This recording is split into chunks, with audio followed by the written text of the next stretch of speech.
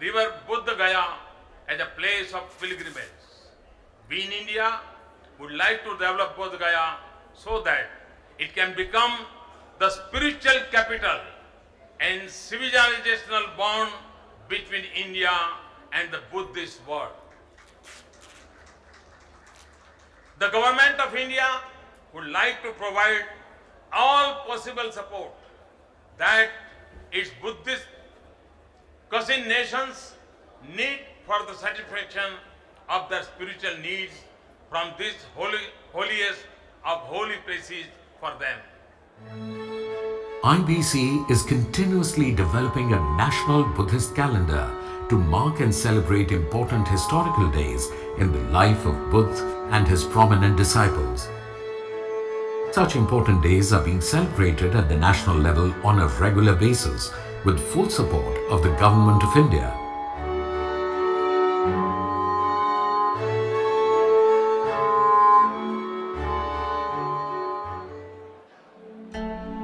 The holy body relics, Sarira Dhatu of Buddha and his precious footsteps in the Gangetic plains are the most sacred for millions of followers of the Buddha from all over the world. But they are inaccessible for a large number of people, especially for those living in far-off lands. The holy relics of the Buddha were discovered from different corners of India in the 19th and 20th centuries. They are presently kept in places like museums for safety reasons and are mostly not open for public exposition. The IBC is sensitive to this issue and has therefore initiated efforts at the highest level to bridge this gap by re-enshrinement of these most sacred relics. The Devni Mori Buddhist Center in Gujarat is an important project to re-enshrine the Devni Mori relics of the Buddha at their fine spot. The second project is the Ashtakunj Grand Relic Stoop at New Delhi to enshrine the Kapilvastu relics of the Buddha to facilitate their veneration as was the case in the past. IBC is also facilitating exposition of body relics of the Buddha in different countries by the Government of India so that the devout who may not be able to visit the holy land of the Buddha get an opportunity of paying venerations to the holy Sarira Dhatu of the Buddha. In those 11 days, there were people traveling for 5 days, 6 days from different corners of Mongolia to reach Ulaanbaatar to visit the relic. And we saw some bad weather conditions where there was hailstorm and there were about 14,000, 15,000 people standing quietly with their umbrellas outside the Gandhan monastery just to have a look at the relic. I think Mongolia was completely elated by the fact that the relics of the Buddha or the Buddha had arrived in that country and blessed that country. The scientific teachings of the Buddha have shaped our understanding about mind, consciousness and suffering for centuries and continue to do so. It's our joint responsibility to protect and preserve his footsteps, known as Buddha Charika, along with his teachings. The IBC realizes its responsibility in spearheading the campaign. Taking references from monk scholars and pilgrims like Xuanzang, who visited India in the 7th century CE, IBC realizes that there existed an elaborate pilgrimage as per the ancient traditions of Chaitya Charika, touching a large number of places in Gangetic plains where Buddha visited and delivered sermons. Therefore, the effort is to take the pilgrimage from the 8 great places to the sublime wanderings of the Buddha and focus on places, routes and rituals. To begin with, the revitalization of some historic walking pilgrimage trails like the renunciation journeys of the Bodhisattva Siddhartha and Mahaprajapati Gautami, the first journey of the Buddha from Bodh Gaya to Sarnath to teach the Dhamma, and the journey of the Buddha from Rajgir to Shravasti are being taken up.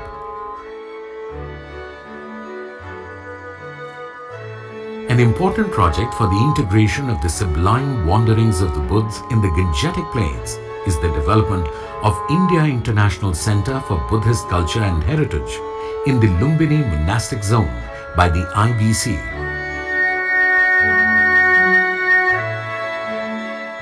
The foundation stone ceremony of the center was conducted by the Honorable Prime Minister of India Shri Narendra Modi along with the Honorable Prime Minister of Nepal Shri Sher Bahadur Deuba on the auspicious occasion of Vaishakh Buddha Purnima on May 16, 2022. Working for the Dham and its dissemination is the collective responsibility of the entire Buddhist world. The IBC plans to raise global awareness towards this and a long-term global participation plan to make it a living heritage by utilizing the collective wisdom united voice platform of IBC, which was jointly created by the Buddhist world for the benefit of all.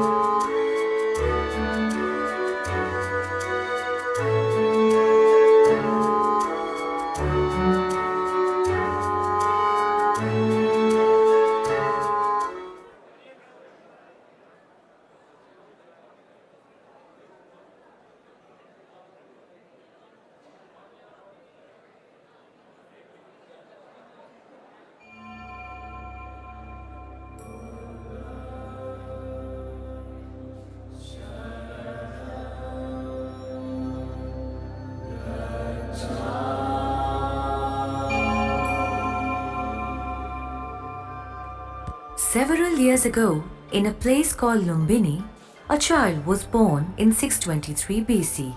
Born as Prince Siddhartha to King Sudodhan and Queen Mahamaya, he was the great Gautam Buddha. Situated in the holy land of Nepal, Lumbini has always been an important Buddhist pilgrimage center for monks and devotees from the 3rd century BC. Approved by the Nepal government in 1978, the Lumbini Master Plan is spread across a sprawling area of 8 square kilometers with 3 zones: the Sacred Garden, the Monastic Zone, and the new Lumbini village. The International Buddhist Confederation humbly greets you to experience the miracle of feeling oneness with Lord Buddha and at peace with oneself. Nestled within the monastic zone of Lumbini, to experience, reflect, and rever the sacred story of Buddha's life teachings, we bring to you a state-of-the-art project, India International Center for Buddhist Culture and Heritage. The design visualization of this beautiful building springs from the story of Buddha's birth, when he took 7 steps immediately after being born. At each holy step of this newborn, a lotus flower bloomed, symbolizing the idea of this majestic 3-storied structure with alternating blue water bodies and green landscape stairway to reach the main level of the building. Just as the Buddha, calm from outside, and a contemplative power force from the inside, similarly the building appears like a composed structure from the outside, but is a limitless knowledge source from the inside. This architectural marvel will be committed to Nepal's goal of net zero greenhouse emissions by 2045. As we enter the building, we are led to the first floor where we arrive at the Grand Welcome Area or the Agaman Sthal. This space will serve as an orientation zone of the premises, its routes and facilities provided. Moving towards the prayer hall or the Vandana Sthal, you witness a beautiful modern-day chaitya built with a massive capacity to accommodate both devotees and visitors. pray peacefully with acoustically treated surfaces to achieve a sound, safe environment, bringing you a sense of complete calm while you pray. The power of devotional ambience in the surroundings will guide you to the meditation hall or dhyanasthal. Devotees can pause, reflect, and meditate here with the Buddhist chants of Buddham Sharanam Gacchami. From the serene calm of dhyanasthal, we proceed towards the Padmapani Interpretation Center. For our visitors, this center gives an immersive experience about Buddha's birth story and dream of Mahamaya through digital screens, Buddha's teachings through projection mapping, and a powerful glimpse towards his journey of Nirvana through holographic exhibits. To gain a greater understanding of Buddhism and many philosophical ideas, visit the library or the Gyanasthal. Research scholars can consult rare books and recent publications that have been methodically sourced from different parts of the world. For our millennials, the library is digitally equipped with modern-day technology. Between the Interpretation Center and the library, the third jewel is completed by the Three Ratna Art Gallery, which has been especially curated as a space for exhibiting rare Buddhist art collections. A special exhibition on the popular Jataka stories will be an added attraction for the devotees. Bringing a holistic experience that is both devotional and recreational, this resource center offers world-class facilities in areas such as the cafe, guest rooms, and the staff quarters. A boardroom and a conference room will be available to facilitate corporate off-site programs too. Use of solar energy has been made to provide clean energy for 365 days of the year. Setup of active elements which ensures the building mass is converted into an efficient energy bank. This helps to keep you cool with radiant cooling. The sustainable building structure would reduce carbon footprint and contribute less amount of greenhouse gas to the atmosphere during its overall operations. So come, join us at India International Center for Buddhist Culture and Heritage at Nepal. It welcomes you for an exceptional experience to reflect, relax, and witness the pilgrimage of modern times in Lumbini, the start of Buddha's journey where life comes to a full circle.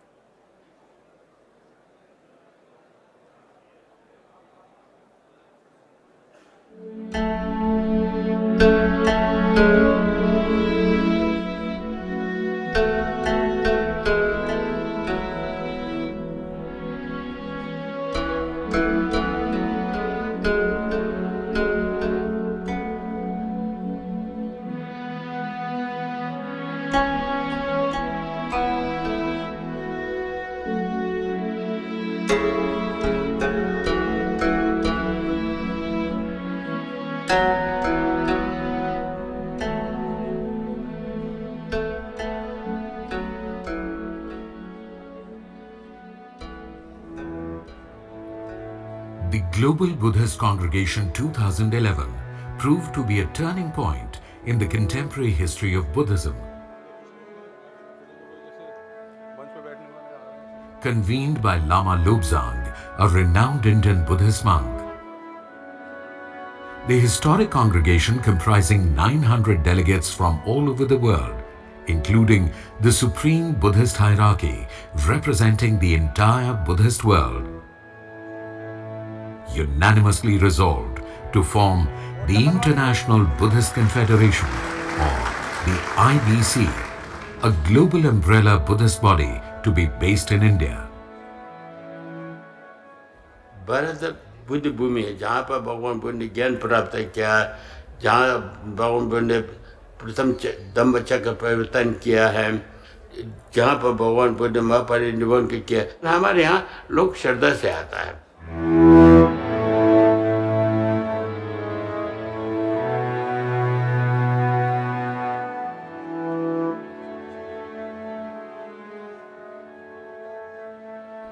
Buddhism originated here at Bodh Gaya. This great awakening temple stands here in all its majesty to remind us of the timeless story of the enlightenment of Bodhisattva Siddhartha, who attained the Sambodhi or the perfect enlightenment here and became the Buddha 26 centuries ago on Vaishakh Purnima, which is a full moon day in the month of May. This mesmerizing sculpture of Buddha facing east marks the exact seat of the Buddha during his enlightenment in the 6th century BCE.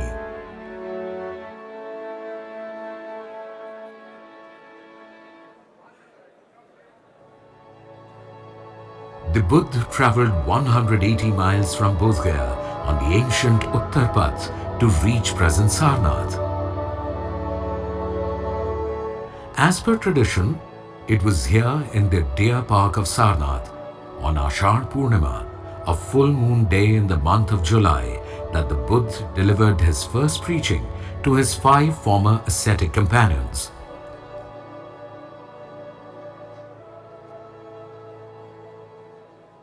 The basic teaching of the Buddha, which he revealed to the 5 mendicants in Sarnath, preaching the first sutta, which is called Dhammacakkappavattana Sutta, turning the wheel of Dharma. Buddha laid the foundation of Dharma. Buddha taught the middle path. Avoiding the extremes, coming to the middle this is what is called the Dharma. Buddha talked about the 4 noble truths and the 8-fold path, which is nothing but that there is suffering, there is cessation, there is cause of suffering, there is cessation of suffering, and there is a path leading to the cessation of suffering. Buddham sharanam gacchami, dhammam sharanam gacchami, sangham sharanam gacchami.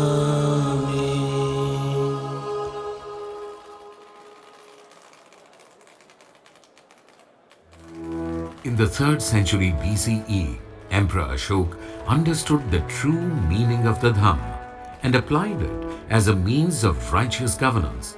He played a major role in the widespread propagation of Buddhism by sending Dhamma missions within his vast kingdom and much beyond into other countries.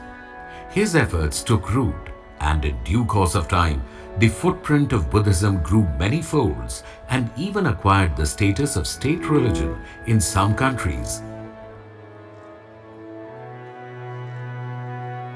The Dhamma markers made by Emperor Ashok and his rock edicts, which were strategically placed on important trade routes, proved to be a novel idea for the widespread propagation of the Dhamma.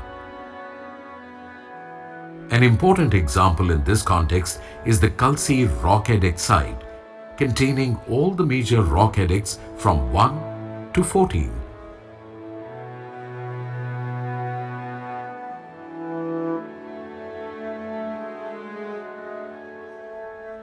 The priceless Buddhist legacy left behind by Ashok played the most important role in the rediscovery of the Indian origin of Buddhism in the 19th century. The lion capital of Sarnath was adopted as the national emblem of the Republic of India, and the Dharma Chakra with 24 spokes, which features on this capital, was adopted and placed in the center of the national flag of India. This shows India's reaffirmation of its ancient commitment to world peace and goodwill, as propagated by Ashok in consonance with the teachings of the Buddha. I must say that Buddha's teachings are very deeply ingrained in the psyche of India and Indians. And I think India and Indians are very proud to be associated with the Buddha and his teaching. हम उस देश के वासी हैं जिसने दुनिया को युद्ध नहीं बुद्ध दिए हैं, शांति का संदेश दिया है।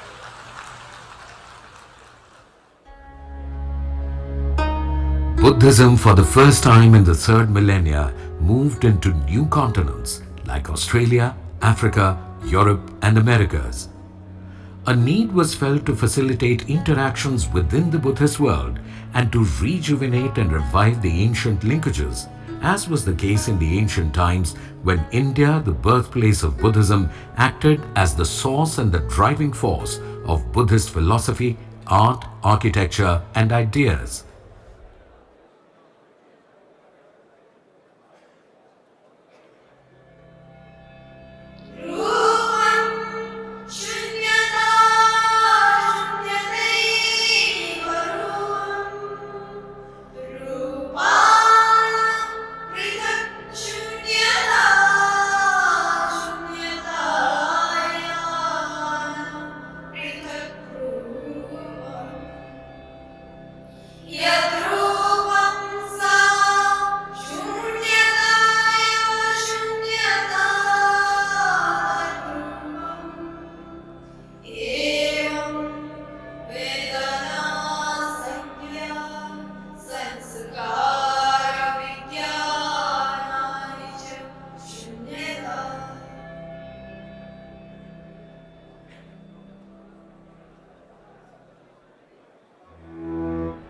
The International Buddhist Confederation, or the IBC, became that platform where all the Buddhist traditions that had flourished in isolation in different parts of the world came together under one umbrella to strengthen interactions within themselves. Buddhists from all over the world, belonging to all traditions, both Sangha and lay communities, gathered to form International Buddhist Confederation. Definitely it was very historic event for the whole Buddhist world. Now we have over 39 countries having more than 350 organizational members of IBC. The IBC represents the rich unity and diversity of Buddhism and provides a platform for the global Buddhist community to share its collective wisdom and meaningfully participate in the ongoing global social and political discourse to address important issues like world peace and environmental degradation for the benefit of all sentient beings.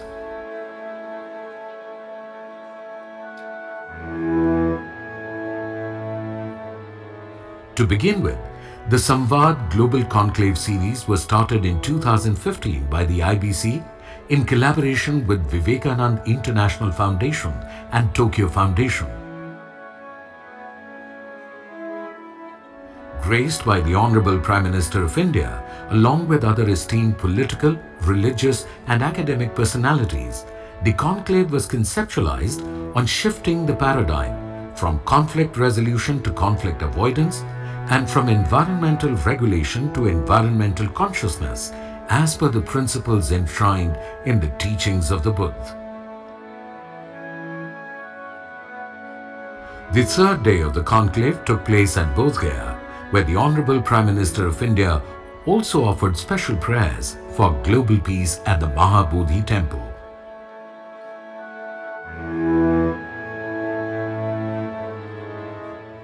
The Bodh Gaya Declaration 2015 was adopted on this occasion. I recognize how Buddhists all over the world revere Bodh Gaya as a place of pilgrimage. We in India would like to develop Bodh Gaya so that it can become the spiritual capital and civilizational bond between India and the Buddhist world. The government of India would like to provide all possible support that its Buddhist cousin nations need for the satisfaction of their spiritual needs from this holiest of holy places for them. IBC is continuously developing a national Buddhist calendar to mark and celebrate important historical days in the life of Buddha and his prominent disciples. Such important days are being celebrated at the national level on a regular basis with full support of the Government of India.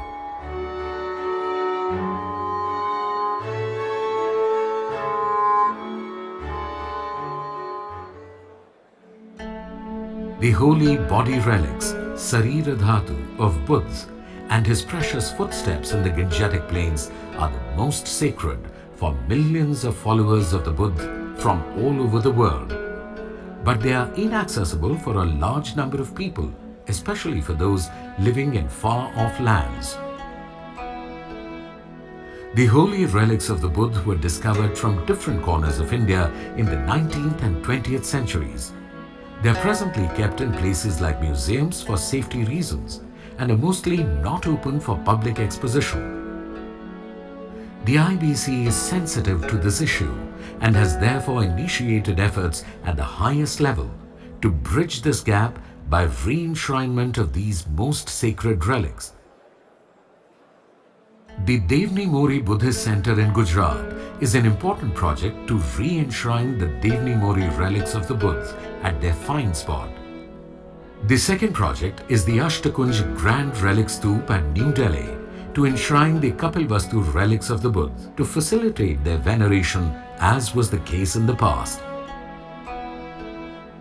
IBC is also facilitating exposition of body relics of the Buddha in different countries by the Government of India so that the devout who may not be able to visit the holy land of the Buddha get an opportunity of paying venerations to the holy Sarira Dhatu of the Buddha.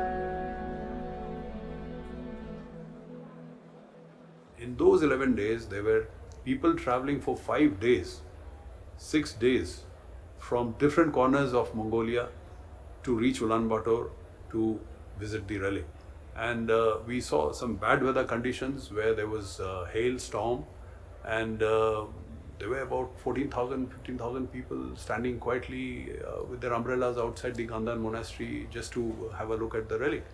I think Mongolia was completely elated by the fact that the relics of the Buddha or the Buddha had arrived in that country and blessed that country.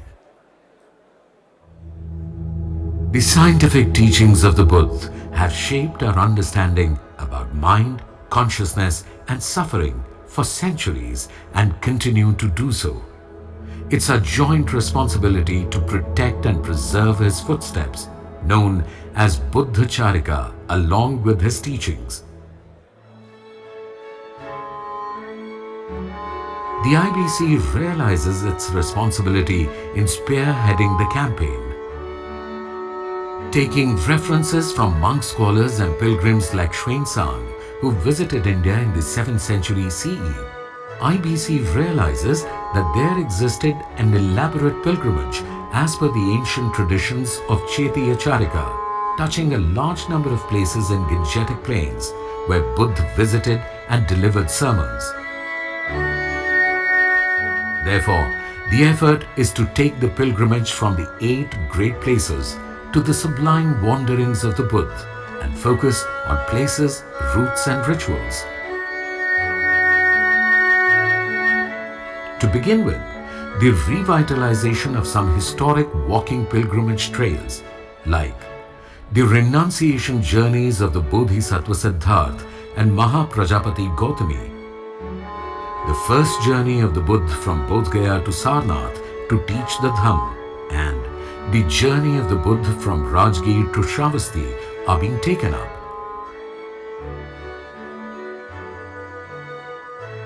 An important project for the integration of the sublime wanderings of the Buddha in the Gangetic plains is the development of India International Center for Buddhist Culture and Heritage in the Lumbini monastic zone by the IBC.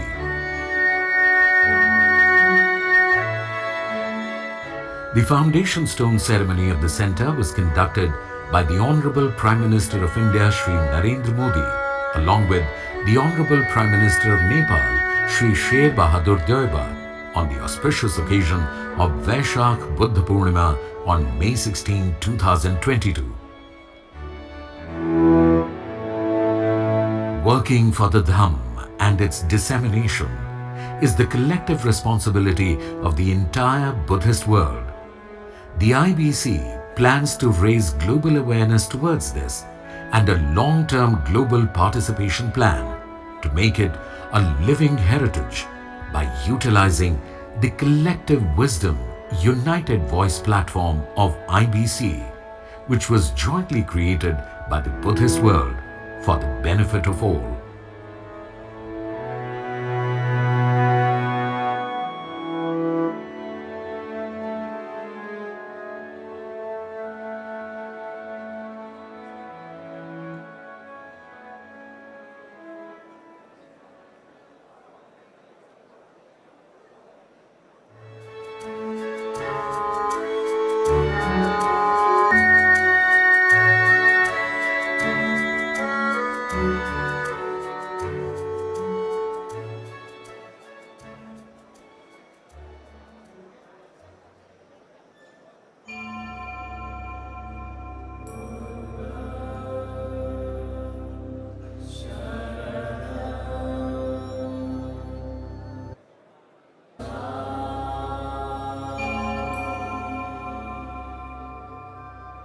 Several years ago, in a place called Lumbini, a child was born in 623 BC.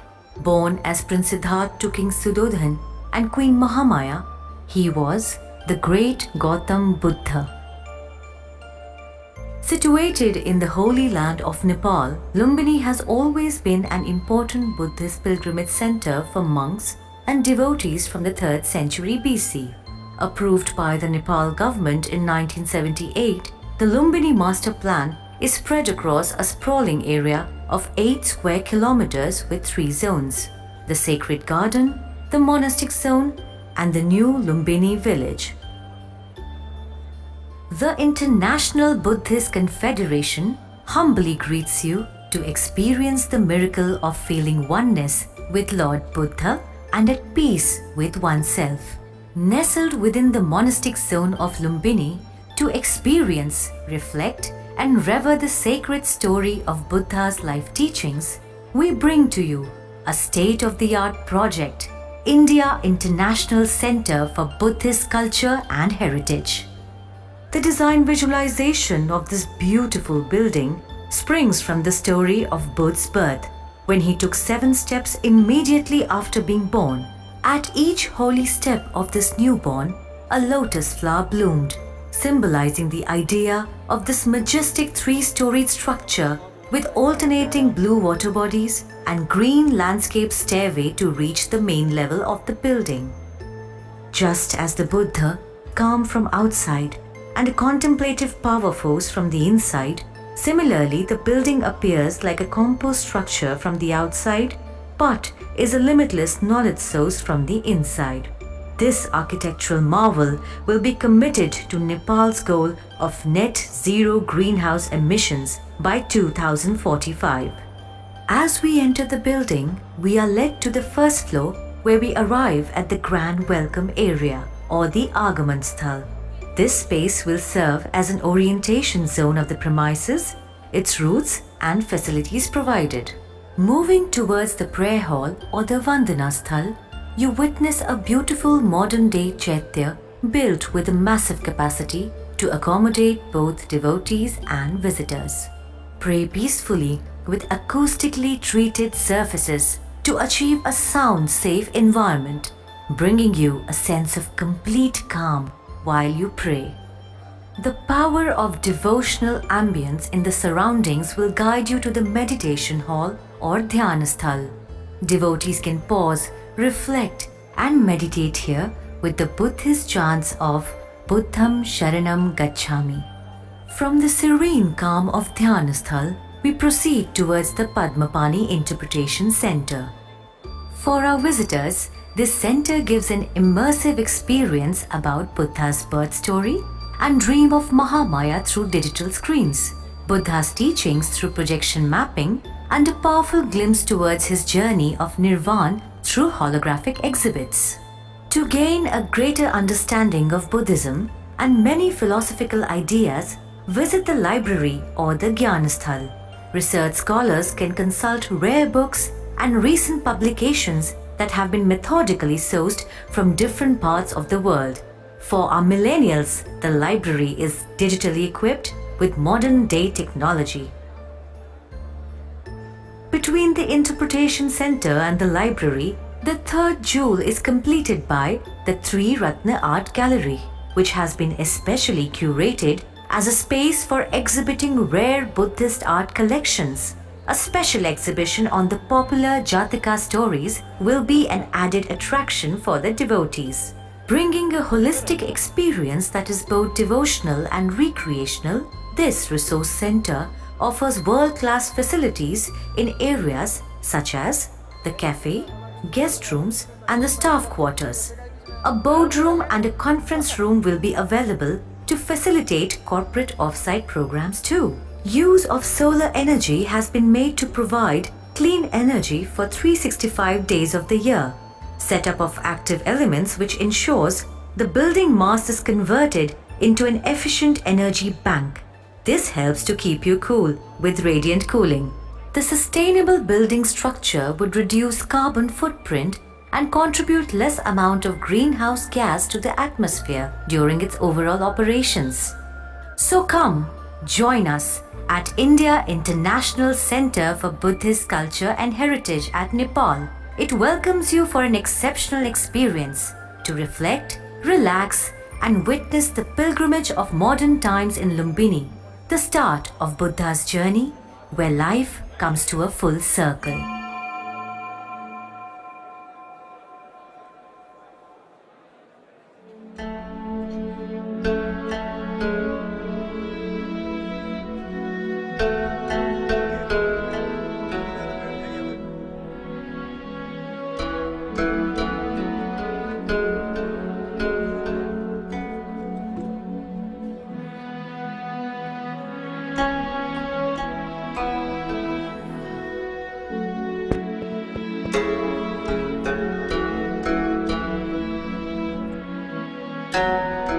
Good morning, ladies and gentlemen.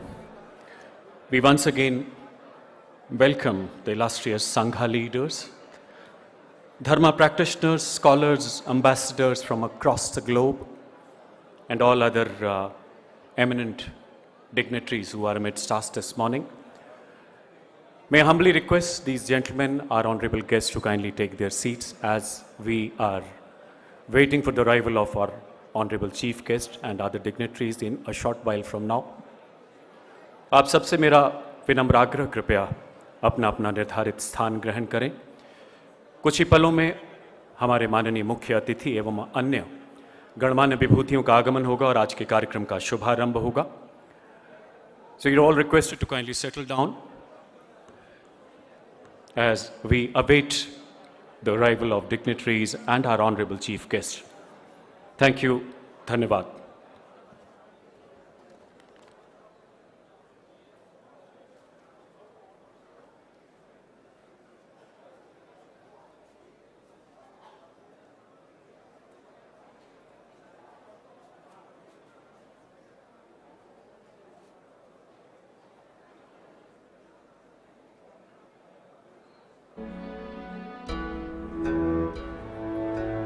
The Global Buddhist Congregation 2011 proved to be a turning point in the contemporary history of Buddhism. Convened by Lama Lobsang, a renowned Indian Buddhist monk, the historic congregation comprising 900 delegates from all over the world, including the supreme Buddhist hierarchy representing the entire Buddhist world, unanimously resolved to form the International Buddhist Confederation, or the IBC, a global umbrella Buddhist body to be based in India.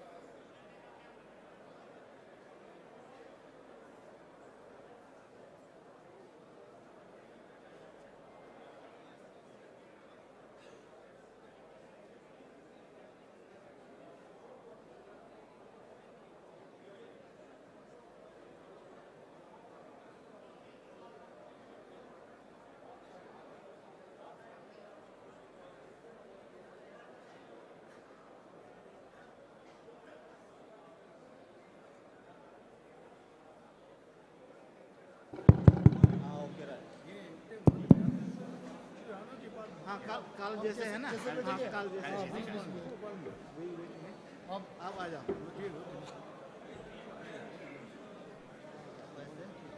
हाँ आ जाओ। हाँ ठीक है, नहीं ये जरूरत नहीं है, एक वो लीड करेंगे हम चले सुन।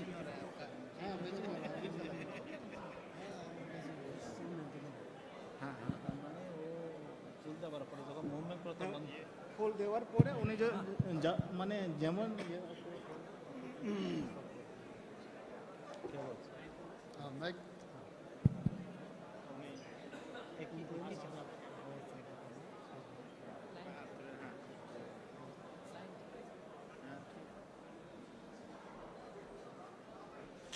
for sure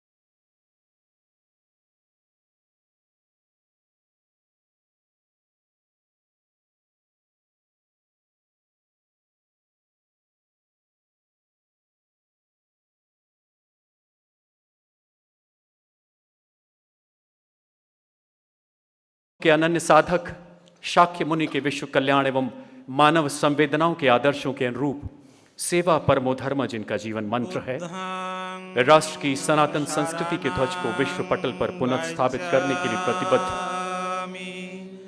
धम्मं शरणं गच्छामि, संघं शरणं गच्छामि, बुद्धं शरणं गच्छामि, धम्मं शरणं गच्छामि, संघं शरणं गच्छामि, बुद्धं शरणं गच्छामि, धम्मं शरणं गच्छामि, संघं शरणं गच्छामि। आइए करतल ध्वनि से स्वागत करें हमारे यशस्वी प्रधानमंत्री जी का, यहाँ उपस्थित विद्वान धर्माचार्यों का। Ladies and gentlemen, please join our hands together. परम आदरणीय बौद्ध भिक्षुओं द्वारा उच्चारित मंगलाचरण के दिव्य सुरों के मध्य शाक्य मुनि की प्रतिमा पर पुष्पांजलि अर्पित करने के पश्चात माननीय प्रधानमंत्री जी हमारे बीच उपस्थित हैं। मंगलाचरण विश्व के मंगल की आकांक्षाओं को, दुनिया के कल्याण की प्रार्थनाओं को खुद में समाहित किए, महात्मा बुद्ध के विश्व शांति के संदेश को गुंजित करते हुए। नमस्कार ladies and gentleman, on behalf of ministry of culture, the government of India, we welcome the Honorable Prime Minister of India, Sri Narendra Modi ji, on this momentous occasion of Global Buddhist Summit 2023. It's a great honor to have the august presence of our Honorable Prime Minister amidst us, ladies and gentlemen, as we embark on this auspicious two-day summit. We are also blessed to have the revered presence of Venerable Dr. Dhammapaya, Secretary General, International Buddhist Confederation. It's our great privilege to extend a hearty welcome to our honorable ministers gracing the dais. Proud moments, ladies and gentlemen, as we also welcome illustrious Sangha leaders, Dharma practitioners, scholars, ambassadors from across the globe who have so benevolently congregated here to discuss modern-day global challenges and help in finding solutions through the teachings and principles of Buddha Dhamma. GBS 2023 is a historical summit as we have the blessed participation of supreme heads and other senior-most members of the Holy Sangha and illustrious scholars from 30 countries from all parts of the globe. आज के इस परम पावन पर्व की दिव्यता में, भव्यता में चार चांद लगाने के लिए देश विदेश से यहाँ पधारे हमारे हर मेहमान का संस्कृति मंत्रालय भारत सरकार की ओर से हार्दिक स्वागत करते हैं।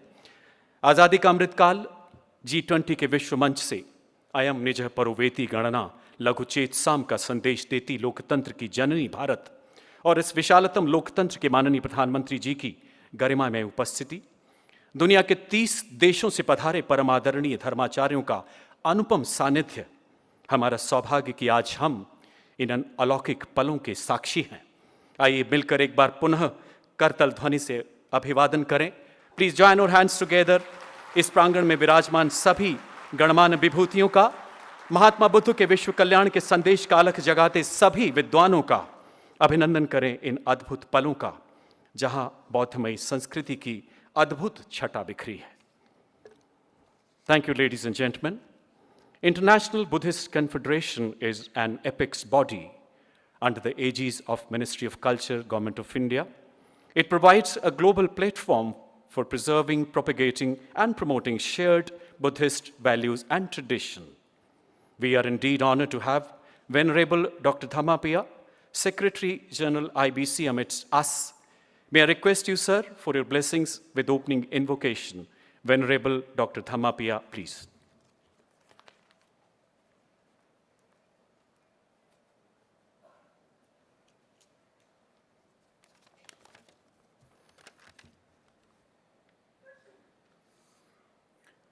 Suprabhatam Sabbham Namami. अंधभूतो अयं लोको तनुक्षित विपश्यति शकुंतो झालमुत्तव अपो सघ्घय गच्छति. When there is darkness, we need light. The infinite light of enlightenment, Amitabha, and wisdom, Jnana Chakhu or Panya, to dispel the darkness of violence, hatred, animosity, ill will, terrorism, war, and ignorance from the face of the world.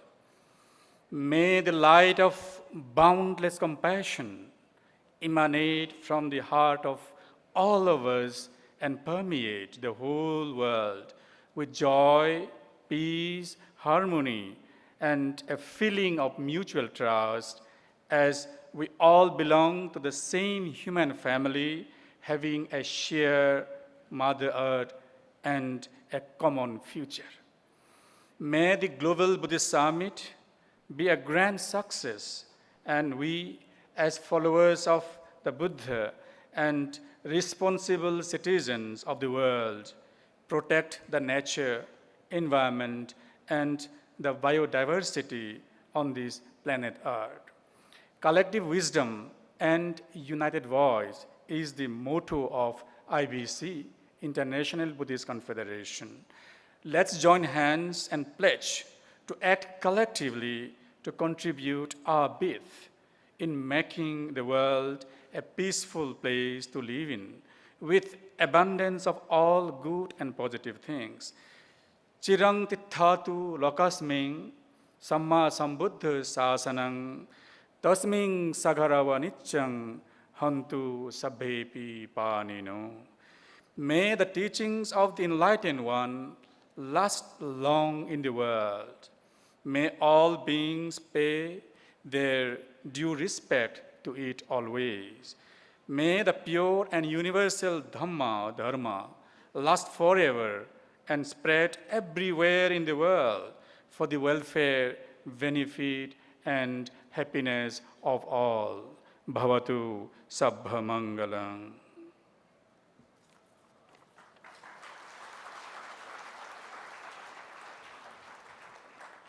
Thank you, Venerable Dr. Thamapia, for your blessings through the most auspicious inaugural invocation. Venerable Dr. Thamapia is also the founder of Thamma Deepa Foundation and Secretary General of the Northeast India Buddhist Sangha Council. He is also the founder chairman of Baujan Hitai Education Trust, Tripura. Global Buddhist summit 2023 के ऐतिहासिक उद्घाटन समारोह में माननीय प्रधानमंत्री जी की मंगलमय उपस्थिति से हम सभी गौरवान्वित हैं. May now request Shri G. Kishan Reddy, Honorable Minister for Culture and Tourism, to welcome our Honorable Prime Minister by presenting a khadk.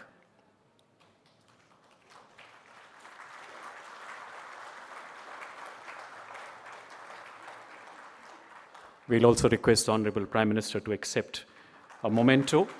The khadk, ladies and gentlemen, a traditional scarf in Bauddha Dharma, symbol of reverence and gratitude. And memento is a replica of Nalanda's seal that reminds us of our glorious history and rich cultural heritage. Nalanda, as we all know, is a temple of knowledge, one of the greatest seats of Dhamma for nearly 700 years. May now request Sri G. Kishan Reddy, Honorable Minister for Culture and Tourism, for the welcome address, please.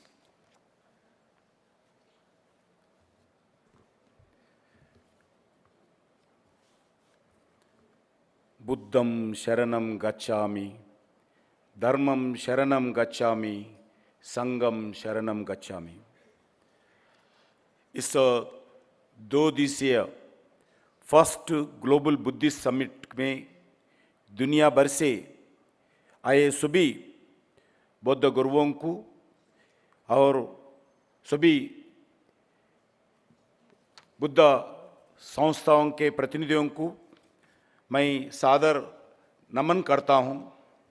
मंच पर विराजमान भारत के यशस्वी प्रधानमंत्री परम आदरणीय श्रद्धेय श्री नरेंद्र मोदी जी, केंद्रीय मंत्रिपरिषद के सदस्य किरण रिजवी जी, अर्जुन राम मेघवाल जी, श्री मीनाक्षी लेखी जी और eminent scholars of international Sangha leaders, venerable monks, prominent Buddhist followers, बौद्ध धर्म के सभी प्रचारक, peoples from Indian Sangha communities, respected ambassadors and diplomats, सभी अधिकारीगण और मीडिया के मित्रों और यहाँ उपस्थित देवियों सज्जनों, आप सबको सादर प्रणाम करते हुए मैं भारत सरकार की ओर से मैं स्वागत करता हूं।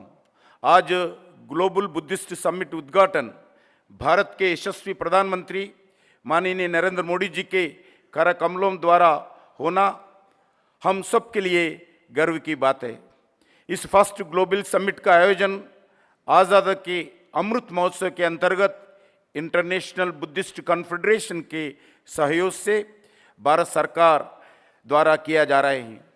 इस दो दिवसीय फर्स्ट ग्लोबल बुद्धिस्ट समिट का theme responses to contemporary challenges philosophy to practice रखा गया है। इस ग्लोबल बुद्धिस्ट समिट में दुनिया के अलग अलग 30 देशों से मोर देन 30 कंट्रीज लगभग 170 इंटरनेशनल डेलीगेट्स हिस्सा ले रही हैं। साथ ही विभिन्न देशों के एम्बेसडर्स और डिप्लोमेट्स इस समिट में भाग ले रही हैं और इस 2 दिवसीय ग्लोबल बुद्धिस्ट समिट में peace, environment, morality, health, sustainable development और बुद्धिस्ट कॉन्फेडरेशन जैसे विषयों पर विस्तृत चर्चा होगी। इस 2 दिवसीय समिट में हम 5 अलग अलग एग्जीबिशंस का भी प्रदर्शन कर रही हैं। इस समिट में बौद्ध भिक्षुओं के साथ साथ हमें कई महान दार्शनिक और प्रमुख लोगों का मार्गदर्शन इस 2 दिन में मिलने वाला है। ग्लोबल बुद्धिस्ट समिट सिर्फ भारत के लिए नहीं बल्कि विश्व कल्याण के लिए भारत के यशस्वी प्रधानमंत्री नरेंद्र मोदी जी सरकार का एक बहुत बड़ा इंटरनेशनल इनिशिएटिव है। ग्लोबल बुद्धिस्ट समिट के दुनिया के अलग अलग देशों के बीच में हमारे सांस्कृतिक और डिप्लोमेटिक रिलेशंस को भी मजबूत करने में मदद करेंगे।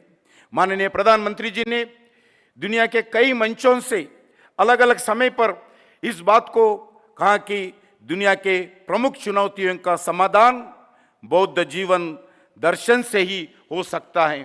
ये ग्लोबल बुद्धिस्ट समिट उस दिशा में एक सफल प्रयास है और आदरणीय प्रधानमंत्री नरेंद्र मोदी जी के मार्गदर्शन में भारत ने बौद्ध दर्शन के प्रचार प्रसार के लिए अनेक अलग अलग कार्यक्रम कर रही हैं। हमने बुद्ध उत्सवों को गवर्नमेंट ऑफ इंडिया के राष्ट्रीय स्तर पर हर साल उत्सव मनाते हैं, चाहे वो बुद्ध पूर्णिमा हो या फिर आषाढ़ पूर्णिमा हो। भारत सरकार दुनिया भर से आने वाले बौद्ध भिक्षुओं के लिए उत्तर प्रदेश में कुशीनगर इंटरनेशनल एयरपोर्ट का निर्माण किया है। आदरणीय प्रधानमंत्री जी स्वयं उस एयरपोर्ट का उद्घाटन किया जाए।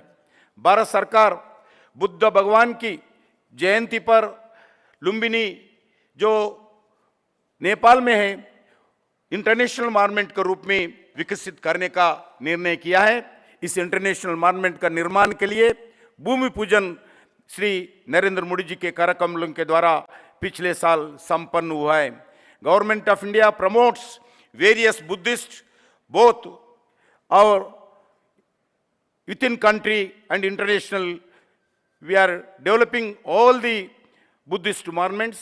भारत सरकार ने बुद्ध सर्किट के नाम पर सभी भगवान बुद्ध के जो प्रमुख तीर्थ स्थान है उसमें दर्शन करने के लिए भारत गौरव यात्रा के स्पेशल ट्रेन्स भी चला रहे हैं।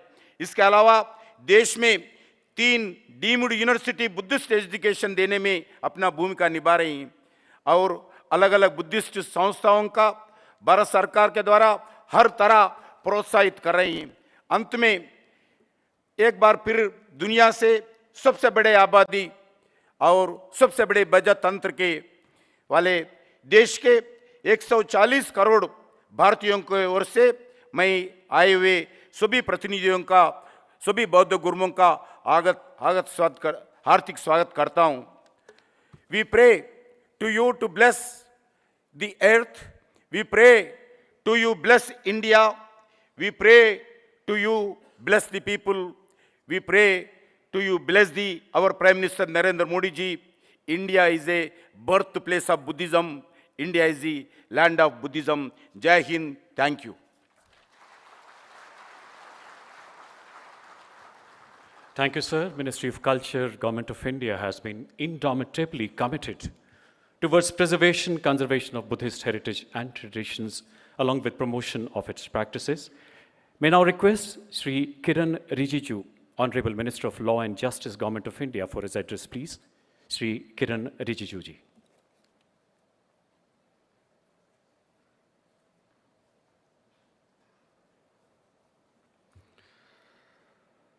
Honorable Prime Minister of India, Sri Narendra Modi ji,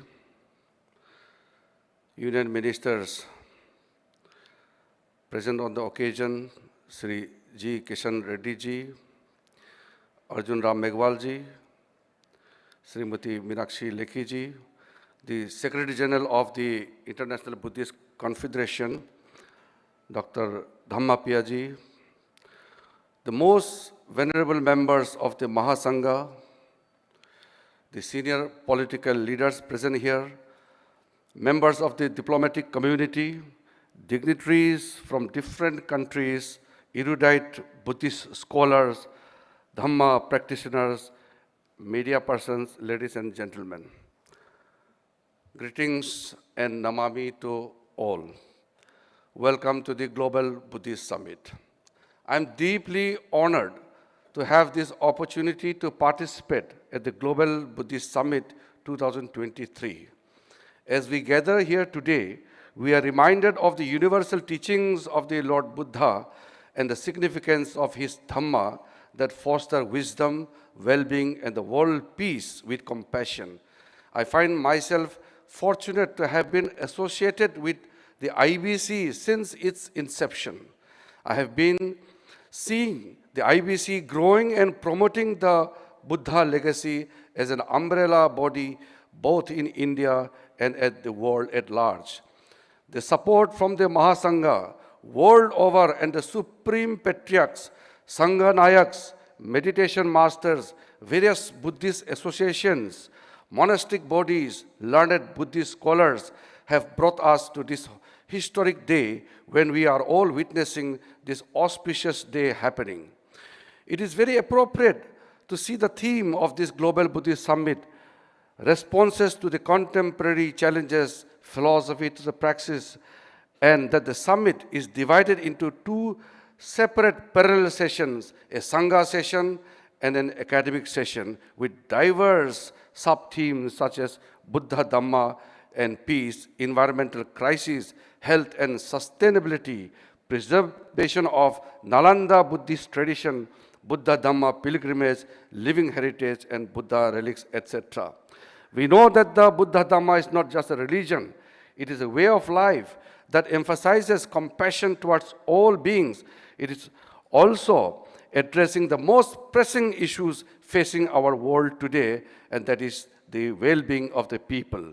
The Dhamma has much to teach us about the way as to how to live in peace, happiness, and harmony within the natural world.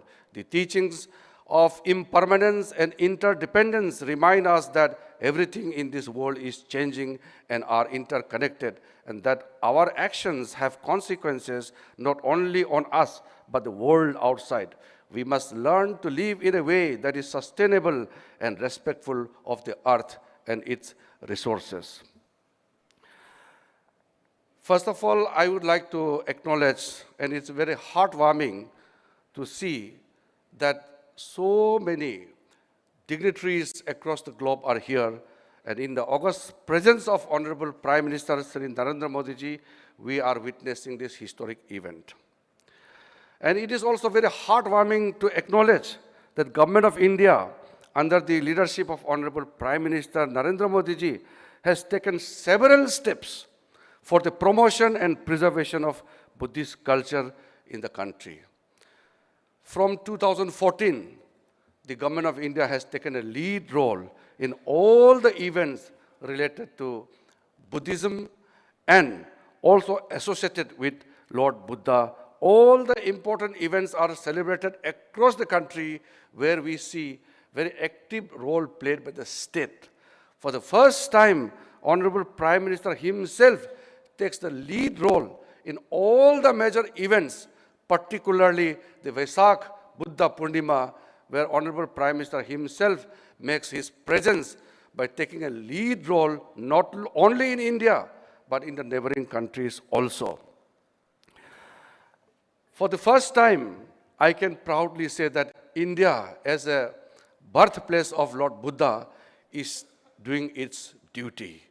By calling this Global Buddhist Summit, India is really taking the lead role in honoring not only the teaching of Lord Buddha, but showing a lead role and a way forward for the global community. I'm confident that the benign presence of all of you will certainly provide us with a platform to discuss and exchange ideas and to strengthen our commitment towards the Buddha, Buddha Dhamma, and its significance to the global community. Before I conclude, I congratulate all the members of the International Buddhist Confederation who have come from all over the world to attend this great historical summit and to make it successful. May the pure Dhamma endure for a long time. May the pure Dhamma be venerated. Bhavatu Sabba Mangalam. Thank you very much. Jai Hind. Thank you, sir. Sri Kiran Rijiju ji has been associated with IBC since its inception. As we all know, 4 holy relics of Lord Buddha were taken to Mongolia as part of their Buddha Purnima celebration last year. The Honorable Minister had led that historic delegation with a message of peace and harmony from India. Ladies and gentlemen, we shall now have a prolific vocalist to take us on an odyssey of soulful Hindustani classical music. She is Dr. Subhadra Desai, a professor of Hindustani music at the University of Silicon, Andhra, California.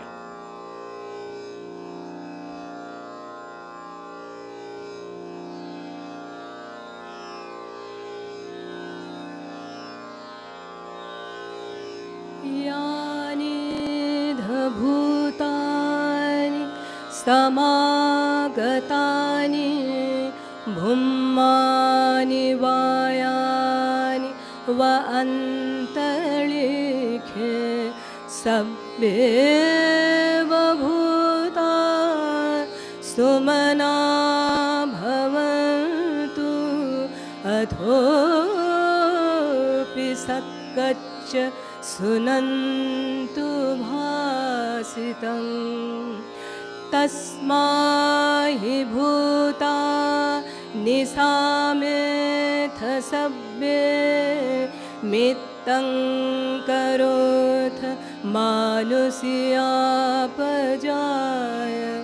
दिवाचरतो च हरन्ति ये बलिं तस्माहि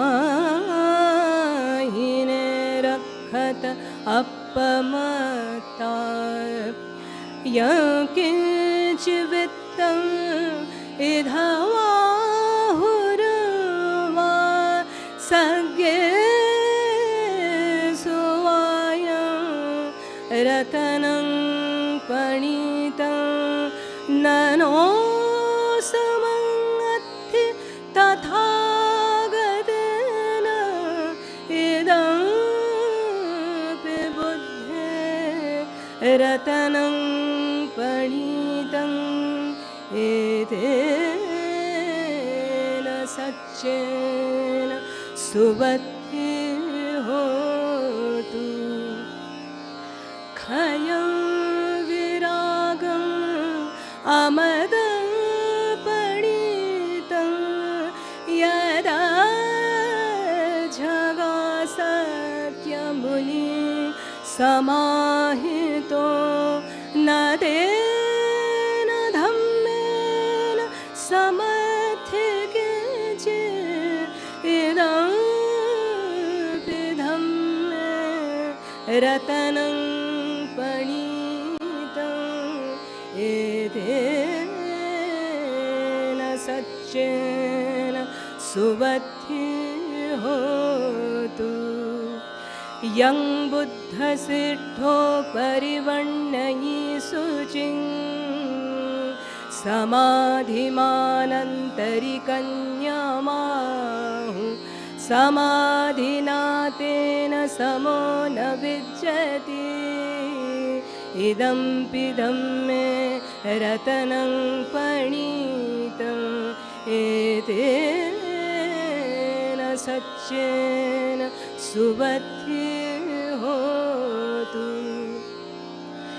ये पुग्गला 800 पसथा चत्तारि एतानि युगानि होन्ति ते दक्षिणे या सुगतः सावका एते सुदिन्नानि महफलानि इदमपि संगे रतनं पणीतं एतेन सच्चेन सुबद्धि होतु ये सुप्पयुक्ता मनसा दृढेन निक्कामिनो गौतमशासनं ते पत्तिपत्ता अमतं विगय लब्धामुधा निभृतिं भुञ्जमान इदमपि संघे रतनं पणीतं एतेन सच्चेन सुबद्धि होतु यथिन्दखिलो पठविंसितोऽस्या चतुर्भिवाते हि असम्पकम्पियो तथूपमं सत्पुरुषं वदामि यो वर्यसच्चानि अवेच पश्यति इदमपि संगे रतनं पणीतं एतेन सच्चेन सुबद्धि होतु ये अर्यसच्चानि विभावयन्ति गम्भीरपण्येन सुदेशितानि किञ्चापि ते होन्ति भुसप्पमता न ते भवङ्गठमङ्गादियन्ति इदमपि संगे रतनं पणीतं एतेन सच्चेन सुबद्धि होतु वरो वरन्यो वरदो वराहरो अनुत्तरो धम्मवरङ्गदेशयि इदमपि बुद्धे रतनं पणीतं एतेन सच्चेन सुबद्धि होतु क्षीणं पुराणं लवं नद्धि सम्भवं विरक्तचित्ता आयतिके भवस्मिन् ते क्षीणबीजा अवरुह्य छिन्ना निभन्ति धीरा यथायं प्रदीपो इदमपि संगे रतनं पणीतं एतेन सच्चेन सुबद्धि होतु यानि धभूतानि समागतानि भूमानि वायानि व अन्तरिक्षाणि तथागतं देवमनुस्सपूजितं बुद्धं नमस्साम सुवत्ये होतु यानि भूतानि समागतानि भूमानि वायानि व अन्तरिक्षे तथागतं देवमनुस्सपूजितं धम्मं नमस्साम सुवत्ये होतु यानि भूतानि समागतानि भूमानि यायानि व अन्तरिक्षे तथागतं देवमनुस्सपूजितं संघं नमस्साम सुवत्ये होतु।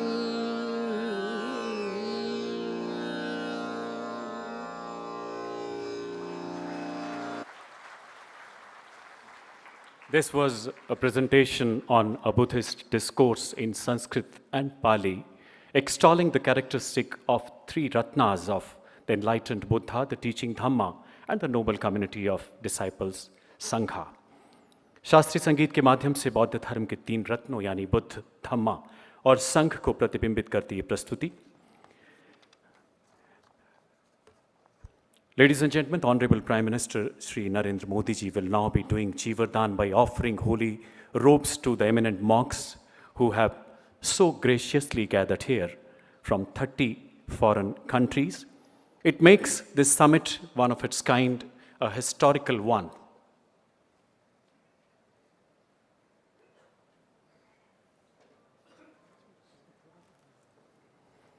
Chivardhan is one of the ancient tradition of Buddha Dhamma to seek blessings of the distinguished monks. सबसे पहले Venerable Shilabhadra Mahathero, Chief Abbot New Salvan Bihara and President Sangaraj Jyotipal Mahathero, Buddhist Mahavira Foundation, Bangladesh. इसके बाद His Eminence Padma Acharya Karma Rangdol Central Monastic Body of Bhutan. Tatpaschat, His Eminence Revered Khamba Lama Gapchu Demberel, Head of Mongolian Buddhist and Patron IBC from Mongolia. Then we have Most Venerable Sayada Dr. Ashin Nyanisara, Chancellor, Sitago International Buddhist Academies, Myanmar. Please join our hands together.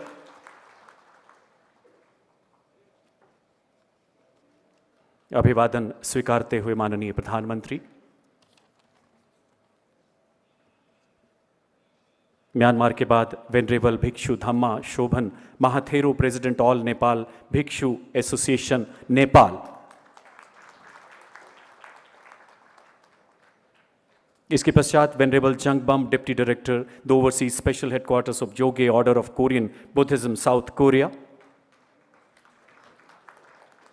Then we have the most venerable Vasaka Dube Mahinda Bansa Mahanayake, Dhero Mahanayake of Amarpura Mahanikai. Then we have His Holiness Thick Tree Gwang, followed by His Holiness 43rd Sakya Trijan Kontung. इसके पश्चात Most Venerable Thich Quang Ba, President IBC, Abbot Van Han Monastery, Australia. Australia से पधारे.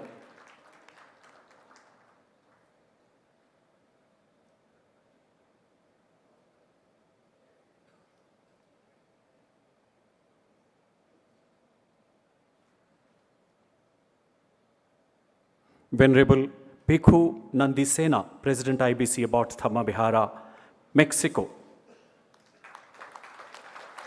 Then we have His Eminence Khamba Lama Dr. Dambajab Choi Jiljab, Chief Abbot Zone Khuri, Mongolia.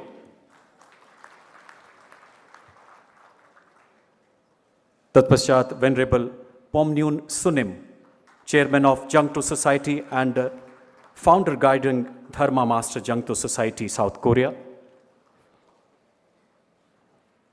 We have Most Venerable V.N. Min,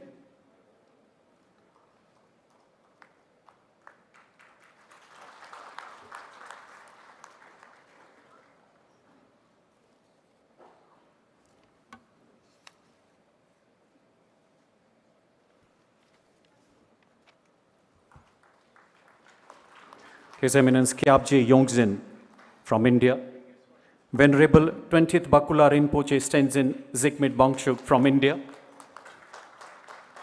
Then we have His Eminence Kundeling Tatsak Rinpoche Tenjin from India. असीम श्रद्धा भाव के साथ जीवदान की प्राचीन परंपरा के माध्यम से श्रद्धेय बौद्ध भिक्षुओं को नमन कर उनके आशीर्वाद से अनुग्रहित माननीय प्रधानमंत्री जी अब मंच पर अपना स्थान ग्रहण करेंगे। महात्मा बुद्ध ही नहीं बल्कि अन्य अनेकों समाज सुधारकों संत महात्माओं के साथ साथ हमारे सनातन संस्कारों के प्रति माननीय प्रधानमंत्री जी की अडिग आस्था, संपूर्ण समर्पण पूरी मानव जाति के लिए एक प्रेरणा है। एक ऐसी प्रेरणा जिसमें समय और सीमाओं की परिधि से परे सर्वे संतु निरामया का दिव्य संदेश निहित है। विश्व कल्याण के उन आदर्शों को गुंजित करते, करुणा प्रेम का संदेश देते महान धर्मावलंबियों की, विद्वानों की उपस्थिति से सराबोर आज का ये समागम। मान्यवर, याद आता है 14 जून 2022 का दिन, संत शिरोमणि तुकाराम जी के जन्म एवं कर्मस्थली महाराष्ट्र का देहू गांव, महान समाज सुधारक तुकाराम जी की इस पावन धरती पर एक धर्मस्थल के उद्घाटन समारोह में माननीय प्रधानमंत्री जी ने शास्त्रों का वर्णन करते हुए कहा था, मनुष्य जीवन में सबसे दुर्लभ संतों का सत्संग है। अगर संतों की कृपा हो गई तो समझो ईश्वर की कृपा हो गई। हमारा सौभाग्य मान्यवर कि आज हम सभी इन विलक्षण पलों के भागीदार हैं और अब समय उस ओजस्वी उद्बोधन का जिसका हम सबको इंतजार है। May now request the Honorable Prime Minister of India, Shri Narendra Modi ji, for the keynote address. माननीय प्रधानमंत्री जी से करबद्ध आग्रह कि वो ग्लोबल बुद्धिस्ट समिट 2023 को संबोधित करें, हम सबका मार्गदर्शन करें। माननीय प्रधानमंत्री महोदय।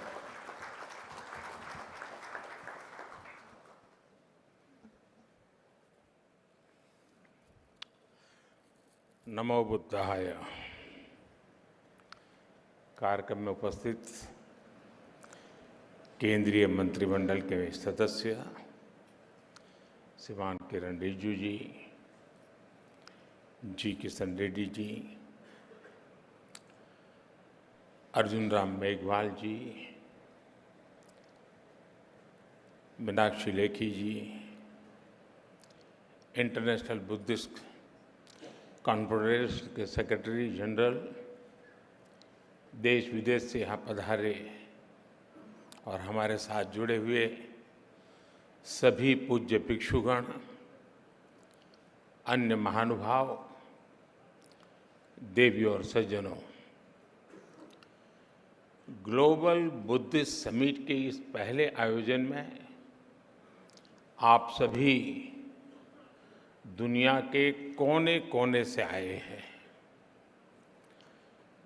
बुद्ध की इस धरती की परंपरा है अतिथि देवो भव, अर्थात अतिथि हमारे लिए देवता के समान होते हैं। लेकिन भगवान बुद्ध के विचारों को जीने वाले इतने व्यक्तित्व जब हमारे सामने हो तो साक्षात बुद्ध की उपस्थिति का एहसास होता है, क्योंकि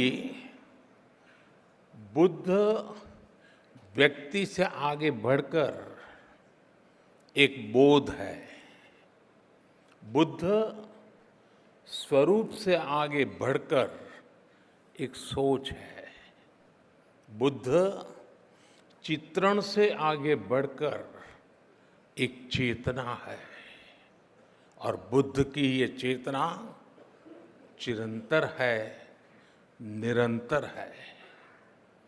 ये सोच शाश्वत है, ये बोध अविस्मरणीय है। इसलिए आज जितने इतने अलग अलग देशों से, इतने अलग अलग भौगोलिक सांस्कृतिक परिवेश से लोग यहाँ एक साथ उपस्थित है, यही भगवान बुद्ध का वो विस्तार है जो पूरी मानवता को एक सूत्र में जोड़ता है। हम कल्पना कर सकते हैं दुनिया के अलग अलग देशों में बुद्ध के करोड़ों अनुयायियों का ये सामर्थ्य जब एक साथ कोई संकल्प लेता है तो उसकी ऊर्जा कितनी असीम हो जाती है।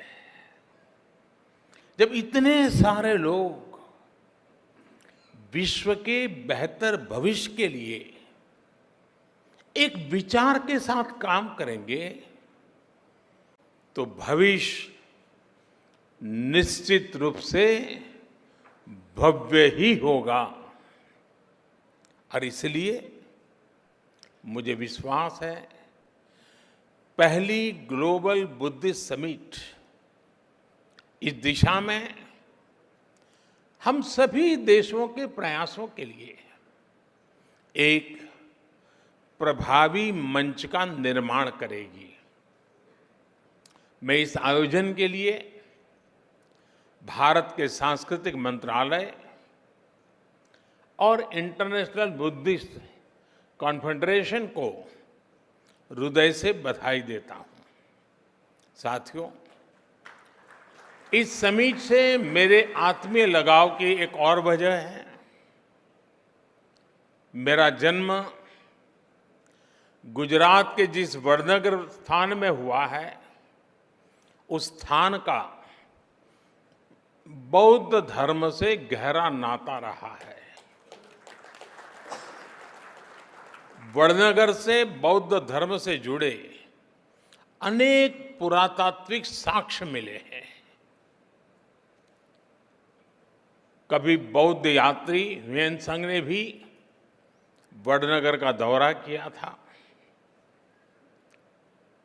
और यहां पर मैंने जब प्रदर्शनी देखी, एक्सकेवेशन में जो चीजें लगी हैं, बहुत सारी चीजें विस्तार से यहां रखी हुई है।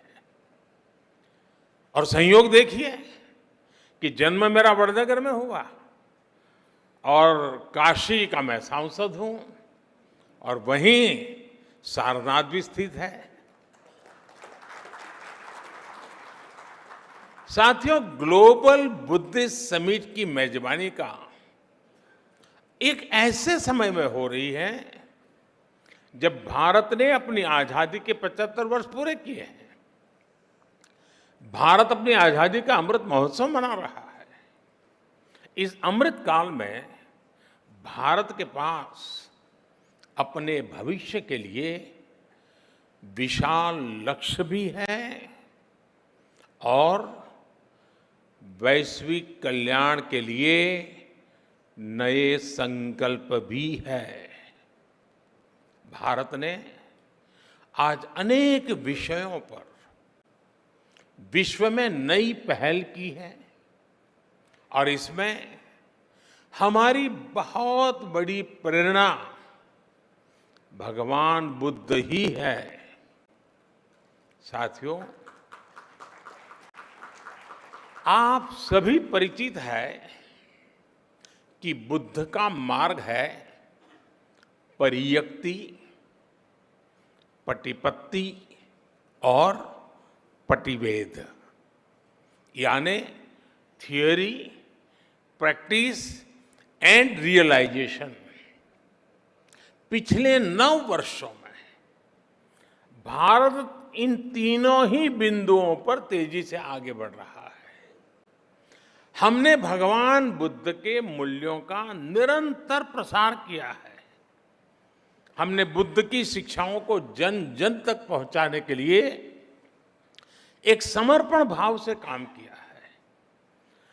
भारत और नेपाल में बुद्ध सर्किट का विकास हो, सारनाथ और कुशीनगर जैसे तीर्थों के कायाकल्प के प्रयास हो, कुशीनगर इंटरनेशनल एयरपोर्ट हो, लुम्बिनी में भारत और आईबीसी के सहयोग से India international centre for Buddhist culture and heritage का निर्माण हो।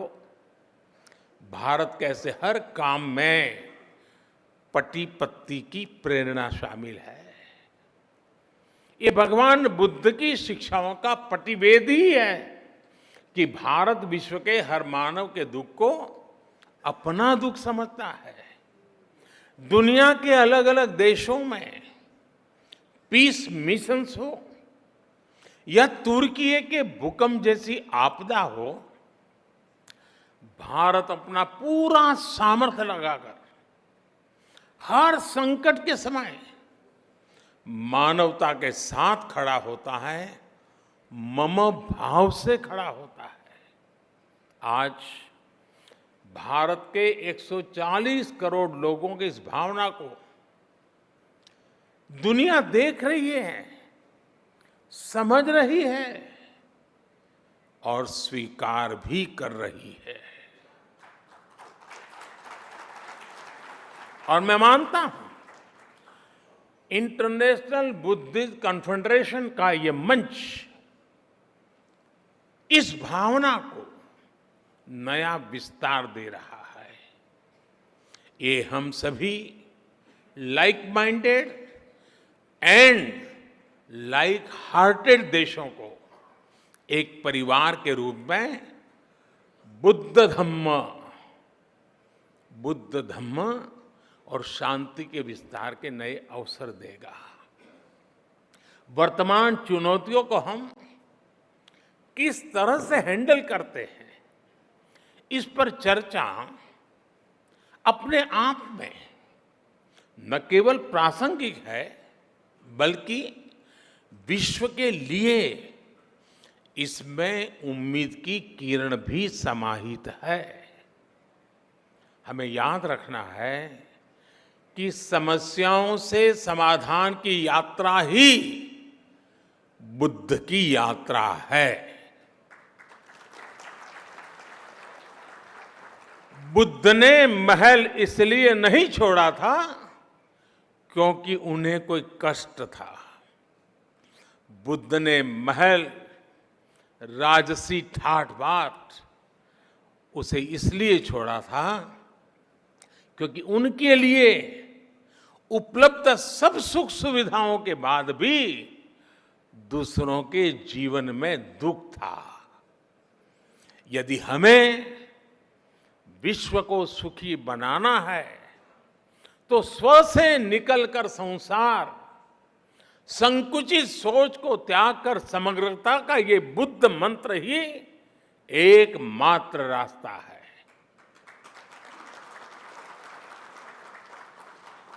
हमें हमारे आसपास गरीबी से जूझ रहे लोगों के बारे में सोचना ही होगा।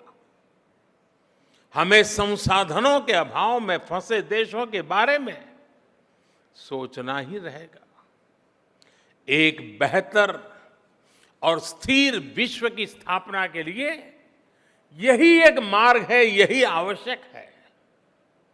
आज ये समय की मांग है कि हर व्यक्ति की, हर राष्ट्र की प्राथमिकता अपने देश के हित के साथ ही विश्व हित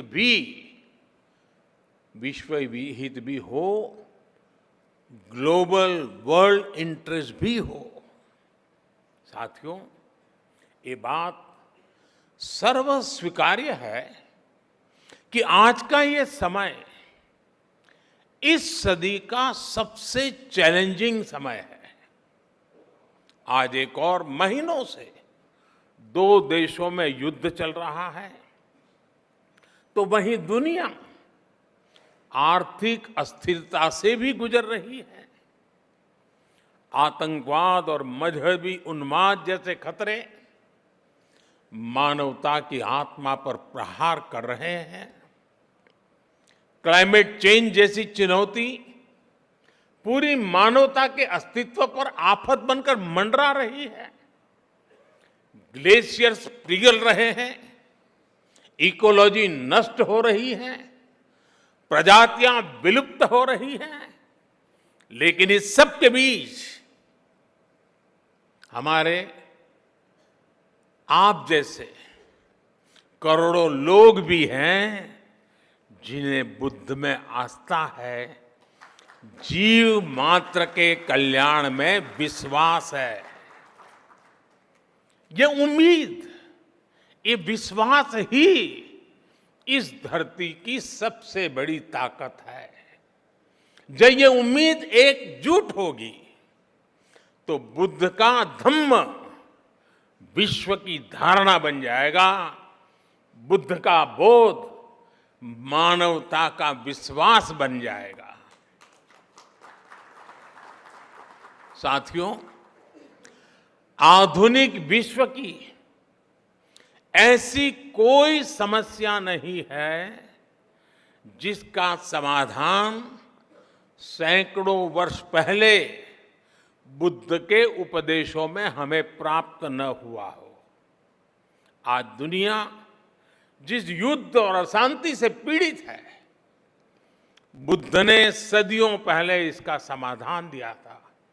बुद्ध ने कहा था, जयन वेरन पसवती, जयन वेरन पसवती, दुखन सेति पराजितो, उपसंतो सुखन सेति, हित्व जय पराजय। अर्थात जीत वैर को जन्म देती है और हारा हुआ व्यक्ति भी दुख की नींद सोता है। इसलिए हार जीत लड़ाई झगड़ा इन्हें छोड़कर ही हम सुखी हो सकते हैं। भगवान बुद्ध ने युद्ध से उबरने का रास्ता भी बताया है। भगवान बुद्ध ने कहा है, नहीं वेरेन वेरानी सम्मंतिध उदाचन अवेरेन च सम्मंति एस धम्मो सनातनो। अर्थात वैसे बहुत बड़े कम शब्दों में बात बताई है, वैर से वैर शांत नहीं होता है, वैर अवैर से शांत होता है। भगवान बुद्ध का वचन है, सुखा संज्ञस्य सामग्री समज्ञानम तपो सुखम। अर्थात संघों के बीच एकता में ही सुख समाहित है। सभी लोगों के साथ मिलजुल करके रहने में ही सुख है। साथियों, हम देखते हैं आज अपने विचारों, अपनी आस्था को दूसरों पर थोपने की सोच दुनिया के लिए बहुत बड़ा संकट बन रही है। लेकिन भगवान बुद्ध ने क्या कहा था? भगवान बुद्ध ने कहा था, अत्तानमेव पठनम, अत्तानमेव पठमन, पति रूपे निवेशय। यानी कि पहले खुद सही आचरण करना चाहिए, फिर दूसरे को उपदेश देना चाहिए। आधुनिक युग में हम देखते हैं कि चाहे गांधी जी हो या फिर विश्व के अनेक लीडर्स, उन्होंने इसी सूत्र से प्रेरणा पाई। लेकिन हमें याद रखना है, बुद्ध सिर्फ इतने पर ही नहीं रुके थे। उन्होंने एक कदम आगे बढ़कर कहा था, अपदीपो भवः। यानी ये जो आगे का वाक्य है वही तो सबसे बड़ा आधार है, अपदीपो भवः। यानी अपना प्रकाश स्वयं बनो। आज अनेकों सवालों का उत्तर भगवान बुद्ध के इस उपदेश में ही समाहित है। इसलिए कुछ साल पहले संयुक्त राष्ट्र में मैंने गर्व के साथ कहा था कि भारत ने दुनिया को युद्ध नहीं, बुद्ध दिए हैं।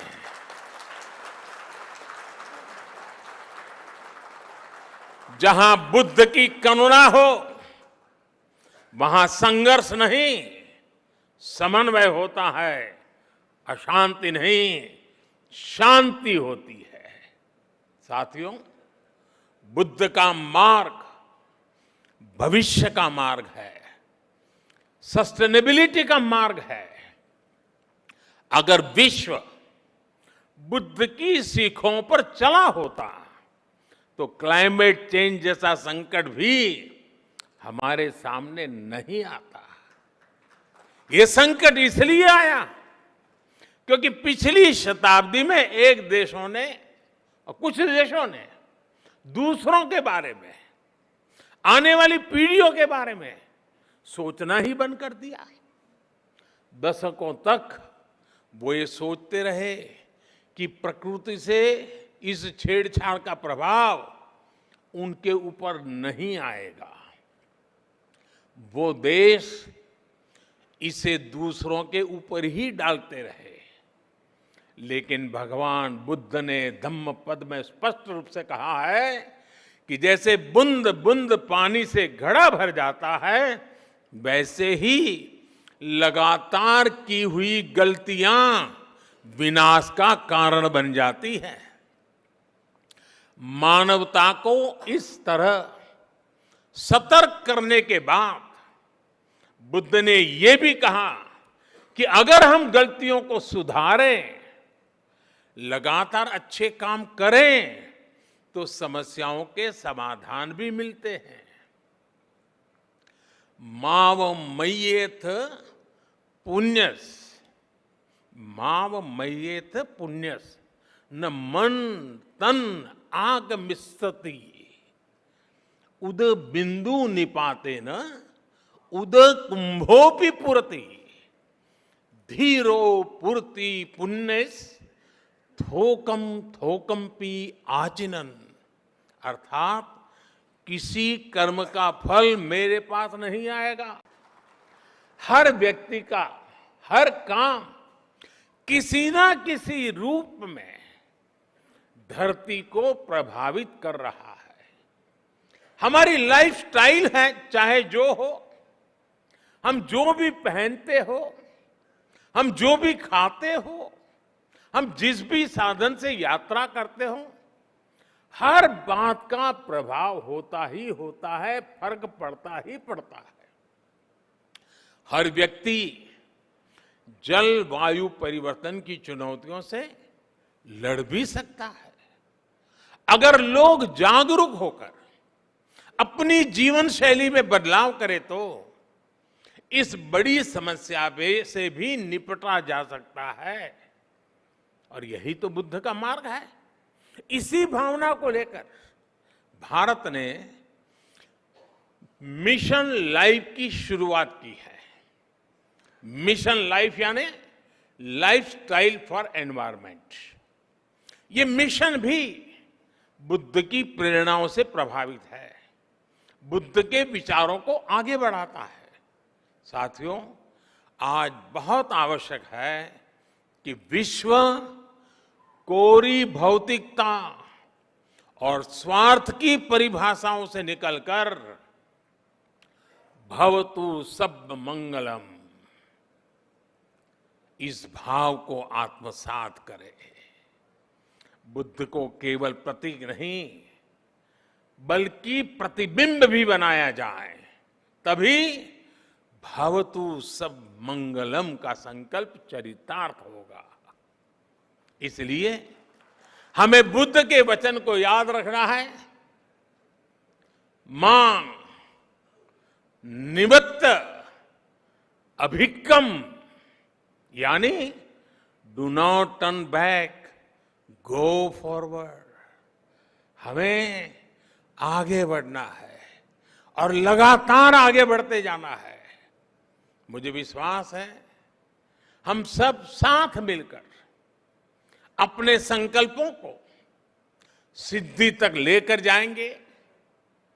इसी के साथ आप सभी को एक बार फिर हमारे निमंत्रण पर यहां पधारने के लिए आभार भी व्यक्त करता हूं और इस 2 दिवसीय विचार विमर्श से मानवता को नया प्रकाश मिलेगा, नई प्रेरणा मिलेगी, नया साहस मिलेगा, नया सामर्थ्य मिलेगा। यही भावना के साथ मेरी आप सबको बहुत बहुत शुभकामनाएं हैं। नमो बुद्धाय।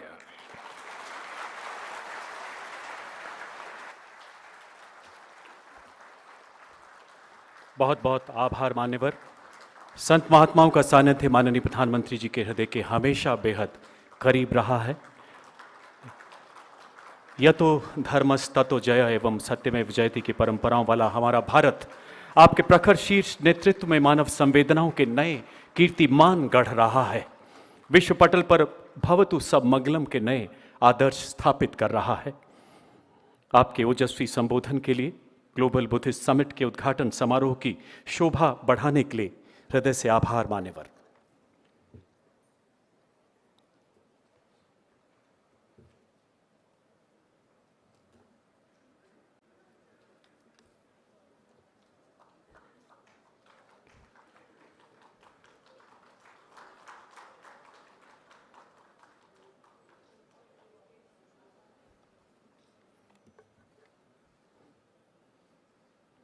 यहाँ उपस्थित परमादरणीय बौद्ध भिक्षुओं एवं धर्माचार्यों से मिलते हुए माननीय प्रधानमंत्री महोदय,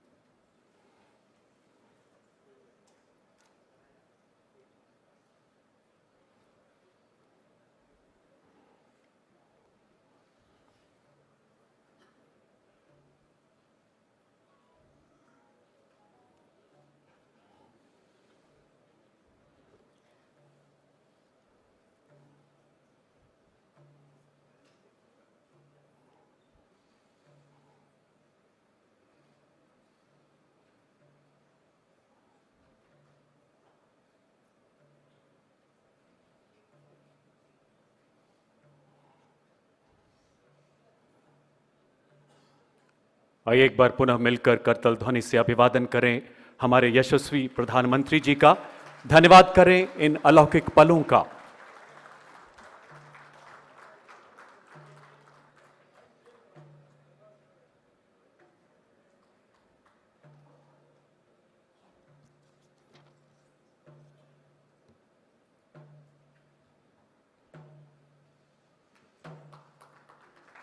Please put your hands together, ladies and gentlemen. A historical moment. सभ्यता जहां पहले आई पहले जन्मी है, जहां पे कला, अपना भारत वो भारत है जिसके पीछे संसार चला। ये पंक्तियां जब भी जहन में आती हैं, हर भारतीय का सीना गर्व से और भी चौड़ा हो जाता है। शीश मां भारती के चरणों में स्वतः नतमस्तक हो जाता है। हम दुनिया की जीवंत ज्योतिर्मय प्राचीनतम सभ्यताओं में सबसे अग्रिम हैं और इसका श्रेय आप सभी संतों की परंपराओं को जाता है। भारत शाश्वत इसलिए भी है कि इस भारत में हर काल में महात्मा बुद्ध जैसी कोई न कोई विभूति हमारा मार्ग प्रशस्त करती आई है। गर्व कीजिए कि हम भारतीय हैं, वही हिंदुस्तानी जिन्हें सम्मान देने के लिए आज पूरी दुनिया बाहें फैलाए खड़ी है। जैसा कि माननीय प्रधानमंत्री महोदय ने भी बताया, सभी अशांति एवं अवसादों का हल हमारी भारतीय संस्कृति में है, महात्मा बुद्ध के आदर्शों में है। इसी के साथ आज का यह इनॉग्रल सेशन यहीं समाप्त होता है। मैं आपसे निवेदन करूंगा, कृपया अभी अपने अपने स्थान पर बने रहें। गणमान्य विभूतियों के यहाँ से प्रस्थान के बाद ही प्रस्थान करें। आज के इनॉग्रल सेशन के पश्चात मैं कर्नल राजेश जिंदल अपनी वाणी को विराम देता हूं। बहुत बहुत धन्यवाद। नमस्कार।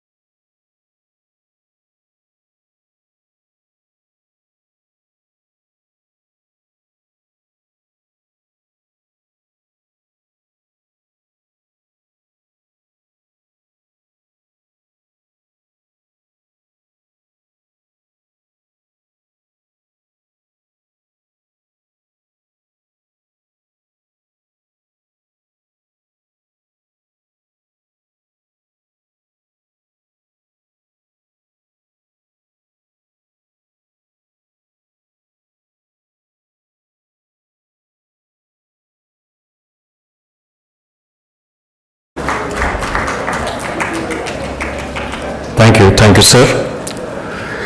Dr. Thurman, though needs no introduction, just a few words about him. He is the professor of Indo-Tibetan Buddhist Studies in the Department of Religion at Columbia University. He was honored with Padma Shri Award in 2020 by the Honorable President of India for his contribution to literature and education. A charismatic speaker and author of many books on Tibet, Buddhism, art, politics and culture, Bob, as he is famously known as, named by the New York Times as the leading American expert on Tibetan Buddhism and was awarded the prestigious Padma Shri Award as I already mentioned. Let's give a big round of applause on his Padma Shri. And this was given for his help in recovering India's ancient Buddhist heritage. Time magazine chose him as one of the 25 most influential Americans in 1997, describing him as a larger-than-life scholar, activist, destined to convey the Dharma, the precious teachings of Buddha. His own search for enlightenment, ladies and gentlemen, began when he was a student at Harvard after an accident in which he lost the use of an eye. Thurman left school on a spiritual quest throughout Europe, the Middle East and Asia. After learning Tibetan and studying Buddhism, he decided to become a Tibetan Buddhist monk and was the first Westerner to be ordained by His Holiness Dalai Lama. However, some years later he offered up his robes when he discovered that he could be more effective in the American equivalent of the monastery. So he returned back to America. He has written too many books. Few of them are Essential Tibetan Buddhism, the Tibetan Book of the Dead, Wisdom and Compassion, The Sacred Art of Tibet, Words of Transformation, Inner Revolution, Invite Life, The Jewel Tree of Tibet, Why the Dalai Lama Matters, His Act of Truth as the Solution for China, and many more.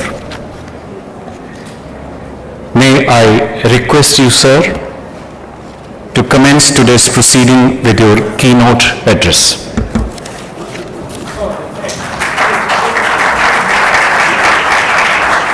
Thank you. You're a wonderful announcer. I like your voice very much. So, they have the, oh, look at that, they have that. Well, how are you, everybody? Is everybody happy, I hope? I'm very happy today, although I don't speak Hindi, and I did not therefore know exactly what the Prime Minister was saying, but I loved his delivery. And I thought that, I heard that his main point was that India is a country of nonviolence and it is the opposite of a country of war. And I was very delighted to hear that. I think that's a really good beginning of the conference. And I wrote a long lecture, and they didn't give me all this. Yes, I wrote a long lecture about many things, and that's the medicine Buddha, which I want to be the emblem of this talk. And I was thinking I had a longer period of time to talk, because I'm used to teaching in units of about 80 minutes. But I know we don't have that time. Anyway, I want to start by thanking the IBC and Mr. Abhijit and all the helpers and Portia and Deepak who have been helping me, and everyone who organized this conference. And I've been wanting to come to an IBC conference for years, and finally this time, because I retired from my university teaching, I was able to come, and I'm really delighted. And this image, I'm sure every Tibetan person knows what it is. It was a painting, a copy of a painting from the 17th century, and it depicts the Buddha as a doctor, as a healer, Vaishajya Guru, the teacher of medicine, and we call it Medicine Buddha. He's very famous in East Asia also, Yao Shifo in Chinese, Yakushi in Japanese, and also very important in Korea. And the idea of Buddha as a doctor is well known, therefore, in Asia, but it's not so well known. And he's there in a Pure Land, And around him are all the medicines and many teachers, and in the mandala palace with him, he has the gods and the rishis and the bodhisattvas and the Buddhist monks all together. So he's also ecumenical. He's really a Indian phenomenon, Vaishajya Guru. And I just, since I only have 20 minutes, I'm not really going to follow as the script exactly. And so I decided to just do this to start with, to underline this point, which going to the Four Noble Truths, which everybody knows as the main framework of Buddhism. And the Noble Truth of Suffering is a doctor seeing the patient and seeing that there's something wrong with them and seeing the symptoms of what's wrong with them. And this is Buddha looking at all of us, at all human beings, actually all animals, but especially he's concerned with the humans at that point, and he's seeing that they're all sick because they're all a little bit crazy. They're all a little bit neurotic or psychotic, whatever you want to call it. And he sees that they're suffering because they have a problem, as we all do. Everyone has the problem unless you're enlightened, and perhaps all of you are, I don't know, but anyone who isn't is having a problem, because if you aren't enlightened, you think you are the main person here in the room. You might be making a mistake. And then you have a problem because nobody else agrees with you. They think they're the main person in the room. And so the person who has this illusion that they are the center of life is in disagreement with the entire universe. And therefore they're suffering. They're frustrated, they're stressful, they're stressed out. And so that's, Buddha observed that. And then he noticed what's the cause of that. The cause of that is an exaggeration of the status of the self. A feeling that you have in your unconscious or somewhere out of your own view, but deep inside yourself, there's a kind of absolute person in there. And when you get angry, or when you're very obsessed with something, or you're jealous, or you're proud, or you're confused and depressed, this person in there is in control of you. And you do things with your body and your speech and your thoughts that you didn't really want to do. And you get in a lot of problems.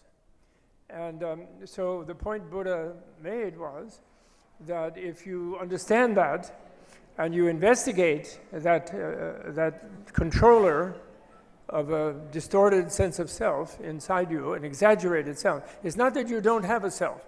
I want to exonerate the Buddha right away. You know, in India, even after Buddhism especially had left by such philosophers as Madhva and others, they got into thinking that Buddha says that everybody has no self. So that means we're all not here. We don't even know we're here or something. And Buddha never said that. We're all here, we all have a self.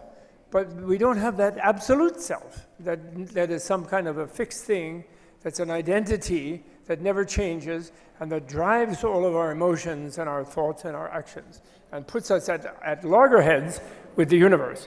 And so that's his diagnosis, how to do that. And then as a doctor, the prognosis is really good. When you get rid of that, when you find out, you don't have to get rid of it. Actually, I shouldn't say that. You don't have to get rid of it. All you have to do is realize it's nothing there, it's not there. That what you are is a completely relational being. And there's no absolute in there. So if one part of your being says, I hate that, and I'm going to get that person, or I love that, I have to have that thing, you know, that's just one of your voice. And it doesn't come from a source. You don't have to obey that impulse. You can say, why do I have to hate it? Why do I have to have it? You can talk to yourself, and you can control yourself. When you realize that there is no absolute thing in there that's pushing you, if you follow me. And there, as soon as you do that, you are happy. You have nirvana. And then there's different ways that people interpret that nirvana. And I won't go into that right now. And then finally, so the doctor says, you can be cured. The human being is here, has the ability, has the capability, that we can learn how to overcome their sickness, and they can be really happy, and they can help make other beings happy. And so it's actually a great planet. It's a Buddha land, actually. The Vimalakirti Sutra reveals that this planet, even now, in the midst of all of this confusion and chaos, is Shakyamuni is Buddha land, actually. I know that some people don't necessarily follow the Vimalakirti Sutra, but it's very vividly revealed there to Shariputra. And then, as a doctor, the Buddha gives a therapy. And the therapy is this, the Four Noble Truths. So it's a prescription. Okay? So this is what I want to, the reason I'm going this, a lot of you already know this, of course, but the reason I'm emphasizing this is this the foundation of a religion? A doctor's prescription? The patients are sick. They're living in an unreality, meaning they're somewhat psychotic. Actually, I'm sorry, I apologize, but in case you're not enlightened, you have a kind of psychosis in that you think you're something that you're not. And you think the world is something that it isn't. And therefore, you're having a hard time getting along with it. And that's what Buddha sees. So he's not saying, believe in me and you'll be safe. That's not his answer. But on the other hand, he's saying, if you understand yourself, you can be happy and you can be fine. So it does not fit the definition of the founding of a religion. Religions, as we define them in academic terms, even or any term, is some God tells some prophet or some leader or teacher, have people believe in me or believe in this or that, and then you'll be saved, and I'll take care of you, and then people believe that, and that's why I like to translate the Four Noble Truths. I like to translate them as the four friendly facts, or noble, if you say noble fact. They're like facts. They're not something you believe in. They're something you have to deal with. And the burden is on you to learn, to heal, to follow the therapy, if you follow me. Now this leads to my main point within this short time that I have to speak. And no, this I don't want to do that. I don't want to go into the history. I want to go back. And the main point is, Buddha is a scientist. He was. He was better than Einstein or Heisenberg or Newton or whoever you like, He was the supreme scientist. That's the definition of a Buddha. He's not a prophet. He's not, but by the way, he is not non-theistic in the sense that he talks to the gods. He believes they exist. He meets them. They do exist. But he denies, and actually in the Buddhist literature, in the Pali Sutta, for example, Kevada Sutta, they say that Brahma himself says that he didn't create the universe. He was just the first being who showed up when he reached the point where beings could live here. And then some other beings came, and when they saw him, they said, Dada, Papa.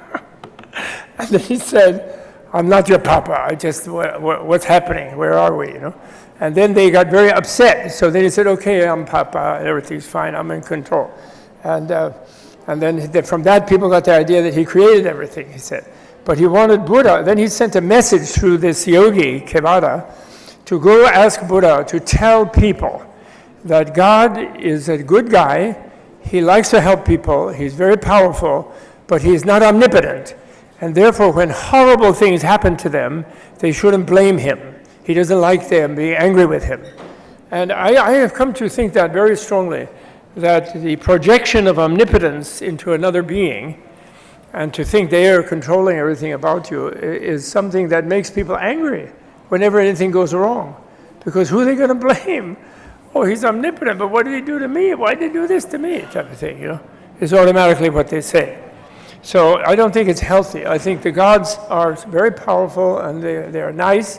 We can learn from them somewhat, but they want us to take care of ourselves, actually. And even in traditions where they get all pious about omnipotence, they always have God helps those who help themselves. They have this kind of statement, and that is acknowledging the lack of omnipotence. But now my point is, therefore, Buddha is a scientist, and therefore the Buddhist tradition, I have a sense of not having much time, the Buddhist tradition is a tradition of education from the beginning.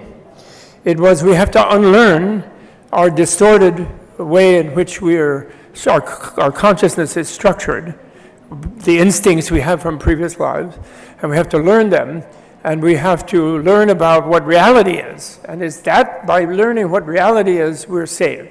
And I know this is academic setting here, but I don't think we should think that academic means it's something irrelevant, which people do think somewhat, because academics should be yogis.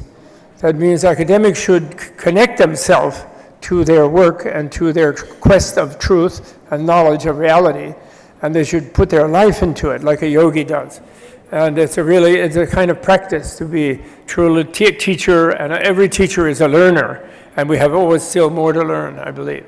And the good teachers are the ones who are learning while they're teaching, and learning from the students, and learning from having to explain to the students. I really think so. So, okay, so he's a scientist. Now, first thing, take physics.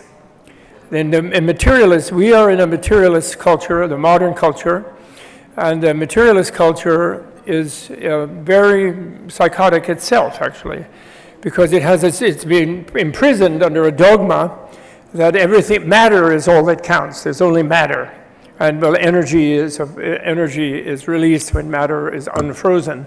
But actually, it's just a one thing. It's like a monistic theory, and the only thing opposite of matter is nothingness. And they feel that when a living being is just a material quantity, we are biological robots, and when we die, we automatically cease to exist. We become nothing.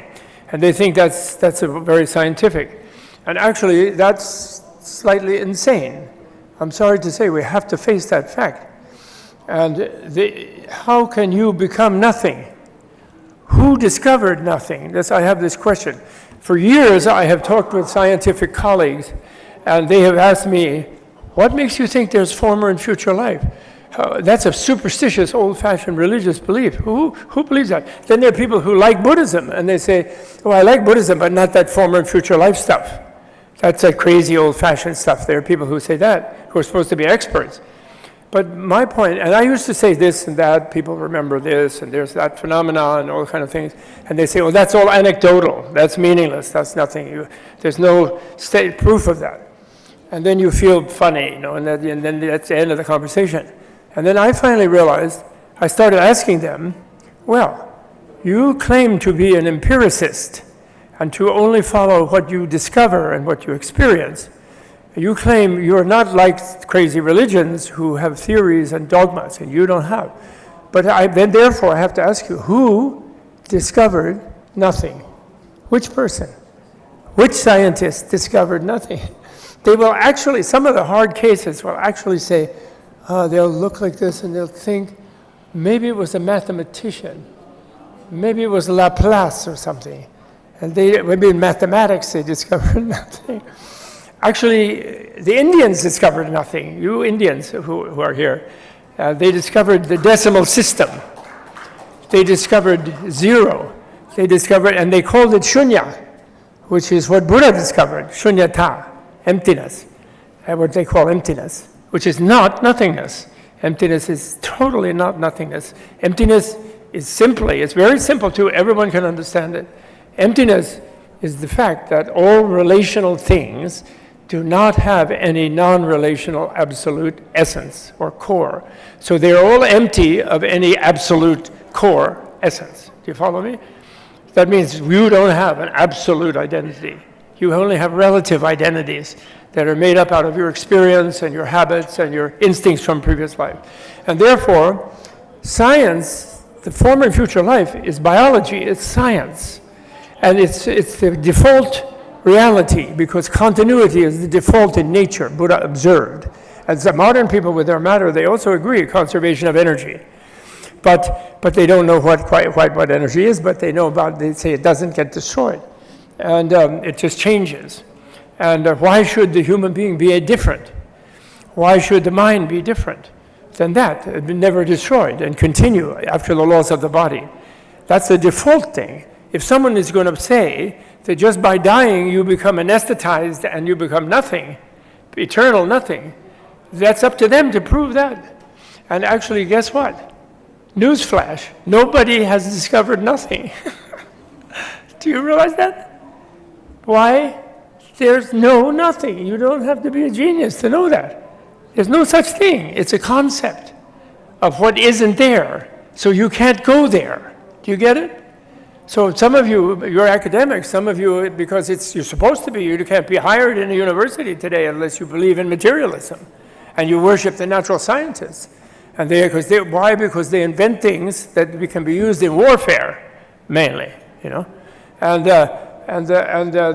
therefore they have a higher status in the materialist university and so forth, the natural scientists.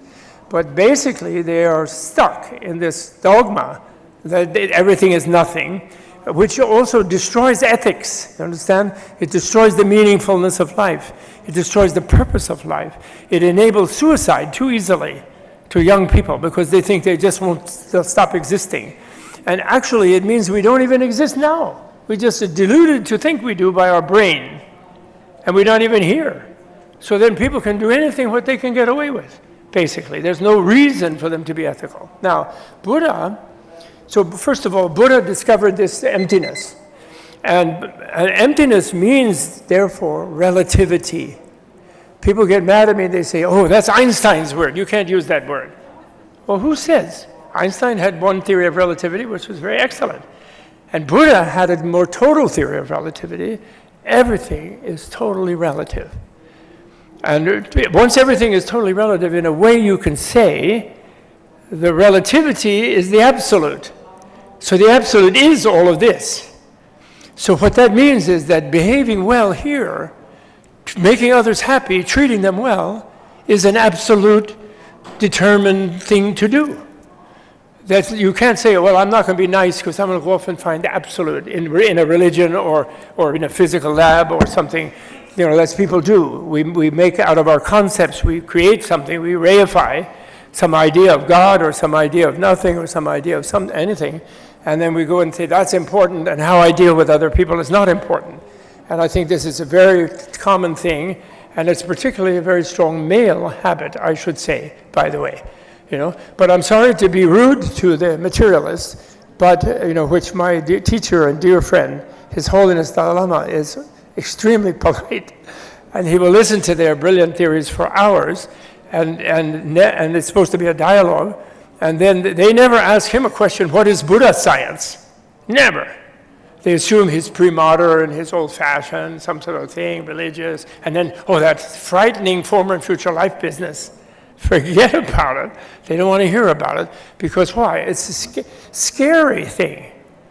You think you get out of your consequences of how you have behaved in life just by dying, and you don't want to hear that you might, if you've done some really bad things in your life, you will be paying the price later. You know, live by the sword, die by the sword, deal with it in the future. It's scary. It doesn't have to take some sadistic idea of an omnipotent God who will throw you in hell because you didn't believe the thing that they wanted you to believe, which is also irrational, I totally agree. But it's your own causation is like that. So first of all, as a physicist, the Buddha preceded Heisenberg and Bohr and the quantum people, the honest ones who realized that they couldn't pin down any particle of matter, that it just eluded their control and it eluded their conceptuality, and who faced and admitted that theory of uncertainty, this kind of thing.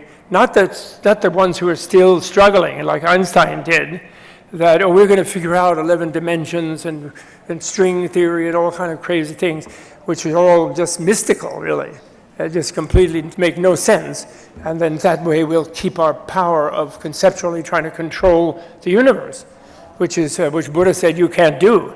You can control yourself in your interrelatedness, and you can make a better local universe where you are with the other beings that you're with, and be nonviolent and be happy and so forth. That you can do.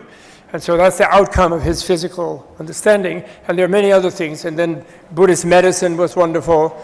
And they had, along with, it's like Ayurveda, it worked with Ayurveda. Notice, by the way, that the Ayurveda diagnosis and prognosis and everything is very similar to the Buddhist one, which is preserved in Tibet. So then we come to biology, karma. Karma in Buddha's time meant your ritual action in the Vedic ritual, because that was the action that determined your destiny, because your destiny was controlled by the Vedic gods. And you had to hire a Brahmin priest, or if you were a Brahmin priest, you yourself made sacrifices in the Vedic altar, And then the gods would bless you, and you would have a good outcome, whatever you wanted, wealth, victory, progeny, health, and so on. And so karma meant the way you control yourself, the kind of action that helps you control your destiny through the power of the gods. But in the time of the Upanishads and Buddha and the great Sutrakaras and all the great Indian sages and rishis, they rebelled against that ritualistic thing, and they just realized that the gods did not have everything under control, actually, and karma became, instead of ritual action, it became your ethical action. Do you kill people? Do you steal from them? Do you abuse them sexually? Do you lie to them? Do you slander them, and so forth? Do you think such negative thoughts? 3 types of negative, harmful, greedy, and unrealistic, deluded thoughts. And these things became your karma, body, speech, and mind. And so you have the power and the responsibility to shape your own experience and your own outcomes by how you behave and what you think and what you know. And this again gave the individual tremendous power. And they got out of being trapped in a monistic caste system and underneath the authority of the gods and the Kshatriya kings, of which Buddha was one, and he betrayed his class, and he got into peace and nonviolence, and I love the guy. Actually, really what I wanted to tell you today among academics, but we're out of time already? Finish? We had a real half hour? We started late. I don't want to be cheated. Okay, time goes quickly when you're talking. So the main point I wanted to say is I do love the Buddha because, and the reason I attached myself to him, 60, 70, 65 years ago, was that finally someone told me that I could understand life and the world, and that I could do something about the situation and develop a yoga of the mind and the emotions and the intellect, and that I had to do that, actually, if I wanted to deal with things. I couldn't just depend on some God. I couldn't depend on some community of scientists. Both sides tell you you can't understand yourself. And then Freud, terrible, he tells you you're a helpless victim of your own unconscious. So he has made everybody scared of themselves because they have all these negative impulses in their unconscious, and then they project that negativity and things that other people do. And they assume they're doing what they do out of some negative thing. And that's a really, Freud, Darwin, Marx, they make you helpless. Buddha takes biology and psychology, and he gives you something you can do about your situation. And that is why I love the Buddha very much. But then final thing here, I am not into a Buddhist versus the Hindus routine, which is why I really like the concept of this culture, of this conference. They get rid of the ism, or the self versus no self, all these stereotypes. Buddha is a team effort. The enlightenment of the mid-first millennium in the axial age in 500 BCE was a team effort. And Patanjali, Panini, Badarayana, and many great rishis, they were all doing this rebellion against the grip of the Vedic ritual. And they wanted to bring the individual into fulfilling and they introduced moksha, freedom and liberation, into the culture. And as the Prime Minister said, that India's cardinal principle is non-war, non-violence, self-control and self-conquest, not other conquest. And that comes from that axial age religion, but unfortunately the job is not yet finished. It is up to us to finish it. And we're doing our best, and India is doing its best, and the IBC is doing its best to help India do that, and I'm delighted. And I didn't get a chance, maybe in my next talk I can talk about karma as a biological Darwinian type theory, but one in which the individual's evolution is at stake. The individual can contribute to their own evolution, and actually it can go on life after life. And it also makes each one of you who have become a human being proud of yourself, because you've been every other kind of animal in a beginningless biological world, and you have finally decided to be this weird human being with these funny fingers and this 2 legs and not very strong skin, no fangs, and you have to build guns and planes and knives and things, but if you want to be violent. But the human is really quite gentle. And then especially the humans are blessed by the more enlightened half of the human beings, which are the females. I'm sorry, not the males. Sorry, guys. The females are more aware, naturally, of relativity and interconnectedness, and less inclined to try to depart for the absolute than the males. And therefore, they're more advanced in the bodhisattva direction toward enlightenment, which is where you completely embrace all life, and you become conscious and care for all life, you know. So that's it. So I know I'm out of time. Thank you very much, and I hope this is a good start. Thank you very much, sir. An accomplished author, a riveting speaker, and a renowned professor of Buddhist studies in the Department of Religion at Columbia University. Padma Shri, many hats to his credit. Thank you once again, sir. So, ladies and gentlemen, with this, we move on to the first session of this summit. The theme we have for the first session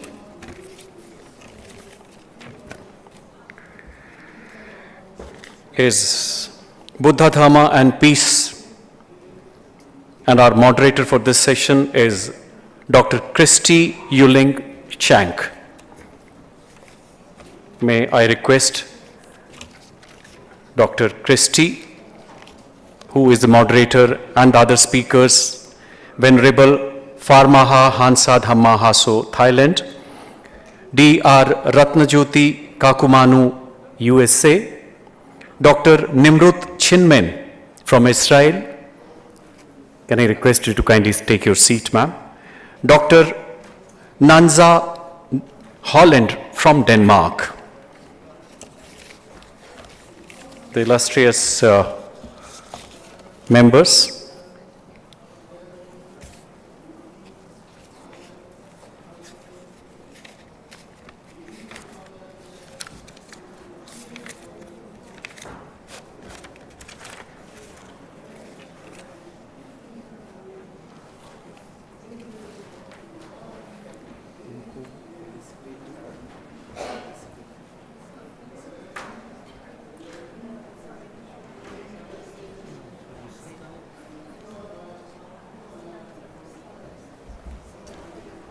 I would request Dr. Daminda Porge, Deputy Secretary, to kindly come on the dais to felicitate our moderators and the other speakers, please.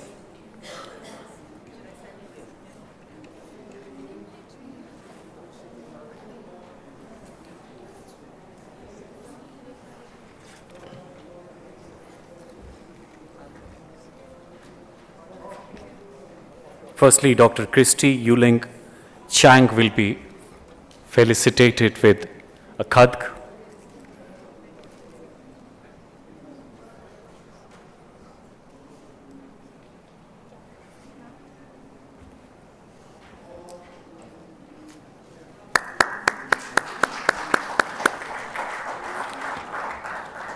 Then we have Venerable Farmaha Hansa Dhamma Haso from Thailand.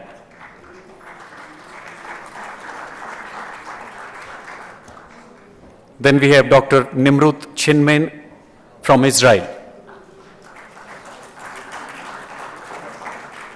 Then we have Dr. Nanja Holland from Denmark. Is she there? Dr. Nanja Holland from Denmark, is she there? Okay. Then we have Dr. Ratnajyoti Kakumanu. She is an Indian, presently settled in USA. A hearty welcome to you too, ma'am. Thank you very much, sir. Before we begin this first session, I would like to say a few words about Dr. Christy Yuling, who is the moderator. She is the President, IBC Taiwan, a prolific linguist, translator, and educator. Dr. Chang is a leading Buddhist activist, prominently active in International Association of Buddhist Women, which she headed between 2009 to 2013. Since 2017, Dr. Chang was elected as one of the 8 joint presidents for IBC. During the pandemic, in addition to continuing to lead her organization, speaking and moderating various online webinars, and writing for various organizations and publications. She has also started spreading compassion and wisdom through singing. Her first album has been released on all major digital platforms. So please join our hands together and welcome the moderator and the panelists and the speakers for the first session. Thank you. Om Dale Du Le Soha. Om Dale Du Le Soha. Om Dale Du Le Soha. Om Dale Du Le Soha. I figure that it's always most effective to call upon the Green Tara, the female Buddha, to help bring everyone's attention together. Namaste. Amitofo. Well, I'm also chanting this because it has a lot to do with the theme of our panel, which is the Buddha, Dhamma, and world peace. When I first released the music video of this chant, the Ukrainian war broke out. And 3 young women, 1 Ukrainian, 1 Russian, and 1 American, came to me asking me for the permission to use that music video for their silence auction session in an Indian restaurant in Taipei in order to raise funds for those who could not escape in Ukraine. So I wanted to share that chant with you too. And thank you for coming to the session.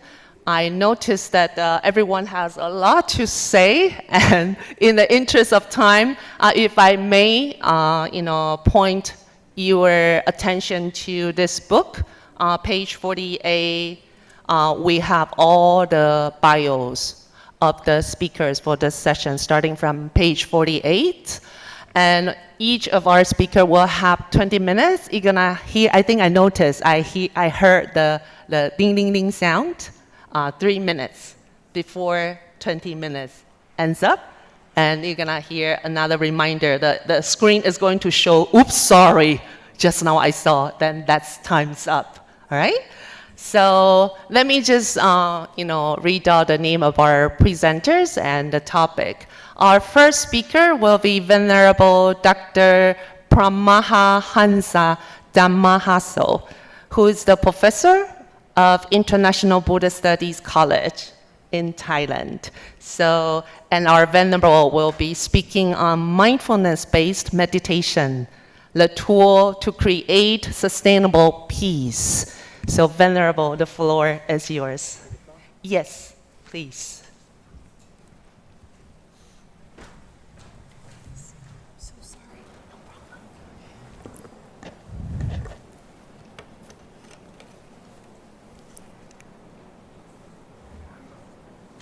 Respected to most venerable Mahasangha and friends in the Dhamma.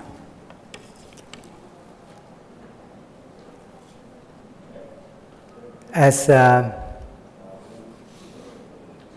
Prime Minister mentioned in the morning, we have to follow Pariyatti, Patipatti, and Pativeda Dhamma.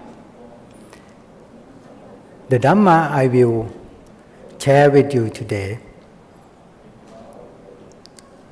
we have to bring whatever we learn from Tripitaka, and then apply or implement Buddha Dhamma in community and society. And today as well, the thing I would like to share with you, I will share the thing I have done so far, and I would like to thank IBSC and organizer who give me a chance to come here to share my experiences that I have done for 20 years.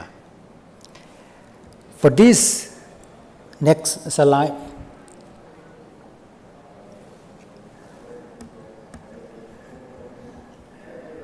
Next slide, please. Yeah. And so far we work together with Thai government because Thai government, they think that there are too many conflicts in community and society in Thailand. And they fight each other, they beat each other. So it's the time for Thai government and Thai people have to set up Deputy Mediation Act, Dispute Mediation Act for 5 years ago. So the problem is when we have Dispute Mediation Act, how can we train mediator? How can we train mediator, especially apply Buddha teaching to apply to train many people who have to be mediator? So for this, Mahachulalongkorn Buddhist University, especially MA and PhD program in peace study, we have to prepare for that. We have to do research and to find a way to train Thai people and monks to be professional mediator. We call peace engineer. For those, we have to train them all, we call peace engineer.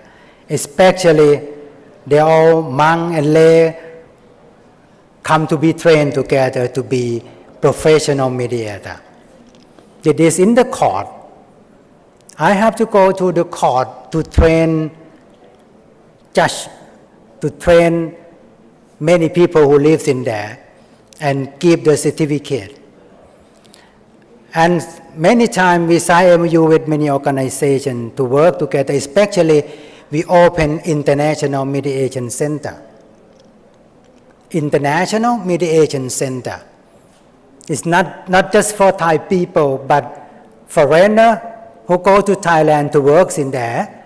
When the conflict, how can we bring them all to negotiate and to deal and work together peacefully? When we look back to preamble to Constitution of UNESCO, declare that since wars begins in the mind of the man, it is the mind of the man that defenses of peace must be constructed. War is here inside your mind. Peace is here inside your mind. If we have to build peace inside our mind, we have to start from here. In order to overcome war that occur inside our mind as well. It is standing point of the Buddhism. Buddhism deny any violent war and negative conflict. That's why when we talk about this, there are two kinds of conflict. Conflict and war is within. Peace is in within as well. So let me show you something. Mindfulness is the main topic I would like to share with you today, is the foundation of world peace. World is not outside world, but this is inside world. But everything is here. If you have to be mindful, peace, everything begins from mindfulness. Compassion society comes from mindfulness. So because of this, we have to prepare especially backbone of Buddhism. When you talk about backbone of Buddhism, we call the Four Noble Truths. The dukkha, there is a negative conflict. Samudaya is cause of negative conflict. Nirodha, there is a peace. Magga, there is the peaceful means to build peace inside our mind and society. That's the backbone of peace building. See, for this, in order to train meditator, we have to train them all to be mediator. Meditator come from mediator. We have to train them all, especially to manage inner conflict. Because inner conflict occurs inside our mind. So we have to practice mindfulness in order to deal with inner conflict, to develop inner peace. Then we have to go somewhere to manage outer conflict in community and society in order to build outer peace at the end. For this, I would like to bring you, because the time is short now. This is from my experiences. This we call 3M. You see, the first one, meditator. The second one, mediator. But eventually, we have to cultivate mindfulness inside there. So after that, they can go somewhere to build. This is very important. That's why I try to explain to you all. Mindfulness, that is the foundation of peace. So, as if they all have to be mediator, we have to start to train them all to be mindful. That's the first one. Train them all to be mindful for what? Because when two parties they conflict with each other, they don't like to talk together anymore. They so suffer. Because of this, we have to bring them all to be mindful first. For what? In order to manage their emotion. To make them calm. To make them calm. When they calm, they are ready to listen to each other. When they all listen to each other, they will get issue analysis. They will know exactly. They will understand exactly what about issue from each other, from two parties. When they know exactly about issue, at that time, they will have attitude equation. We try to balance. In terms of Buddhism, we call Titti Samanyata. That is Titti Samanyata, to try to bring them all to understand each other. We call right understanding or Samadhi. After that, they will trust each other. When they understand what you are thinking, then they will trust each other. When they trust each other, they would be able to find interest. What about your interest? I listen to you, then I will get all this your interest. I will respond to you. After that, we have to choose option. When they can find interest already, come on. We choose which option that is good for us, you and me. We have to choose best option among us. The last one, new relationship and new future will occur. The goal of mediation, the last goal, that is to bring them all to love, to live together peacefully. That is the main goal of mediation. When we come back here, mediation, you can see one by one, there is a 9 word or 9 step of mediation. Then we can see, right? They all will see the value.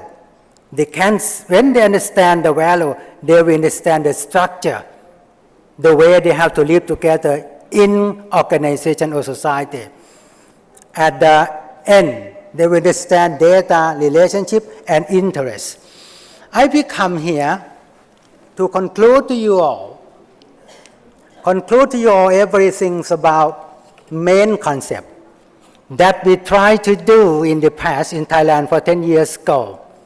When we have dispute mediation act, so what is the main idea? We have to bring them all to study. Input, we have to put mindfulness, tolerance, and inner peace. The second step, bring them all to understand backbone of peace building in Buddhism, especially the Four Noble Truths. The first one, bring them all to understand 9 steps. That is to find the way to bring them all to negotiate or bring them all to live together peacefully. And the last one, we all would be able to find peaceful community and society. Let me conclude everything. At this time, when we talk about mindfulness, they all may understand that if you all would like to understand and learn how to practice mindfulness, you have to go to monastery. You have to go to meet monk at monastery. That's not true.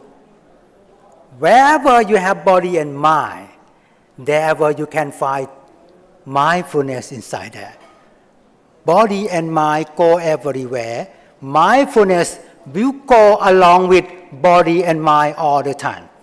If they all would be able to maintain, develop and maintain mindfulness, mindfulness will bring peace to those who suffer because of conflict and live together peacefully, and community and society. Thank you very much.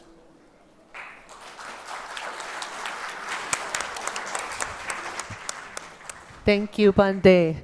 Well, you haven't really used up all your time. Thank you for saving the time. Since Bande hasn't used up his time, I think I owe him a short introduction. I should go ahead. So Venerable, whom you just heard of, he first got ordained as a Theravada Buddhist monk at Watchana, Songkhram, Thailand. In July 1993, he holds a BA from Chulalongkorn University and Thailand, and an MA from Thammasat University, Thailand, and a PhD also from Chulalongkorn University. So currently, Bande, as mentioned, is the director. He's also a secretary to the director of International Association of Buddhist University, IABU, and director of the International Buddhist Studies College, Chulalongkorn University. Thank you, Bande. Thank you. All right. And our next speaker.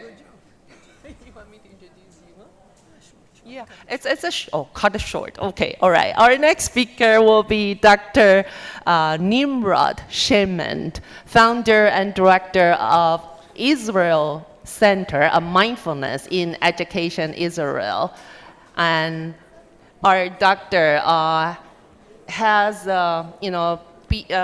Bachelor of Science, ND, is one of the Israel's leading mind-body experts, and international spokesperson advocating holistic education and mindfulness in education perspectives.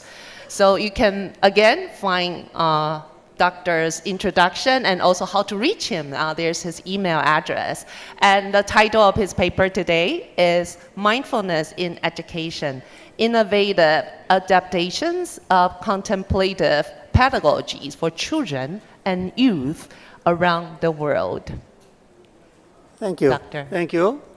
In the context of time, I'll just thank the organizers for bringing me here and every one of you being here, allowing me to share something and to update you on what's happening with Dharma-based perspectives when we try to adapt them for children.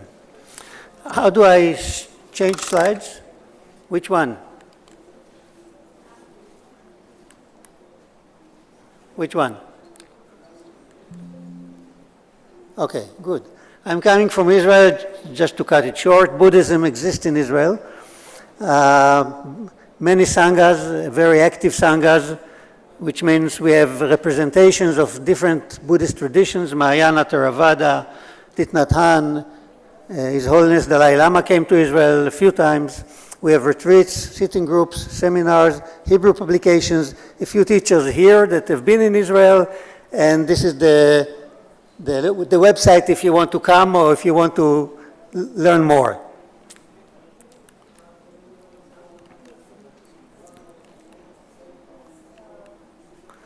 Brief, I have a variety of background from aeronautical engineering in the 70s to natural medicine in the 80s, to Dharma-based activities and mind-body-based activities in the 90s, and for the last 25 years, I'm mostly interested in the world, strange world called children. Relating to Buddhism, as we know, Buddhism was separated from the West. It was mostly in the East. Buddhism made immigration around the 60s, 70s, and 80s, and then about at that time, mostly in the States, holism and Buddhism mingled together. In the background was the Association for Transpersonal Psychology in the States, Holistic Medical Association in the States, beginning of retreats in the States, and from one of these retreats, the therapeutic model of mindfulness was invented, mindfulness-based stress reduction, mindfulness-based cognitive therapy, that from the 80s until now, with a lot of research that shows that, as we can see in the right here, that there are intermediate means, meaning that the Dharma can be taken as Dharma for the high-end transformation, but there are steps in between that can be useful for therapy and, in our discussion, for education.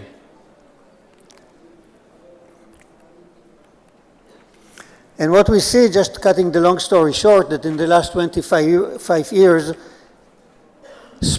different sprouts of Dharma-based activities for children showed up around the world, mostly without knowing about each other. In Israel, that started in a program 25 years ago called Sfat HaKeshev, the Hebrew meaning the language of listening. In USA, we have a few programs, only 2 are represented here. There are a whole lot of many. In Bhutan, it's part of the Educating for GNH. In New Zealand, it's Pause, Breathe and Smile, PBS, and it's integrated with the Maori, the original tribes of New Zealand perspective, in the Dharma-based perspective in schools. In United Kingdom, many, but mostly one called .B, Mindfulness in School project. In Australia, Smiling Mind, which is an application, and there are more programs. In Austria, cognitive-based and compassion-based. And all this can show us that there's something happening that children are beginning to experience without being Buddhist and without being in the East. Most of them are in the West. Most of them are children from age 5, 6 to 16. And we are beginning to understand, or to explore, not to understand yet, to explore how can we translate the Dharma and the meditations to the language of children and to the world of children, which means addressing their inner needs. As you can see also from the dates, 1998, 2002, 2005, 2007, 2009, 2010 and 2012, and there's more. This is the beginning of the evolution, and there's more because we are now 10 years later. If we look at the search in science, mindfulness and meditation from almost 0 in 1990 to almost 3,000 articles a year now, from 0 to now, about 3,000 articles a year where mindfulness and mindfulness meditation are mentioned. In the context of mindfulness in education, mindfulness as education, until 2000 we have 0, and from the year 2000, the last 20, or soon it will be 25 years, it's about soon 1,000 articles, scientific articles a year. When I began this work, I didn't know about children.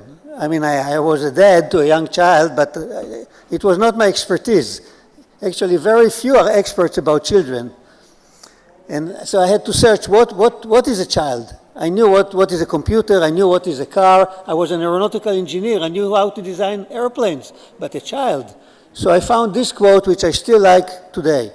Children wants to learn, and the key is total involvement. When the child put all of himself or herself into the experience called education, his body, his mind, emotion, imagination, enthusiasm, then he will learn and he will grow, not only in that specific topic, but he will grow as a whole person. And then I found another guidance for me in a book that was designed for hypnotherapy for children, with children. And the author, psychiatrist, children expert from the States, Karen Ullner, said each child have 5 inner needs. She called it urge, or we can call yearning for. Each child have yearning for positive experience. As parents, we are supposed to give it.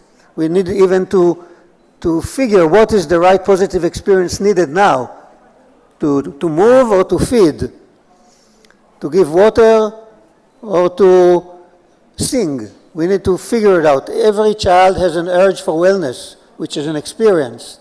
Every child has an urge for mastery, sense of control, sense of efficacy. Every child has an inner strong need for social interaction, sense of connectedness, and the inner world of imagination. And I said, okay, how can we design programs that take the Dharma, take this into equation? What is the product? What kind of programs shows up? And we know that the children out today are in good luck for the world, because the world of the future depends on the children of today. And the children of today, we want to do something which education usually is lacking in doing. We want to develop self-awareness.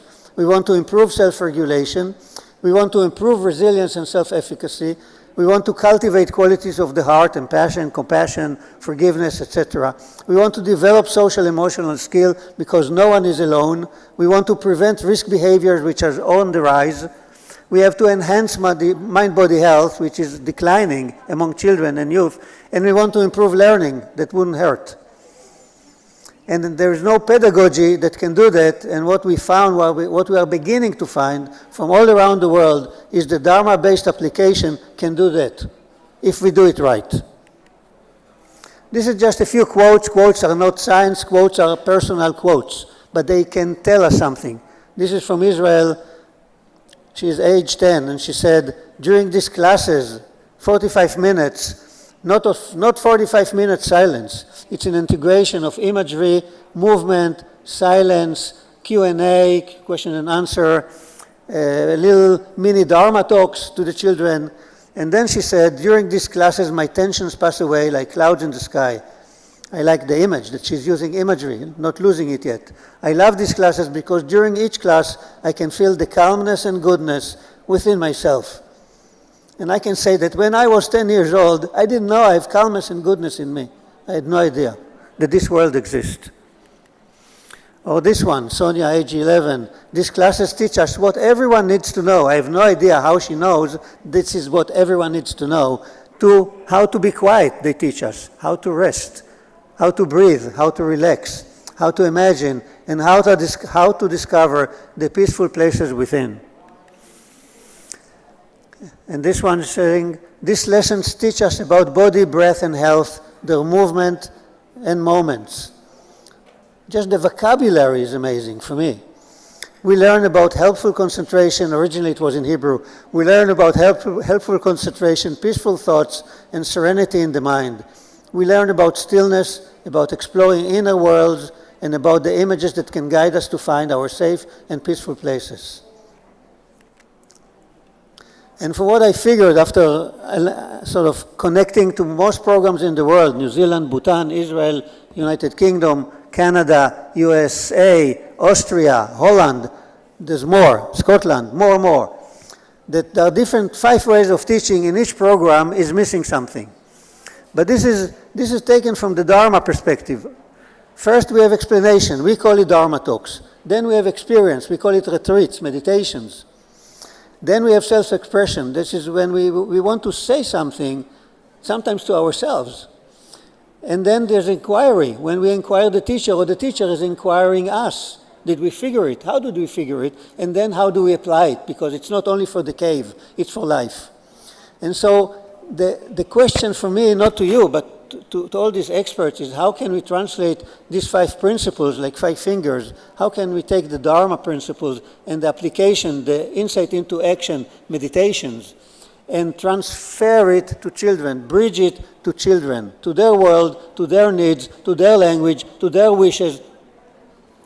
And what we see now in the world, because it's all around the world, that it can be done. It should be refined. We should cook it better. We should mix it better. We should refine it and refine it with your help, if you wish. Whoever here that wants to contribute, I welcome you to connect. And we can, as we can begin to see, we can create a transformative way of teaching and learning universally, not only for monks or nuns or Buddhists or people in Asia, Thailand, Cambodia, India. We can apply it in all languages. In Israel, it's in Hebrew. In New Zealand, it's in Maori.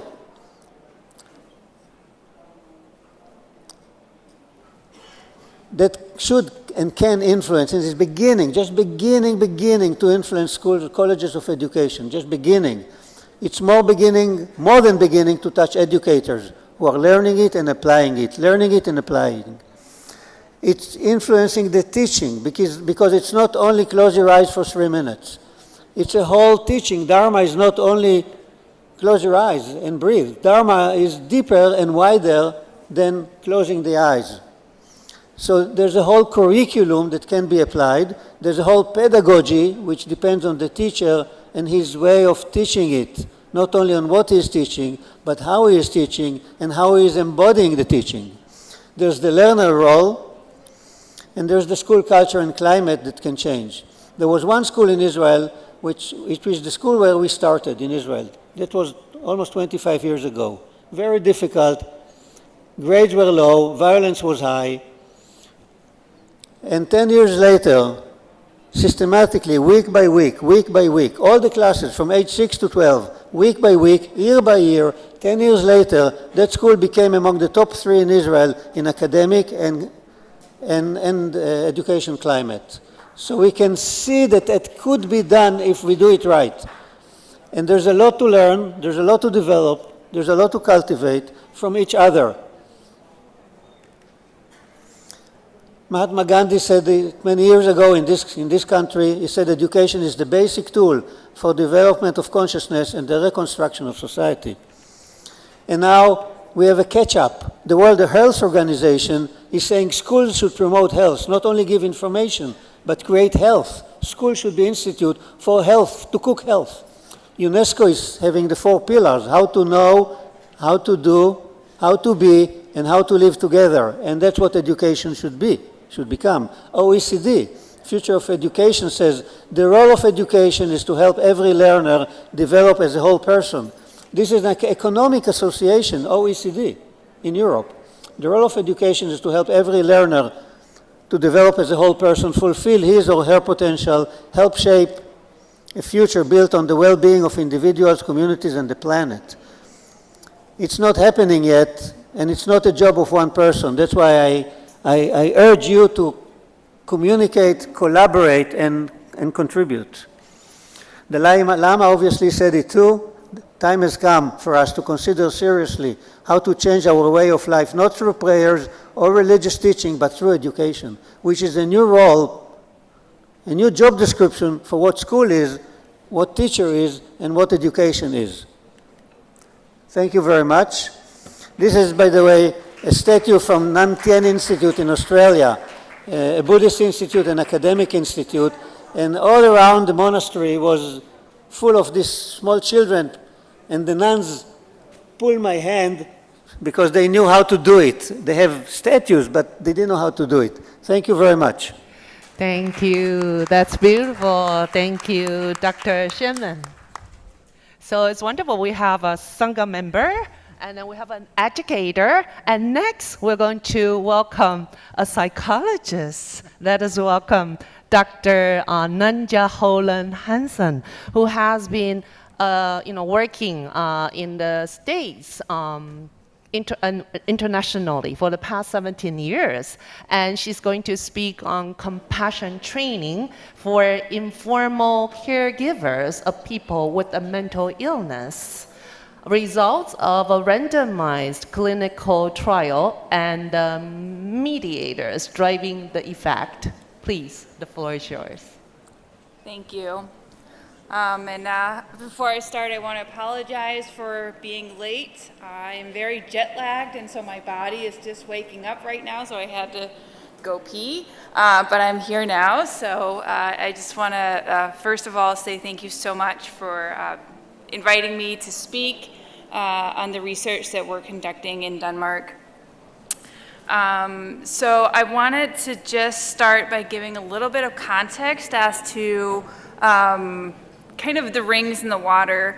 And back in 2009, 2010, His Holiness the Dalai Lama had and several conversations with a neurosurgeon called Dr. James Doty at Stanford University.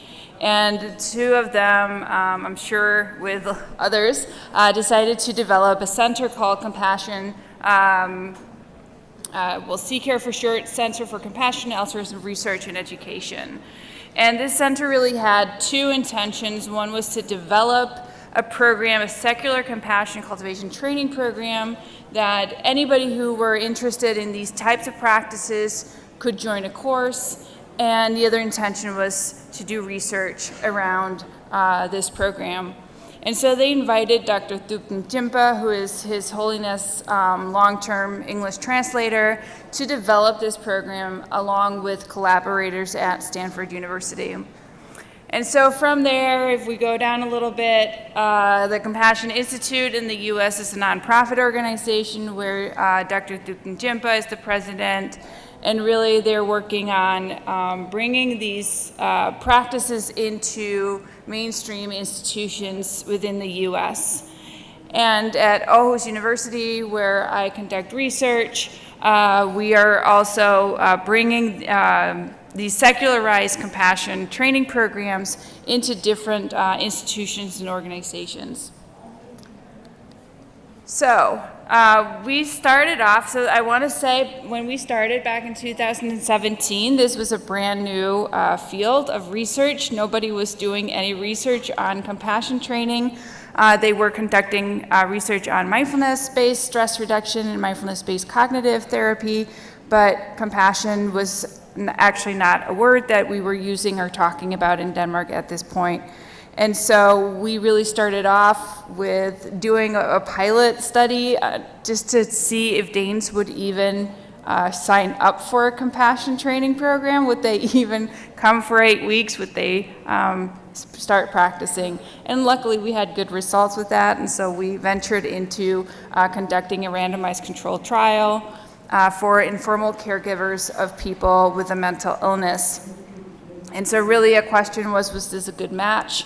Our thought was that it is, in terms of caregivers dealing with a tremendous amount of suffering every single day, just due to the fact that they are caregivers. And so here's just a brief overview of the 8 steps of the program, but really each step builds on each other. So kind of thinking about a muscle, if you're going to the gym, you don't start off with 40 kilos, you start with 2 and you build from there. So that's really kind of the thought behind the program. And again, the 4 first steps are more looking at or practicing mindfulness and compassion and loving kindness towards self and own suffering, and then sort of venturing out and bringing in more common humanity, compassion for all sentient beings, and active compassion. And so really one of our thoughts, and this comes from many years of doing clinical work with people of all types, but really one of the things that I found was when informal caregivers came to therapy because they were feeling stressed or anxious or depressed, a lot of times they had no idea how to take care of themselves. They had no idea how to deal with all the suffering, all the struggles that they were facing on a daily basis. And so when we were thinking about whether this would be a good population to conduct our research with, this was actually one of the intentions that were coming from our part. And so CCT, Compassion Cultivation Training, the program developed at Stanford, defines compassion as really having these 4 components: a cognitive, an affective, an intentional, and a motivational component. And so our primary hypothesis was that informal caregivers going through an 8-week of compassion cultivation training would not only reduce symptoms of stress, anxiety, and depression, but it would also increase overall well-being. And so we included all types of informal caregivers. We said, you can be a parent, you can be a sibling, you can be a spouse, you can be an adult child of a person with dementia, and we included all types of mental illnesses because our premise was sort of, it doesn't matter what kind of mental illness your loved one has, you're still going to feel so much suffering due to the fact that you have a loved one who is suffering. So that was another premise that we had. And so, again, we included people originally between 18 and 65 years old, because 65 seems to be kind of the golden cutoff in research. And when we started recruiting, a lot of informal caregivers would call and say, I'd like to participate, but I'm over 65. And since I didn't really have a great reason besides this is kind of what the research literature is showing, we added increased the age to 75. And I will say the oldest caregiver we had was 75 years old, and the youngest was about 21. And again, they had to be Danish speaking. And we had these exclusion criterias. And so one was really that the informal caregiver could have had or could actively have depression, anxiety, stress, or another type of disorder, but they had to be treated. And so, meaning we know from the literature that up to 50% of informal caregivers are at increased risk of developing depression, stress, and anxiety, solely due to the fact that they're caregivers. And so we didn't want to exclude them. And again, no addiction, and they were not allowed to have a meditation practice, so these were novices. They might have tried meditation on an app or something like that, but if they had more than a 1-year-long practice, we had to exclude them. And also if they were receiving psychological therapy or treatment. And so our main outcome was the DAS, the Depression, Anxiety, Stress Scale, and then we had a lot of different secondary outcome measures to look at general well-being from a lot of different angles. So here you just see we had the perceived stress scale, resilience, well-being. We looked at emotion regulation, compassion for own suffering, multidimensional compassion scale, which really was looking at compassion for others, and mindfulness. And so we actually had 192 caregivers who were interested in participating in this research, and we included 161 participants. And we did block randomization, so every time we had 40 caregivers who were interested in participating, then we would randomize 20 either to get the intervention or 20 received the waitlist control or came into the waitlist control. And then we collected data at 4 different measurement times. So we had, before they started the intervention, right after they finished, so 8 weeks after, and then 3 and 6 months follow-up. And so our demographics were really very in line with what we see in the literature. It's predominantly women who were or participated in the research. They were about 55 years old. They were well-educated. They had been caregivers for some time. And their loved one had usually more than one mental illness, so there was quite some comorbidity there. And so here's our primary results. So we were looking at whether or not an 8-week compassion cultivation training program would decrease symptoms of depression, stress, and anxiety. And we saw that it did, and we also saw that the continued effect of that practice lasted at least till 6 months, because this was our latest follow-up. And again, you just see that these are either if we're just looking at the people who were in the intervention group, or if we're looking at the difference between the people who received the intervention and who were on the waitlist control. And regarding our secondary follow-up, Again, we saw they had increased resilience, well-being. They were able to think about or engage with the suffering in a different way cognitively. They had increased their compassion for own suffering and mindfulness. And again, all of these results were significant at the 6-month follow-up. And again, they had decreased perceived stress, and they had decreased their emotion suppression, which really is talking about increasing the ability to be with suffering. And again, these results were significant at 6-month follow-up. We found no results for compassion for others. And we have a couple of thoughts on that. So one was when we were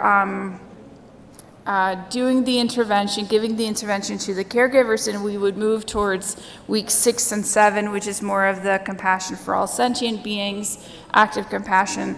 A lot of caregivers would say, I give so much compassion to others every single day. I want to stay and learn how to take care of my own suffering. So that was one thing that was really showing up a lot, and this was consistent over all the groups of caregivers. And then the other thing was there was a great piece of research done from a group at the University of Sussex in England who have looked at the measurements that we have that we can use to measure compassion for others, and they're really not that good yet. So there needs to be we need to either develop better measurements to measure this construct, or think about how to measure it in a different way than how we're currently measuring it. Because I don't actually think that it's not that they didn't have it, I just think it's how we measure. And so we concluded that it is possible, and with good results, to give a compassion cultivation training program to informal caregivers. These are people who have no experience with compassion practices, and they really benefited from the practice. And again, his limitation was no active control group, so we can't say that this intervention was better than another. And as is kind of customary in intervention research, there's some potential bias because caregivers knew if they were receiving the intervention or not, and we used self-reported questionnaires. So then we asked the question, well, now we have seen effect from this training, but what is kind of causing or driving the effect? What are the mediators, the active ingredients within this program? And so we had a kind of a specific hypothesis that if the informal caregivers increased their compassion for own suffering, their mindfulness, well, that would then in turn increase their ability to regulate their emotions, which would then cause this decrease that we were seeing in symptoms of depression, stress, and anxiety. And so we had 3 mediators that we were interested in investigating. One was compassion for own suffering, one was mindfulness, and the third was emotion regulation. And the results when we did a single mediational analysis was that we found all 3 to actually be driving the effect of the CCT program on decreasing depressions of stress, anxiety, and depression. But when we then did a multiple mediational analysis, we saw a different picture. And what we saw was that compassion for own suffering and mindfulness drove the effect of CCT on decreasing stress and depression, but mindfulness alone drove the effect on CCT of decreasing anxiety. And so again, if we think about this in a clinical setting, then this is helpful for us if we have clients who come in and they are dealing with more anxiety perhaps, then these results can help us sort of navigate on what might be helpful in terms of support. And we found the effect of emotion regulation attenuated. So one of the conclusions that we drew from the results is really thinking about compassion for own suffering, for other suffering, and mindfulness as being these self-regulating mechanisms. And again, this was the first study to look at mediators within a secularized compassion cultivation training program. And we had 4 timelines or 4 time points, which makes our results a little more helpful. So perspectives, and this is again just thinking about these rings in the water of where we started, where we're headed. And so at the university, we are doing implementational research. So we're taking the results that we got from the randomized controlled trial and trying to figure out, can we implement them into society? Can we bring these practices and this intervention to the caregivers who actually will benefit from it? Because one thing is just doing the research, but can it actually then come out and be used out into society? So that's one of our perspectives, one of the things that we're doing. And then we're conducting feasibility research. So we're trying to understand, if you give compassion training to at-risk youth, their parents and the professionals working with the at-risk youth and their families, what will happen regarding communication, regarding mental health, and so forth. And again, looking at bringing compassion practices into families where they're dealing with type 1 diabetes, so the children have been diagnosed with type 1 diabetes, and the parents are trying to figure out how to deal with this and not drive each other crazy. And so just to also mention the Compassion Institute and their collaborators, so they are working with University of California, San Diego to bring compassion into medical education and academic health. So again, you were talking about bringing it into education. We are not that far with young kids yet, but starting to bring it into education with healthcare workers. And then bringing compassion practices into people who are police to try and see if that might actually do something in terms of ethnic profiling, for example. And then there's systems transformation. So these are ways in which we're trying some of the research in Denmark and some of the collaborations in the US, trying to bring these practices into mainstream society. And I will say one of the main challenges that we're facing in Denmark is that this is a new field. Compassion, many people, we don't actually have a great Danish word to translate it into. So we're using compassion, and that confuses a lot of people. They don't know what it is, what does it mean? And then there's, Denmark is a pretty non-secular country, and if we are religious, we don't really talk about it. So also, sometimes people will accuse us of bringing Buddhism through the back door and so forth. So there's all these challenges facing us when we conduct research and bring these practices into society. And at the same time, we couldn't do what we have done if we didn't have a secular intervention like the CCT program to actually bring in. And it holds really heavy that we're at the Department of Department of Medicine at the university. So again, it's all these different layers of how to actually bring these wonderful practices into mainstream institutions, organizations, and hopefully to continue to show that they certainly do improve our mental health. So thank you very much for listening. Thank you. Thank you very much, Dr. Hansen. All right. So after the psychologist, now we come to the medical professional. Let us welcome Dr. Ratna Jyoti Kamumanu, who is going to speak to us about the neuroscience of Vipassana and well-being.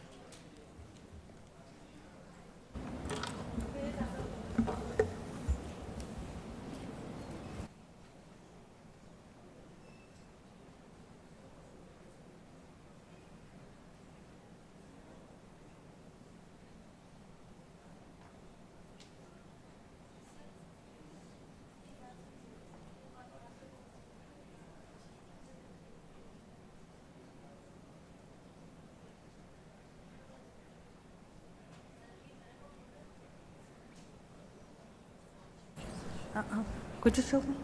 Excuse me. We seem to have some technical issues still.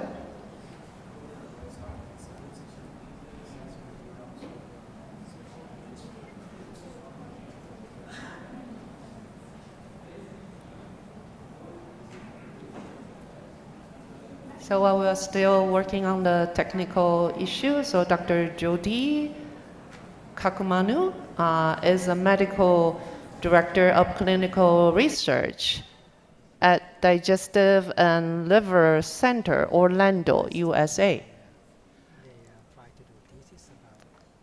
She manages interventional research involving broad range of disease specialties while providing comprehensive clinical care through participating physician teams. She's a medical professional with a doctoral degree in cognitive neurosciences, and her PhD involves interdisciplinary area of neurosciences, vipassana, mental health, and well-being. She has a master's degree in Buddhist philosophy, for which she was awarded gold medal, first of its kind in India. She underwent extensive training in vipassana practice and certificate courses in Pali and Sanskrit. She presented several scientific talks at Bangkok, Myanmar, Vietnam, California, and India. She has publications in international scientific journals and conference proceedings. She's interested in integrating modern healthcare with applied aspects of Buddhist teachings. So she's keen on developing applied Buddhism by decoding deep doctrinal matters of Buddhist thoughts.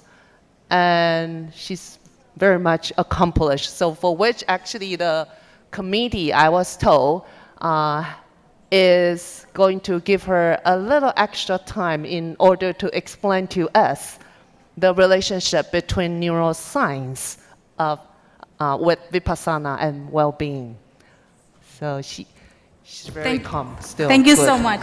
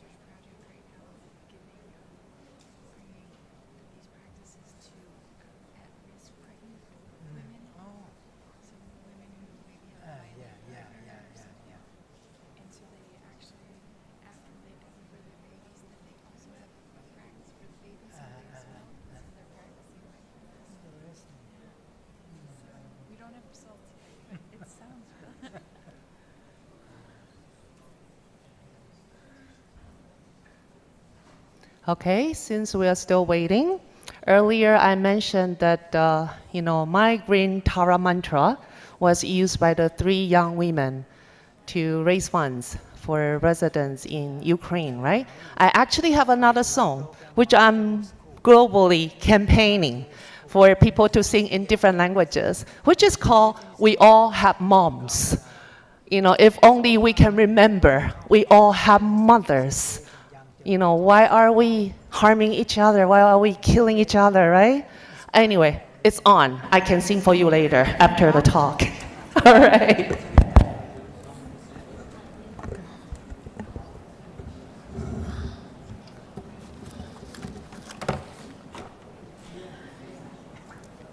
Let's give her another round of applause. Welcome. Thank you so much for your patience and appreciate the technical support. they, in the last minute, they were able to, resolve the issue. And I think we should be able to move smooth.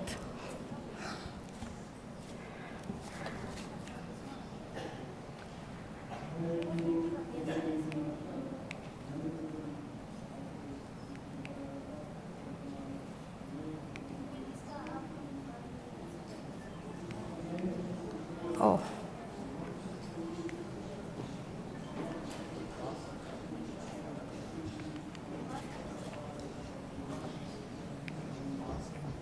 I should be able to get the lights, laser.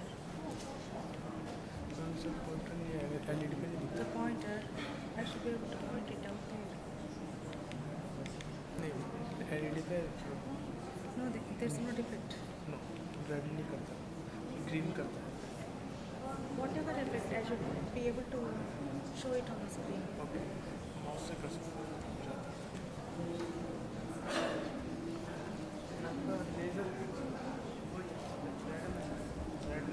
Red में नहीं दिखा ma'am, green चाहिए इसके लिए. Whatever light, yeah. Ma'am LED भी नहीं नजर आता रेड. एलईडी पे नहीं चलता. So whatever way it is possible, I'll have.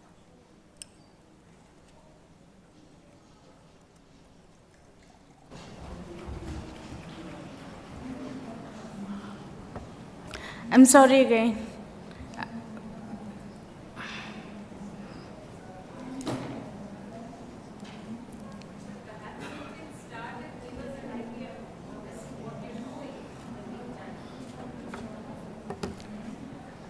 Okay, in the meantime, that's a good idea. Most of my presentation will be on the neuroscience of Vipassana, and most of this work has been carried out at National Institute of Mental Health and Neurosciences, Bangalore, India, and Professor Dr. Pant and Dr. Bindu Kutti played a key role in this project. And in fact, we were to develop clinical models on this because, as Dr. Robert has said, and we all know that Buddha has set out of, Siddhartha Gautama has set out of his palace to find an answer for suffering. And that made him a Mahabhisekho. He's a Vaishajya Guru. Then there is so much of medical potential in the Buddhist thought. And, we were to uncover the medical dimension of the Buddhist teachings. But at that point of time, unfortunately, I was denied a position that I was initially promised at NIMHANS. And so we couldn't move further. We were to develop clinical models and apply it in the clinical settings as well.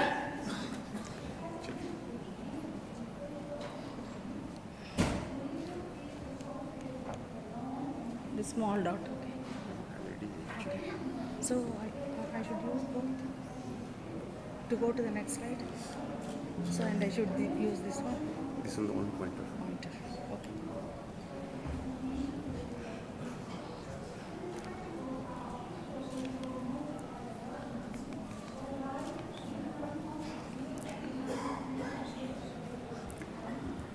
And I think it is very important for us, even though I was unable to, or we were unable to do whatever we wanted to do at NIMHANS, now that the IBC has taken a shape, I hope this momentum will continue, and one day we'll be able to really uncover the medical potential of the Buddhist thought. And that's the reason why Siddhartha Gautama has set out of his palace. And one day we should be able to see many patients getting benefited out of this invaluable teaching. So maybe IBC would, this momentum will continue, and one day IBC, I might team up with IBC to take this vision forward. Anyway, let me get to the point. The contemplative practices that work as antidotes to suffering are available in all schools of Buddhism. That is, in the Theravada, in the Mahayana, and in the Vajrayana traditions. But this presentation is primarily going to be on the practices based in the Mahasatipatthana Sutta, a Pali discourse of the Theravada tradition. And it is known as Smriti Prasthana Sutra in Sanskrit. The Satipatthana word, the meaning of Satipatthana is to get established in mindfulness. When someone gets established in mindfulness, it will culminate in the development of a special ability called Vipassana. Vipassana is the ability to see the reality as it is. That is why this practice is commonly known as mindfulness practice, Vipassana meditation, or insight meditation. Now, let us see the neuroscience part of it. This is the brain structure. This is, in fact, this is called the cerebrum. I'm sorry, this laser is not very effective. This is the cerebrum. And you see the green region here, that is called the entire green portion, this is called the frontal lobe. And the protruding part is called the prefrontal lobe. The pink one is called the parietal lobe. The yellow one is called the temporal lobe. Why these regions are important? Because Vipassana is going to affect these three brain regions in a significant way. And as I said, this is a normal adult brain. That means in the so-called normal individuals, this is how the brain looks like. Actually, the right word for it is cerebrum, but for now, for convenience sake, I'm just using the word brain. So then, when the brain looks so similar in all of us, why is it that we are very different in our behaviors, in our actions, in our modes of thinking, in our perceptions, in our reactions, emotions? Why? Why is it that we are all very different? It is because though outwardly the brain looks similar, if you examine it under a microscope, this is how it's going to be. All of this entire brain is made up of billions of cells called brain cells, which have a different name. They are called neurons. And as you see here, the unique feature of these neurons is that every neuron is connected to the other neuron. There is so much of interconnection that is happening, this is called wiring. Every neuron is wired to the other neuron, and that is the reason why the entire brain is able to function in harmony, in synchrony. And when you examine these dot-like structures of the neurons, and when you go further down and examine, you will see that these neurons are star-shaped.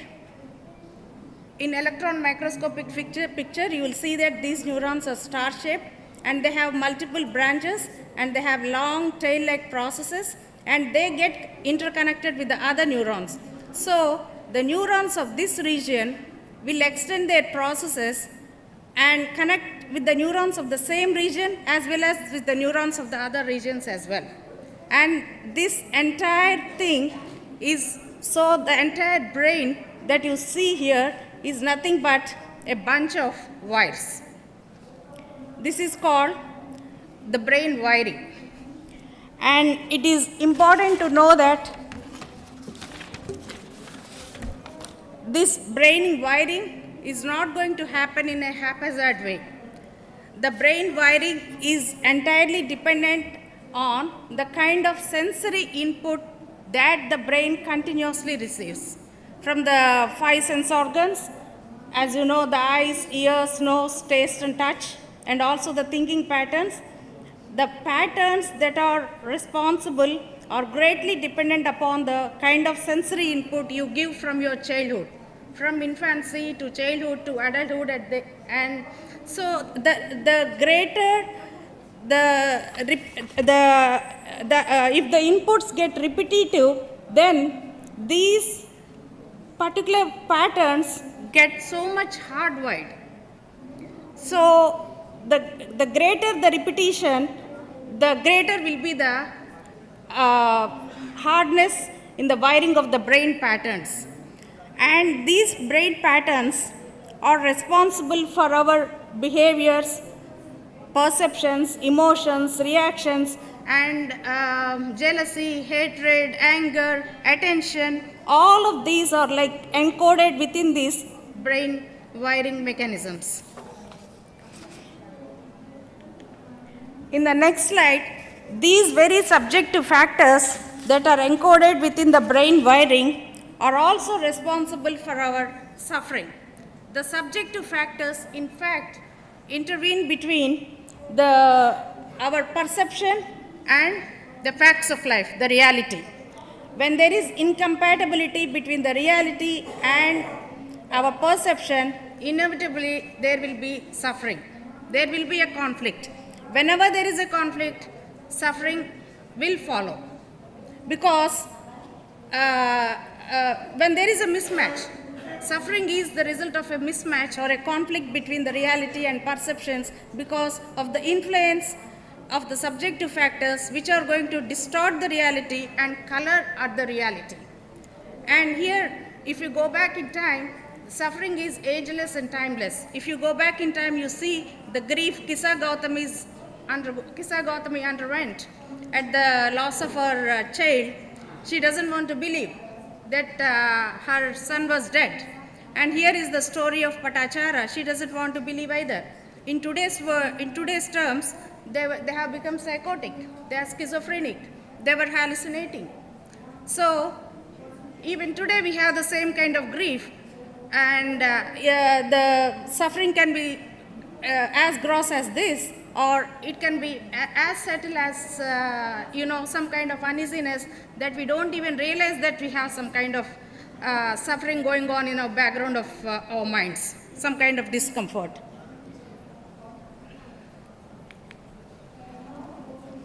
So the ancient stories hold good even to this day. And that's why this process of mental purification, that's what the central teaching of the Buddha, the Vipassana, it is called the Visuddhi Magga, because it is going to cleanse us of these subjective factors that distort the reality.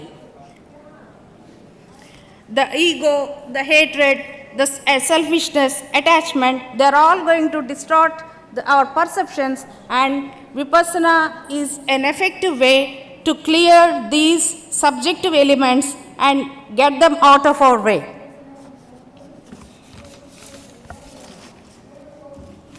Vipassana, another example is, suppose I am in a state of fear. In state of fear, I see this coiled structure as a snake. Suppose I am reckless, I am arrogant, I see the same coiled structure as a rope. But when the subjective factors are removed, suppose I am free of fear, recklessness or arrogance or other subjective elements that really corrupt my vision, then I will see the reality in its own light. That is, I see, if it is a rope, I see it as a rope. If it is a snake, I see it as a snake.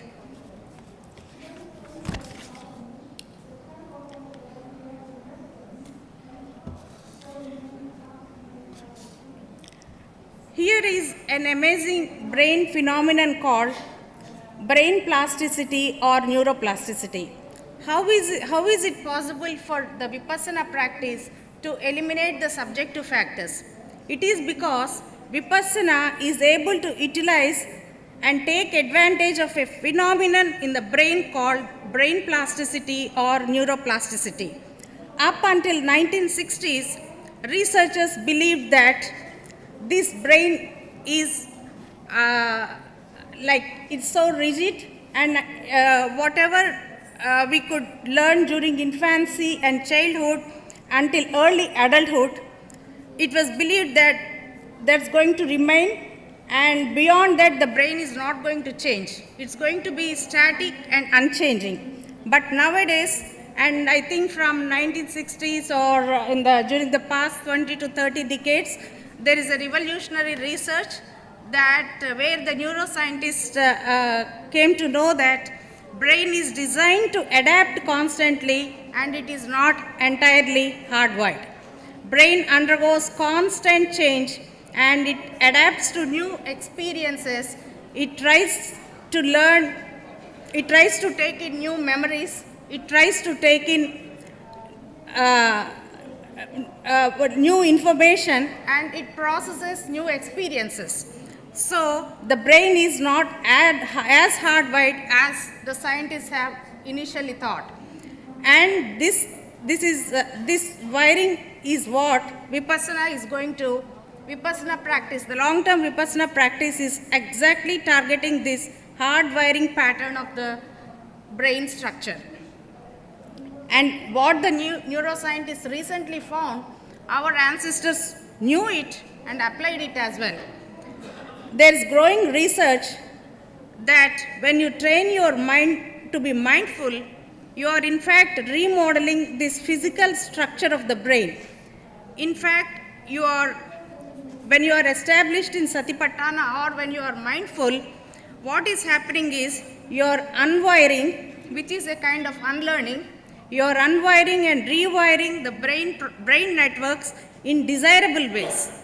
This amazing capability of the brain to adapt to new experiences is something phenomenal, and that goes on even though it goes on, it happens throughout our life. It doesn't end at any point.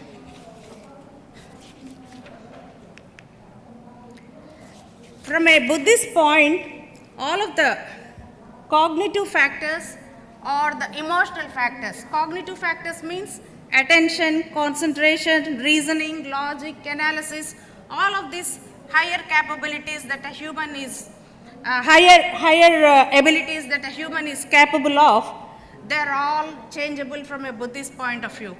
Similarly, the emotions such as hatred, jealousy, anger, these are all also changeable. None of them are fixed, none of them are predetermined, none of them are unchangeable. That means the mind, which is a composite of these cognitive and emotional factors, is highly malleable. And this is where the promising claim of the Buddhists is that since the mind is malleable, Vipassana will be able to alter, the practice of Vipassana will be able to alter these cognitive and emotional components that really put us in trouble.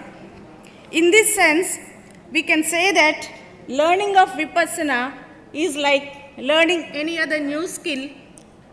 Just like you learn math, music, sports, or dance, Vipassana is also a new skill that the brain can be trained with. And we all know that if you practice yoga, if you go to gym, it is going to reshape and retone your muscles. In the similar way, the mental exercise, the Vipassana, the way it changes the mental patterns is going to affect the physical structure of the brain and rewire and reshape the physical structure as well as the functions of the brain.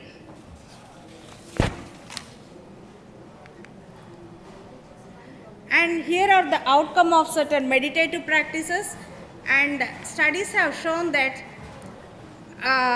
once the brain gets modulated, if the brain changes, those effects are going to percolate down into the body systems, and you can see observable changes in your health.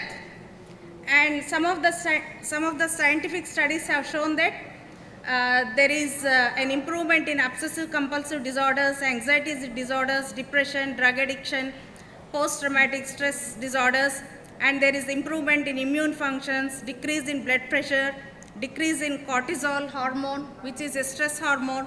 There is an improvement in the management of pain. There is enhanced immune functions. These are all the studies I have mentioned. These are all the studies happen globally in many of the other institutes, but most of the work has been done at NIMHANS, but which is not done, I'm mentioning here. And how do we really know? How do we really measure these changes? Is there a valid, are there valid methods to understand these brain changes? Yes, definitely. To the extent technology allows, we can understand the changes that the Vipassana brings in. Primarily at NIMHANS, we use these scientific methods. The first one is electroencephalograph, which is called the EEG. And the second one is the functional magnetic resonance imaging called fMRI. We can also do hormonal assessments to understand the stress level. That means if there is an increased cortisol in your blood, that means you have high stress. There is a measurement of autonomic parameters like breath and heart rate. There are correlational studies. That is how much, how meditation is related to your, for example, let's say anger. Is your anger going down with your meditative practice? That is called correlational studies. We used these methods in our project. There are other methods, fractional anisotropy and all that. For now, we'll just move on. That will take time to explain. This is functional magnetic resonance imaging. This is how it looks like. The principle of this method is that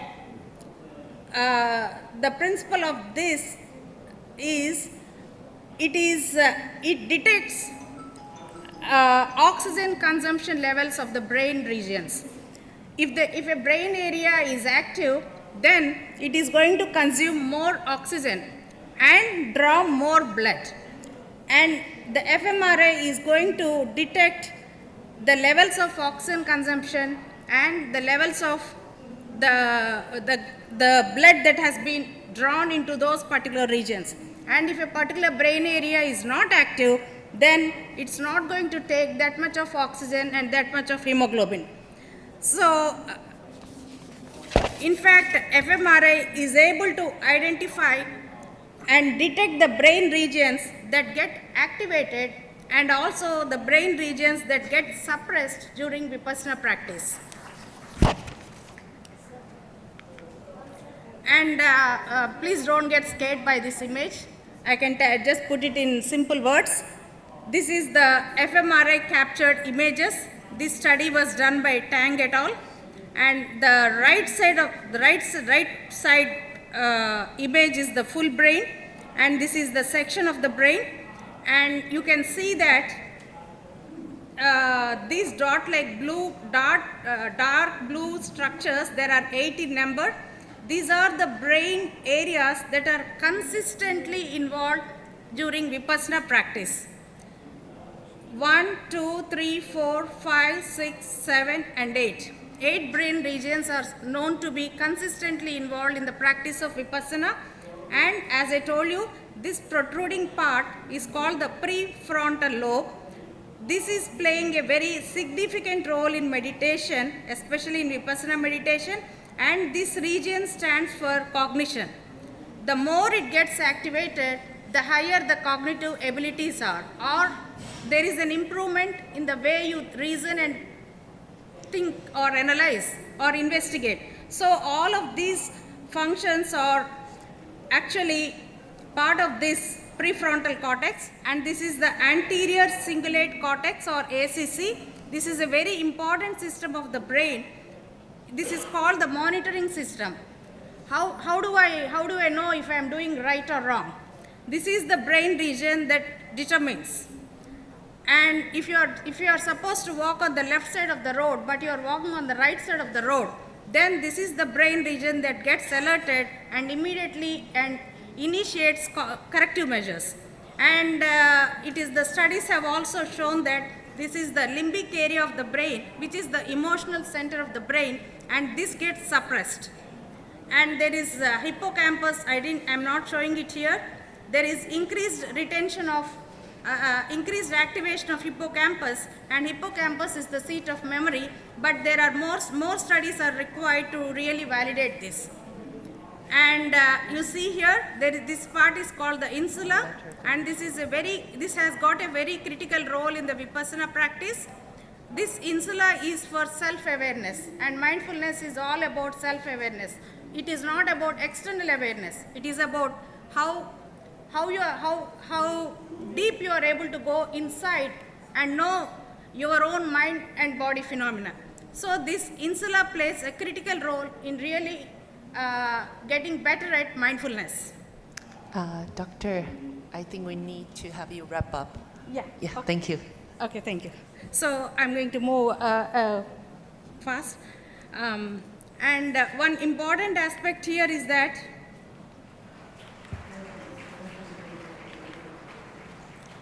because you see that the emotional cortex is suppressed here, and the prefrontal cortex, which is the region for the higher order cognitive capacities, is getting activated. There are two things that are happening. Either the emotional cortex is getting suppressed, or it is coming under the control of the prefrontal cortex. That is, there is a cognitive shift. That is a breakthrough phenomenon where there will no more be any instinctual reactions, there will be only thoughtful actions.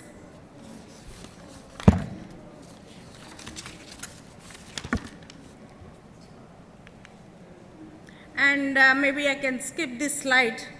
This is about, one slide that tells that the meditators have higher awareness whenever they commit an error.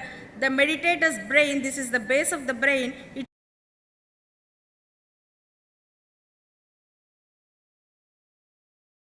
the novice is not even aware of an error that he or she has committed, and this is within 60 milliseconds, not even less than a second, the meditator is aware. And this is the way an electroencephalography is done in the lab. And you can see that this upper panel is that of a novice, the lower panel is that of a long-term practitioner. You can see the density of the waves. These are called the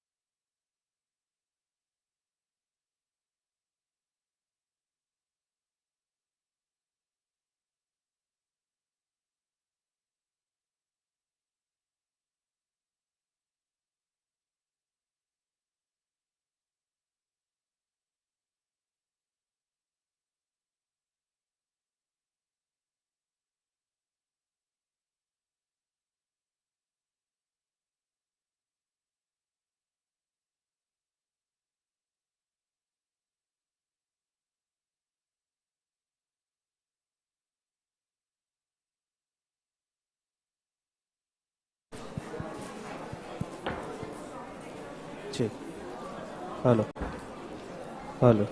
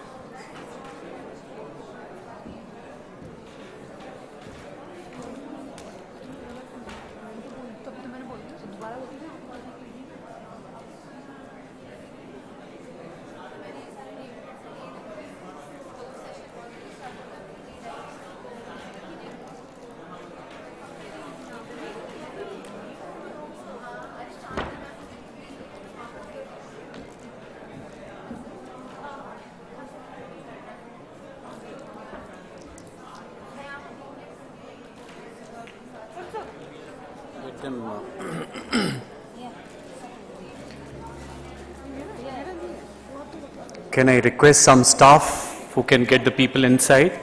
We can humbly go and request them, sir.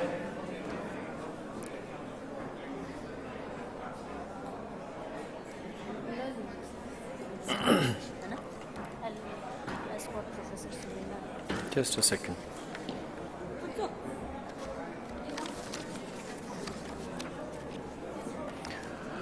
Good afternoon, ladies and gentlemen. Once again, welcome to the second session here. The advent of 21st century also brought about a realization that Mother Earth is at a crucial crossroads where our very survival is also at stake. The Buddhist climate crisis statement to world leaders initiated by IBC and signed by global Buddhist leaders was submitted and accepted in Paris in November 2015. While urging the world leaders to act with wisdom and compassion, the Charter also highlighted the need for the follower of Dhamma to look inwards and take proactive action for helping the climate. And to some extent, this is the theme of our session number 2, Environmental Crisis, Health and Sustainability. May I call upon Professor Sunaina Singh, our moderator for this session, Dr. Bibhav Kumar Talukdar, Dr. Sarah Kim Gurez-Meisher, Mrs. Sarantuya Jigmesuren from Mongolia, Dr. Barbara Mas from Germany, and of course, Sri Vinay Sahasrabuddhe, who is also with us, as we all know, an ex-member of Parliament, who will also be gracing the stage.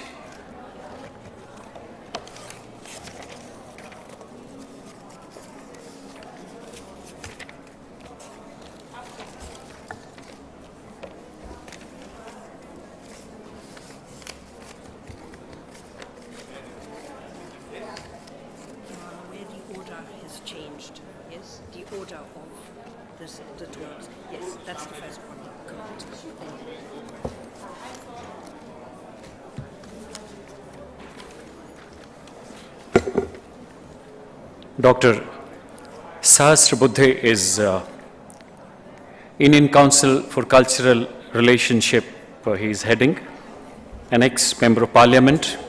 He has also served as the chairman of the Parliament Standing Committee on Education, Women, Children, Youth and Sports.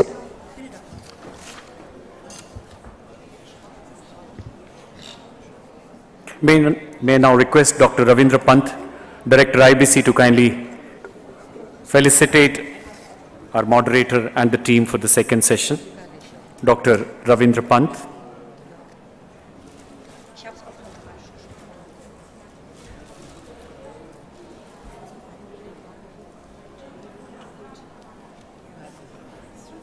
Professor Sunaina Singh, the moderator for this session.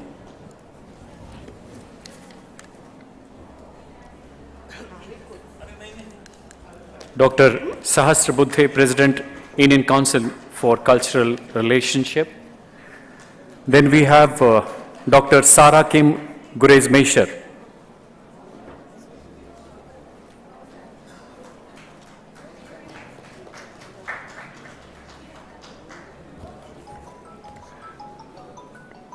Dr. Bibhav Kumar Talukdar from India,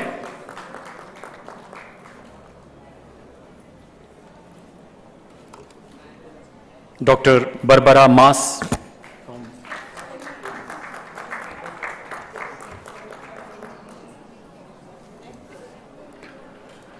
Before we hand over to our moderator for this session, a word about our moderator, Professor Sunaina Singh, a most prominent leaders in higher education in the South Asian region. She is presently the Vice Chancellor of illustrious Nalanda University, a globally acclaimed historical university with the Ministry of External Affairs, Government of India. Professor Singh is also engaged with the challenging task of rebuilding the renowned ancient Nalanda University. The Oxford Union has conferred honorary professorship in 2020 in recognition of her contribution in promoting Indian higher education and culture.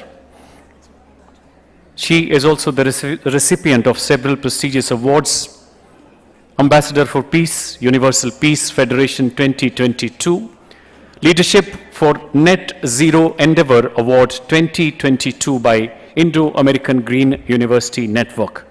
We are indeed honored to have you on the stage, ma'am. I'll request you to commence the session too.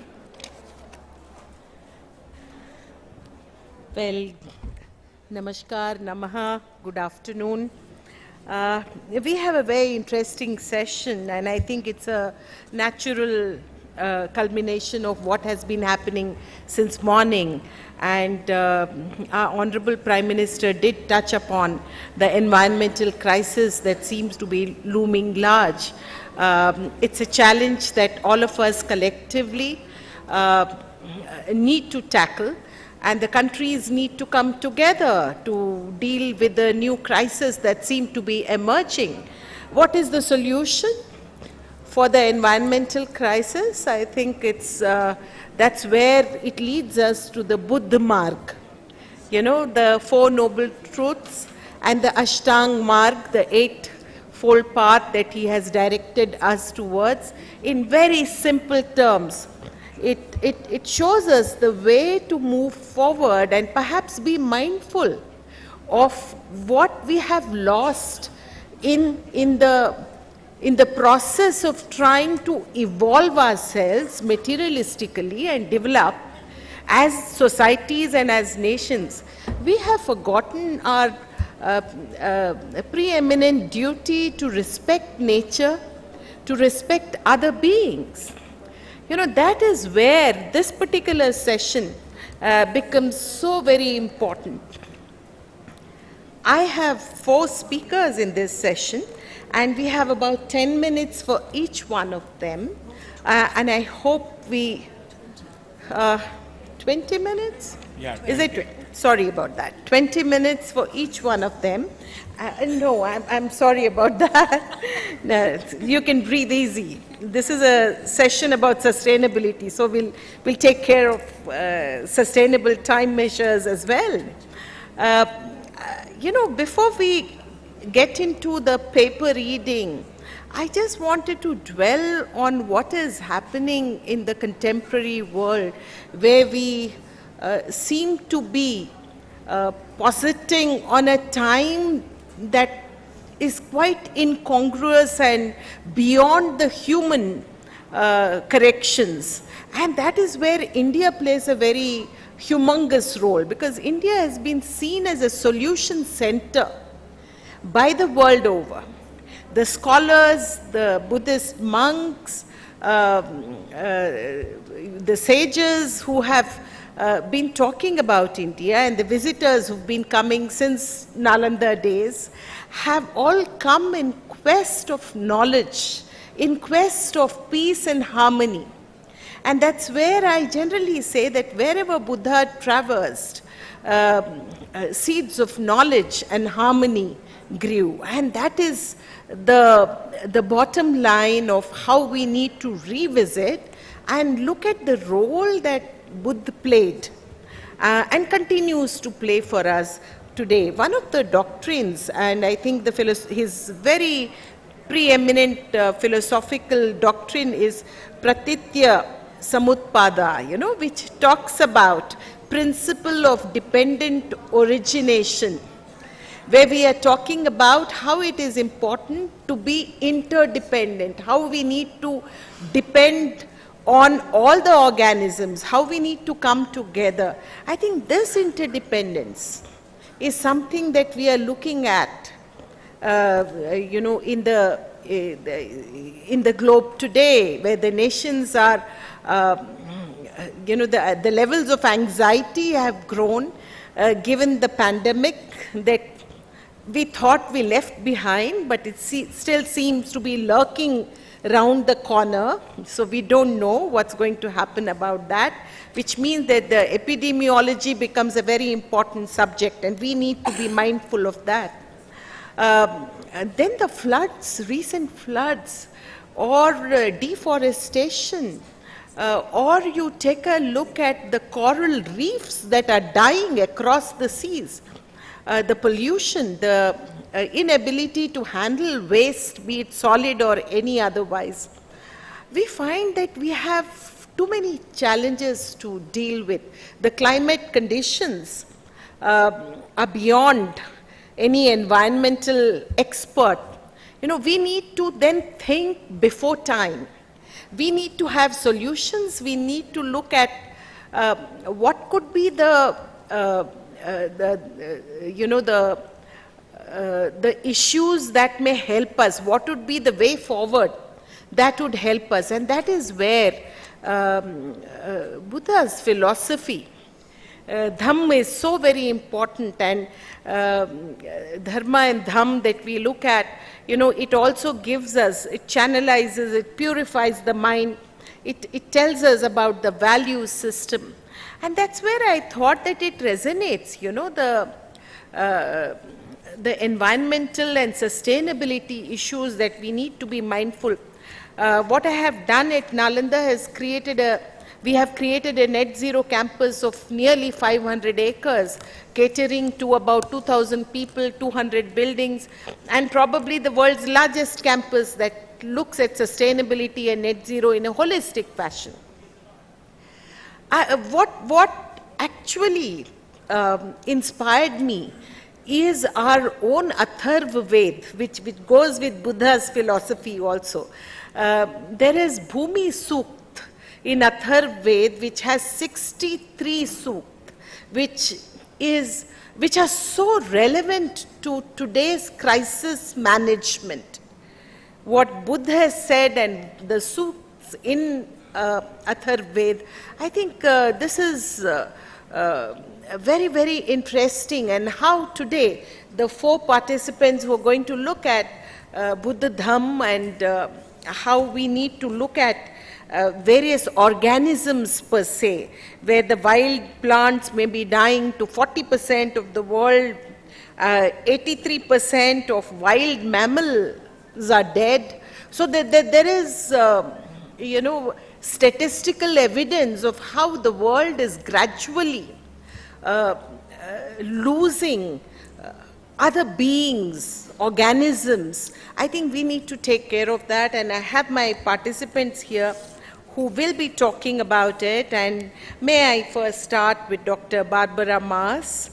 She is Secretary Environment and Conservation, IBC, and founder and chief executive, People for Nature and Peace, Germany, UK too. So may I invite you? Thank you so much, Professor.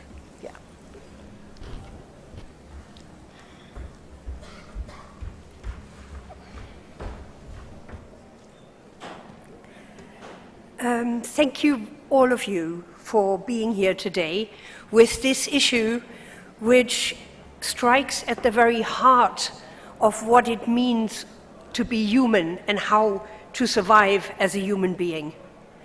I would like to first zoom out, right out into the universe with you to tell you just how special the world is. There are roughly 100 billion to 2 trillion galaxies in the universe.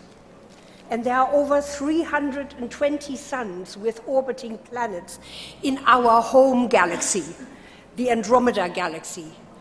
Imagine 320 million suns. So this is where we are. This is where our solar system is. And this little planet stands out. Why?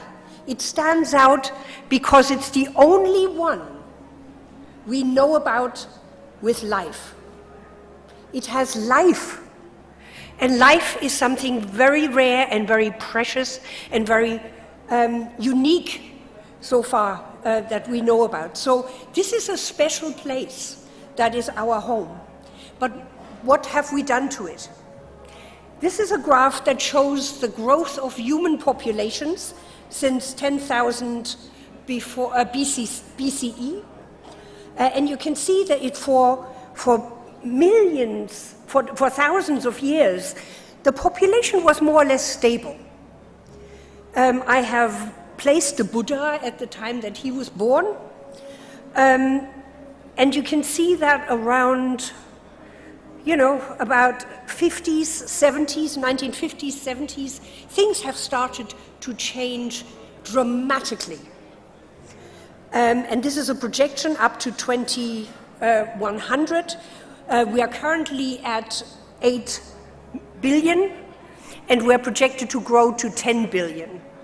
Now, 10,000 years ago, humans made up 1% of the mammalian biomass of this planet. And wild animals made up 99% of the global mammal biomass. Today, and this is a paper that just came out in February this year, there is an enormous mismatch. We have elbowed everything off the face of the earth. So wild mammals now make up 1.9% of global mammalian biomass, and we make up over a 98%. 98%, that's us and our livestock. So you can see wild land mammals make up 22 billion tons. Marine mammals make up 40 million tons. Humans make up 390 million tons of body mass. And livestock, 630 million tons. This cannot be without effect. So this is what it looks like, the distribution of this from the paper by Greenspoon et al. You can see we have literally marginalized wild mammals at sea and on land, and this is a global planetary takeover. And that will have consequences. So if you just look at the mass of pigs alone, there is almost twice as many mass of pigs than there are wild mammals left on Earth. That is madness. So sustainability is nowhere near it. We're doing something very wrong. And as a result of this, I talked of consequences. Human activities have already damaged about 3/4 of the lands of the Earth's land surface, and about 2/3 of the oceans. We don't just take up space. So we also, these people, if you look at 1950s, the human population has really tripled in a very short time between 1950 and 2023, tripled. In my lifetime, more than doubled. So that means we need more fuel, more food, more energy, more water, more crops, and we also need to produce more materials that we need to live, more houses, more plates, more cups, more bed linen, and all of that needs to come from somewhere. The effect is that extinction levels, which are currently over 1,000 times higher than background extinction, have rapidly increased in tandem with human population growth, as you can see here. And the professor from Nalanda has spoken about the impacts of climate change and others. So a massive study that came out in 2019 has looked at the order of magnitude of impact that different factors have. What are the key drivers of the destruction of our planet's nature that we need to survive? It's not ornamental. It's our life support system. So the first one is that we are converting land and sea for our use, for agricultural land, for settlements. The second biggest one is direct exploitation, and then climate change. So this biodiversity crisis that is a result of direct exploitation is almost forgotten. Not many people apart from experts are talking about it. Then there is pollution, and there is our invasive species that are moved around. So we're dealing with an interrelated global crisis, a multi-crisis of climate, biodiversity loss, and related, as we will hear from Dr. Kreutzmacher very soon, related to this, the pandemic and the development of diseases. Around the world, since 1970 to 2020, gross domestic product has risen. You can see here, world is the dotted line worldwide. Developed countries are blue or purple.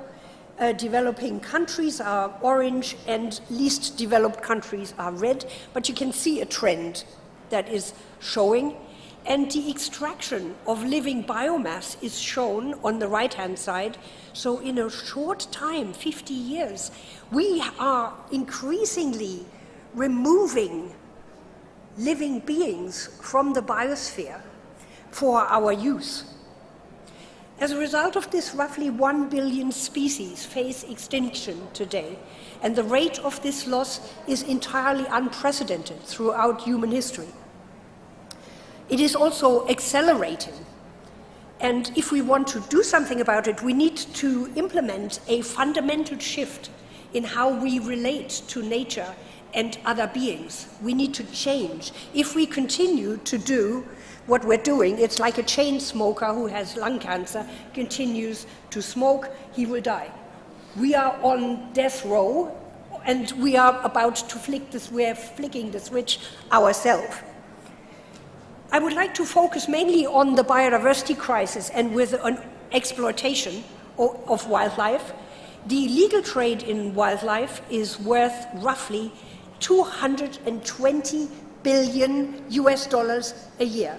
Millions upon millions of animals are traded legally without any restrictions around the globe for our use as pets, as fur, as medicines, as food, or as ornaments. Then there is the illegal underground trade. That's worth between 7 and 23 billion $, and has risen by 2,000% since 1980. 2,000%.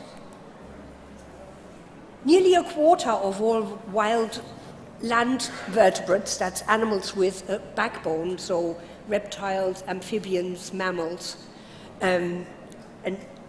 are threatened with extinction and are traded worldwide. Nearly a quarter of the species, but the number of individuals is immeasurable.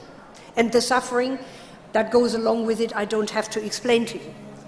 And interestingly also, and there's a karmic element to this environmental degradation and the exploitation drive, pandemic risk, and we will hear from Kim shortly about how that works. So what can be done? What can we do?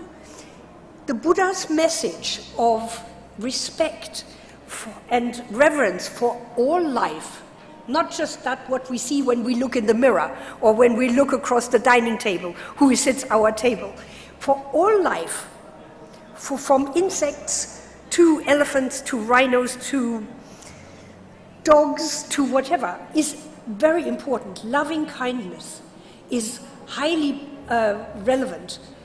We understand as Buddhists the principle of universal interconnectedness.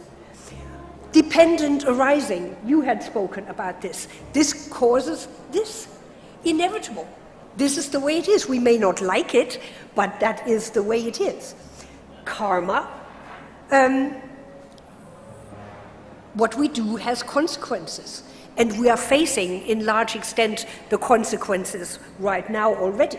And of course, the principle of impermanence, that everything changes. The world is changing around us because of us. And if we don't change with it, it doesn't look very good for us. So, using the principle of the Buddha's teaching, the Dharma, to catalyze transformative change makes the role of spiritual leaders in this healing process for our planet and for our own dysfunctional minds very important.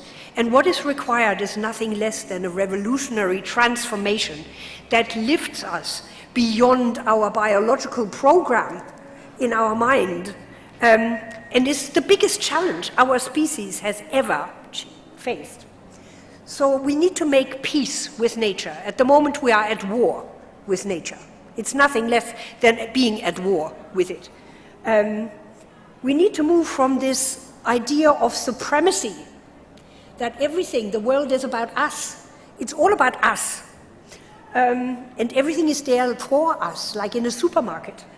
We need to move from this idea to a more holistic view, which Buddhists are meant to have. We are supposed to have this view, but we are also humans.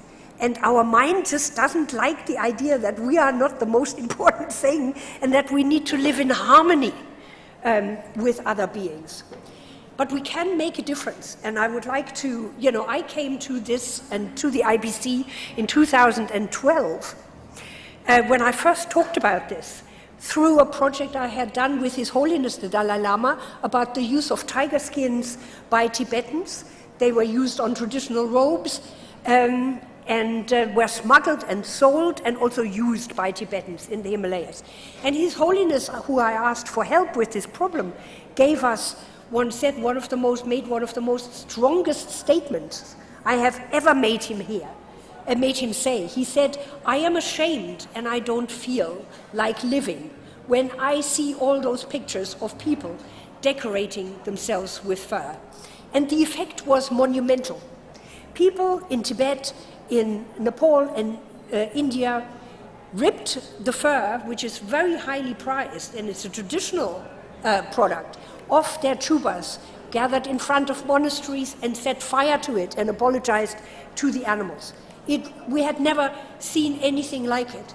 So I want to remind us all what it means, the first precept, and use the beautiful words of Zen Master Thich Nhat Hanh, aware of the suffering caused by the destruction of life. I undertake to cultivate compassion and learn ways to protect the lives of people, animals, plants, and minerals. I am determined not to kill, not to let others kill, and not to condone any act of killing in the world in my thinking and in my way of life. This is revolutionary. We say it. Oh yeah, the first precept. It is revolutionary. Now if we look at where the majority of the world's Buddhists live, you would think that in those areas, nature would be doing fine. It will be fantastic. So we see the hotspot is in Southeast Asia. Now, if we look at where animals are in trouble as a result of hunting and trapping, it is also Southeast Asia. So we're not living what we're supposed to do, what we claim to believe in. And if we're looking at where the hotspots for the development for new pandemics and new diseases are, this is also a lot in Southeast Asia. So you are literally in the hot seat here. So we can do what we did with His Holiness the Dalai Lama, we can do it again. And we have obtained a grant from an alliance against health risk in wildlife trade by the German government that was instigated by the German government and has now grown to over 100 members. A project grant was given to us to start a project similar to that, what we've done in Mongolia, in Bhutan, and in Vietnam. And my colleague Sarah from Mongolia will tell you shortly a little bit about the fantastic work they are doing in Mongolia to address this and to take responsibility as Buddhists to change this road to doom and road to suffering. And what we're doing in these 3 countries is instigate a public awareness campaign to reduce demand for wild animals, for animals that are based on the fundamental Buddhist principles of compassion towards all life, universal responsibility, and interdependence. The objectives are to discourage wildlife consumption and trade by fostering lasting value-based behavioral change, to promote sustainability by sensitizing communities to take a proactive role in biodiversity conservation, because it is literally a matter of life and death, not just for the animals we're using, but for us. We want to reduce the risk of spreading existing zoonoses and stop the emergence of new ones. I'll just move on. The first place where we're working is Vietnam, where we started just. Vietnam is very important in terms of wildlife trade. It's one of the world's largest consumer markets and transit points for global wildlife trafficking, so that's illegal wildlife trade.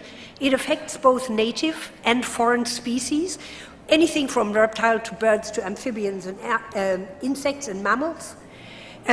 Vietnam alone has been implicated in the death of nearly 16,000 elephants, over 610 rhinos, over 200 tigers, and 65,000 pangolins in 15 years between 2003 and 2019.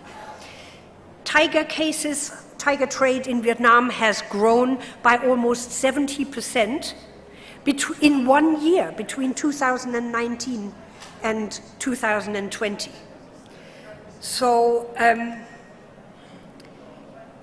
it's also the world's largest destination for ivory. Ivory trade the consumption has doubled in Vietnam in 1 year between 2019 and 2010.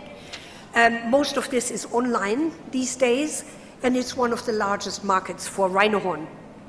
And users have expressed a preference for wild rhino horn because it's considered to be more effective. Pangolin trade is off the scale completely. Rhino horn used to be used for medicinal purposes, but it is now used by the newly emerged middle and upper class as a status symbol. To signal wealth at parties as a hangover cure, for example, or just to have on your shelf to show off like a Ferrari or a Gucci watch or a Rolex, to just show what a cool guy you are and how much cash you have to spend. It is very cruel.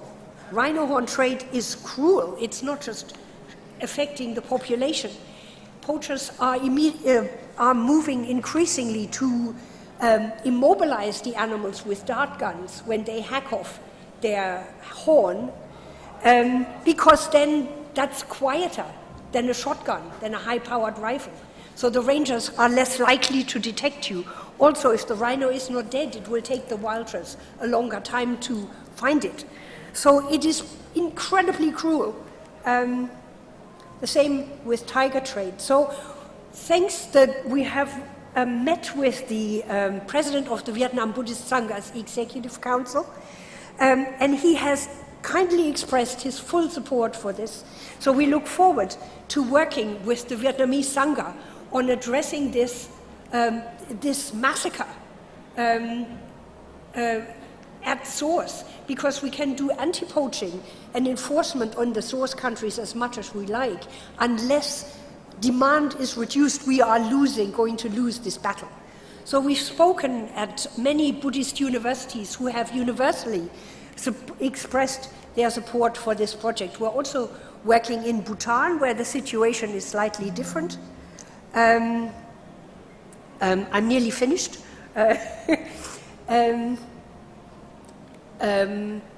Bhutan is not a big market for wildlife itself, but it has a long border in the Himalayas with China that is difficult to control. So Vietnam is both exploited in terms of wildlife being extracted, primarily to China, and also as a through route for wildlife that comes from India and other parts of the world. It's very rich in wildlife. Wildlife trade in Bhutan is also on the rise. So we had a launch we're working directly with the monastic body, central monastic body in Bhutan to address this. They have kindly agreed their support. The launch was presided over by His Eminence Laichok Lopen Sangai Dorji, who is the chair of the Executive Council of the Central Monastic Body of Bhutan. The Venerable Dr. Dhammapiyaji, Secretary General of the ILBC, delivered the keynote speech for the event, which we're grateful for. And Dr. Tashi Tsangmo, the Executive Director of the Bhutan Nuns Foundation, also spoke and is a strong supporter of this. The Sangha leadership in Bhutan has also raised and promoted this issue at a month-long teaching event at Buddha Point in Bhutan, in the capital in Thimphu, where tens of thousands were reached during a month of teaching. Monks and nuns, over 20,000 people attended it and all heard about it. And the head of the Buddhist Sangha in Bhutan wrote a special prayer that he composed for us for honoring our parents, and made reference to this, which is wonderful. So it's fully supported by the Sangha. We also had a wonderful art competition for children.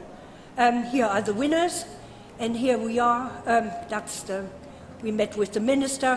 We are supported by the Bhutan, the leading Bhutan Buddhist university in Bhutan.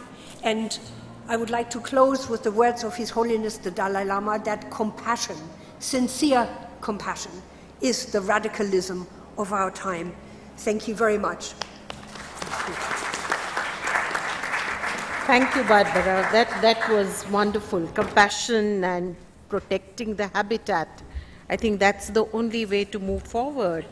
And environment for life, that Honorable Prime Minister Narendra Modi ji speaks about and he's promoting, should be our key mantra to move forward.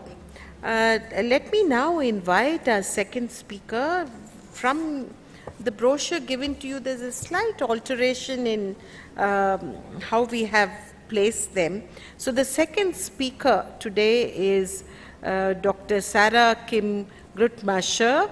She is from Germany, Senior Advisor, One Health, Biodiversity, Health, International Alliance Against Health Risks in Wildlife Trade. Again, we are looking at how do we protect the habitat. Thank you. Thank you very much for that kind introduction. And thank you, IBC, for inviting me here to speak. It's a huge honor. Thank you all for coming and for listening to this presentation. So as Barbara has already pointed out, I think she's given a really brilliant overview and excellent background.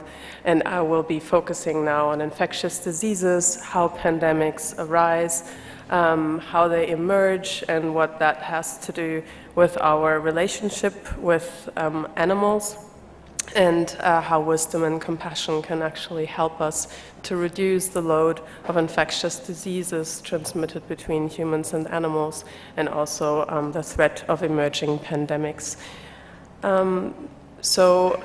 I would love for you to go away here and take away these 3 key messages, which I will of course elaborate throughout my talk. But if you remember these 3 things, then I'm very happy and I've done my job, at least in my regard. So the 3 key points are that the exploitation of wild and other animals is a major driver of pandemic emergence. Secondly, it is not the animals themselves that pose the risk, but it is very much our behavior towards them. And thirdly, if we treat animals with respect, kindness, and compassion, we can drastically reduce the risk of future pandemics and also epidemics, new infectious diseases coming from animals. So I will also just take a step back to give a little bit of perspective, which Barbara has already brilliantly done. But I like this framework and way of looking at the current environmental crises that we're facing that are man-made, because as you might not see because of all the red, but there is a glimpse of hope in this particular framework, and I will tell you where to find it. So this is the so-called planetary health framework, which was developed by Johan Rockström and colleagues initially in 2009. And has been referenced a lot since. Within the dotted circle, and what you see, what is partially green, this is the so-called safe operating space for humanity. So you see these 9 boundaries, planetary boundaries, that are quantifiable. And within that safe operating space, humanity can continue to thrive for generations to come. And you see some of the boundaries you might recognize, such as climate change, but also freshwater change, stratospheric ozone depletion, atmospheric aerosol loading, ocean acidification, biogeochemical flows, novel entities, land system change, which Barbara has also touched upon, and also the biosphere integrity, or conversely the loss of biodiversity, of the diversity of life on our planet.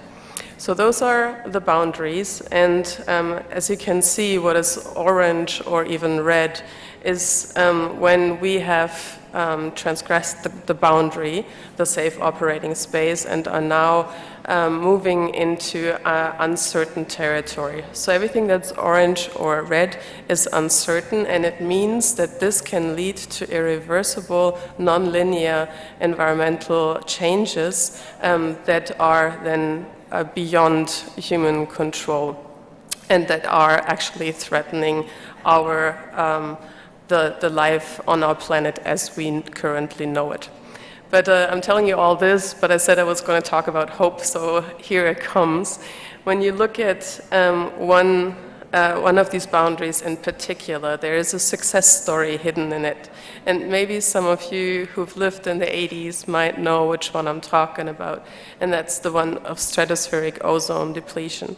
So we were already on a path that was quite threatening to us as we were using chemicals on this planet that was harming the ozone layer.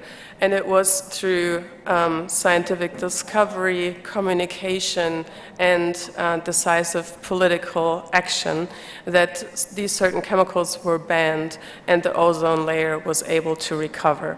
So it is possible, if we do work together, if we do communicate well, if we do take these changes seriously and then take decisive action, a lot of this is still reversible, and we can still return to and remain within the safe operating space for humanity.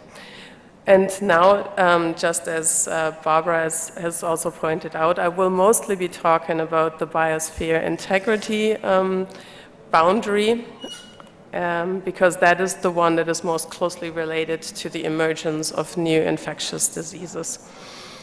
So, as Barbara has also mentioned before, there are certain direct drivers of global change in nature, particularly biodiversity loss, and she's also mentioned those, including the changes in land and sea use, and direct exploitation of organisms, and climate change.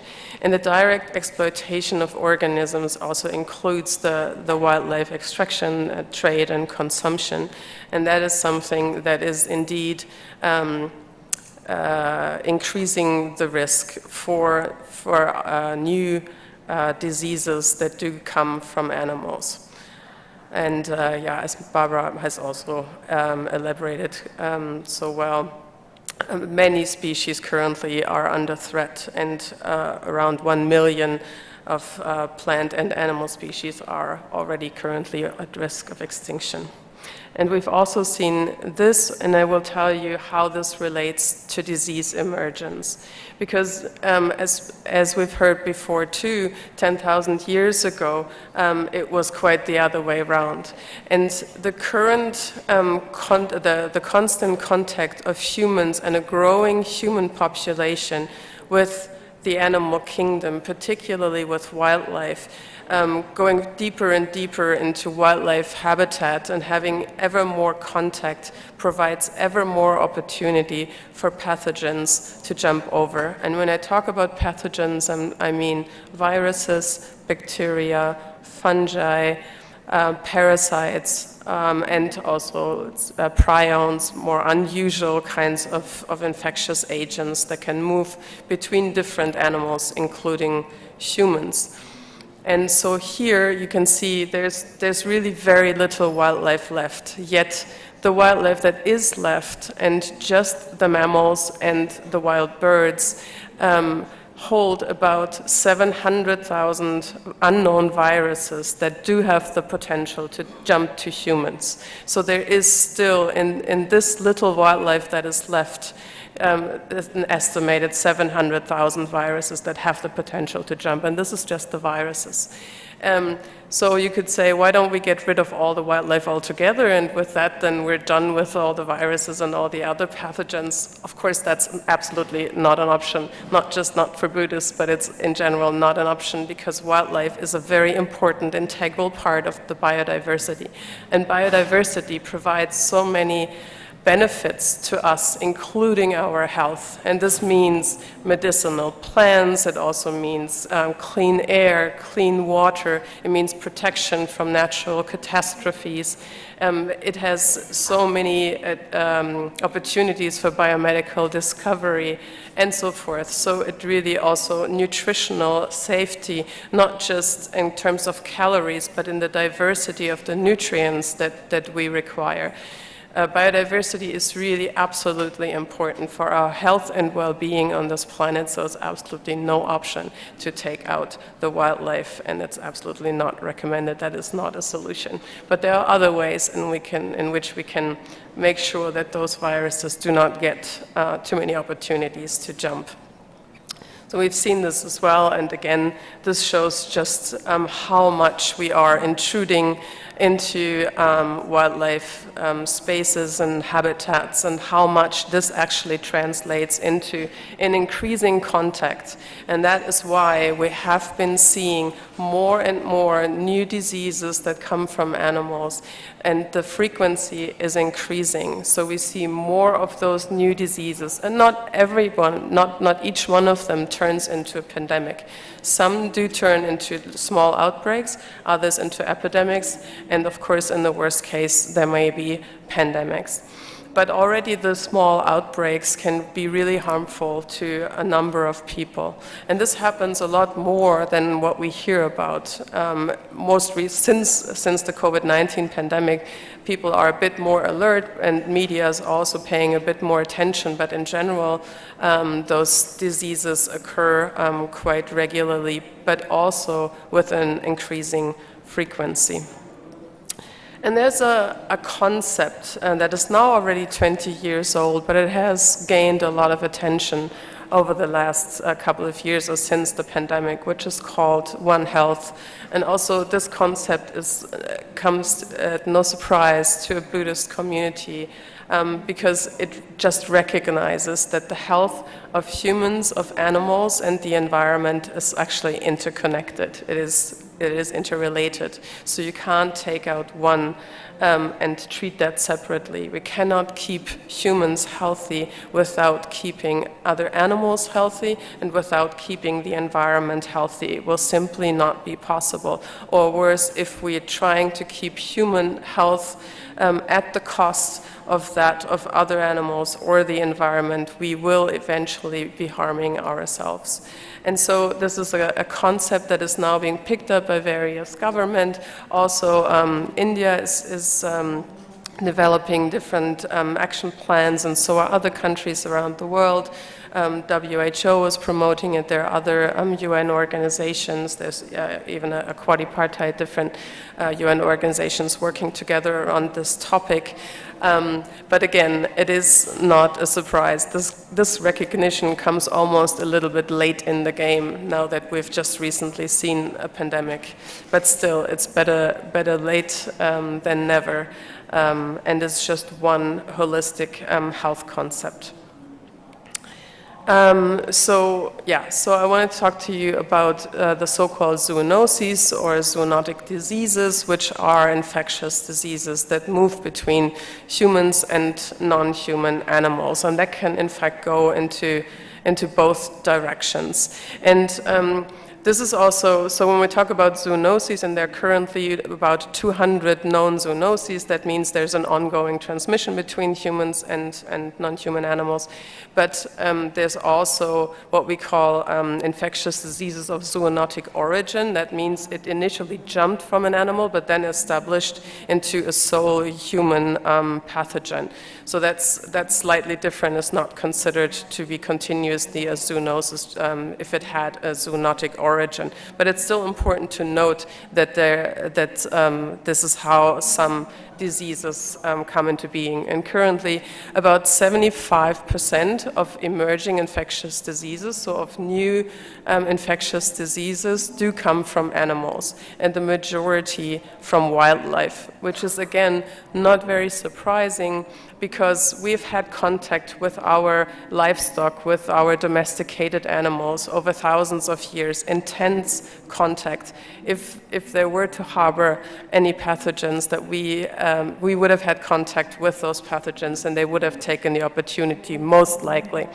That being said, the mass production of domestic animals can actually lead to the perfect breeding ground. So when new pathogens come in, let's say from wildlife, lots of animals in close quarters can then lead to an amplification. So it's a perfect scenario for the pathogens to spread among these and then also have contact with humans. So it is not either or. It's not just the wildlife trade or the habitat destruction or the contact with wildlife that will lead to pandemics, or just the mass production of livestock and domesticated animals. It's actually both that play a huge role in the emergence of new diseases.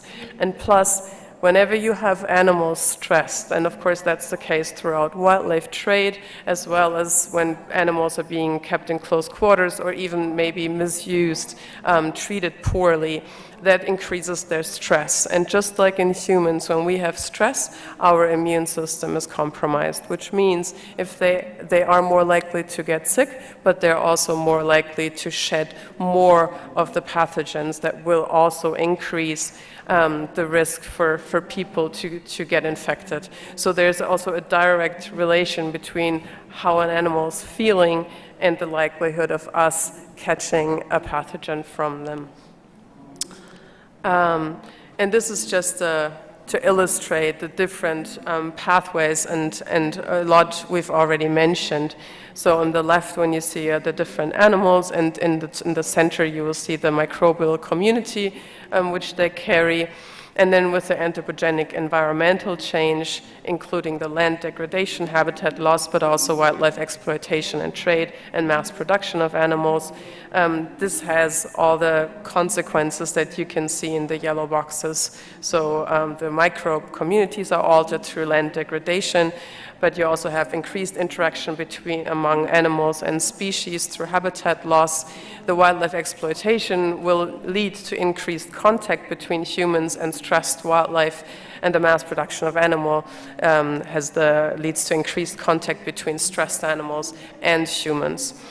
And then that can then lead to spillover, which can either turn into an established zoonosis, a small outbreak epidemic, or again, even pandemic. And the chances are constantly increasing when you consider those numbers, human population going up, wildlife population going down, but along the way, we are extracting so much wildlife, we are trading them for food, for fur, as pets around the world, live or their parts, which can still carry those pathogens.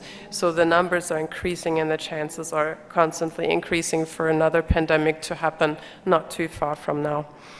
And yeah, this is just to illustrate how a spillover can lead to a localized transmission to a pandemic, which is then a forest fire. And as you can imagine, where would you try to put out the fire? Or wouldn't it even be best to prevent the fire from happening altogether? Because once it's a forest fire, it's pretty much too late. And this is why some really smart colleagues from Harvard and Princeton have actually suggested in the 5 stages of pandemic emergence, as introduced by the WHO, they introduced a 6th one, which is the pathogen spillover stage. And this is the second from the left. And that's actually, from my perspective, really smart, because it gives us also an idea and a direction of where to target the interventions. Where should we try to intervene? And this is before the pathogens spill over. And they've done also the economics of this, and have shown that this is the most effective and most cost-efficient way to prevent pandemics, is right before the pathogens spill over. However, current actions, global actions to prevent pandemics, prevent and prepare for pandemics, 98% of those efforts happen on the 4 right stages. So are targeting at a later stage, which, you know, all of that is important too, but there is a bit of an imbalance, particularly considering that if we were to target at the pathogen spillover stage, this would have huge benefits for the welfare of animals, for the protection of biodiversity, and also for the protection of climate, because biodiversity and the natural world can also help us in fighting climate change, because a lot of the natural world can actually bind a lot of the carbon. So the nature is a huge ally in the fight against climate change, but we are not really supporting it. Unfortunately, we are actually harming it as much as we are harming our climate. Conclude? Sorry? Can you conclude? Yes, of course. Yes, these are just a few pictures of animals being traded, and as you can imagine, these animals would be highly stressed. And yes, and this is just to say, if I said it was our behavior that was putting us at risk, not the animals themselves. And so as long as we are keeping a respectful distance and provide and protect the habitat of the other animals, of wildlife, and also don't mass produce and mass consume other animals, as long as we treat them with compassion and kindness and keep our respectful distance, then we can reduce the risk of pathogen spillover drastically. So those were the three key messages that I wish for you to take from my presentation. And with that, I'm closing. Thank you. Thank you. Thank you, Sarah.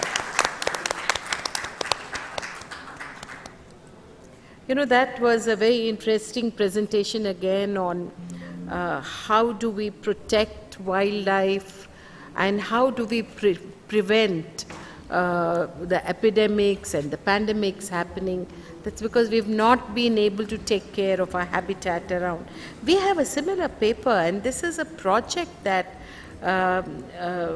you know, Barbara mentioned earlier. This is between 3 countries, Vietnam, Bhutan and Mongolia, that my next speaker is also going to dwell on. Mrs. Sarantuya, she would be presenting again on saving the wildlife with Buddhist teachings. Now she is Deputy Director, Association of Mongolian Buddhist Devotees. Sarantuya, may I invite you? And your time is 20 minutes. Okay. Thank you.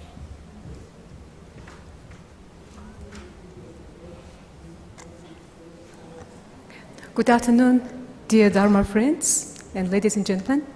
So it's a great honor to share the Mongolian cases, and I'm so happy, we are so happy that part of this project that Dr. Barbara is managing. So now I'm going to talk about my presentation.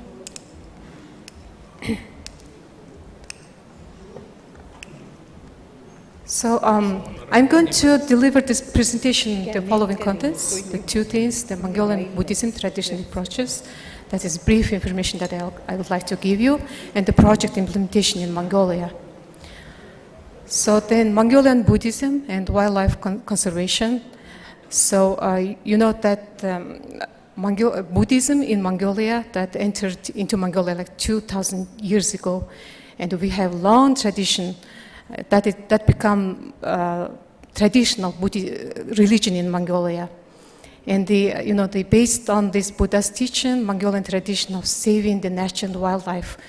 We had a long history to save and to conserve our nature and wildlife, and we had a lot of untouched places. So the Dr. Barbara and Sarah mentioned that how important the nature is untouched and wildlife is untouched.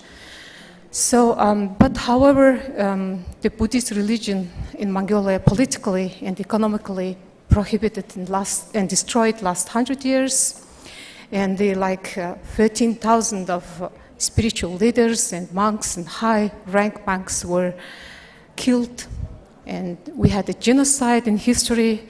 So that is really a sad story that all of the Buddhist transmission and spiritual mind and education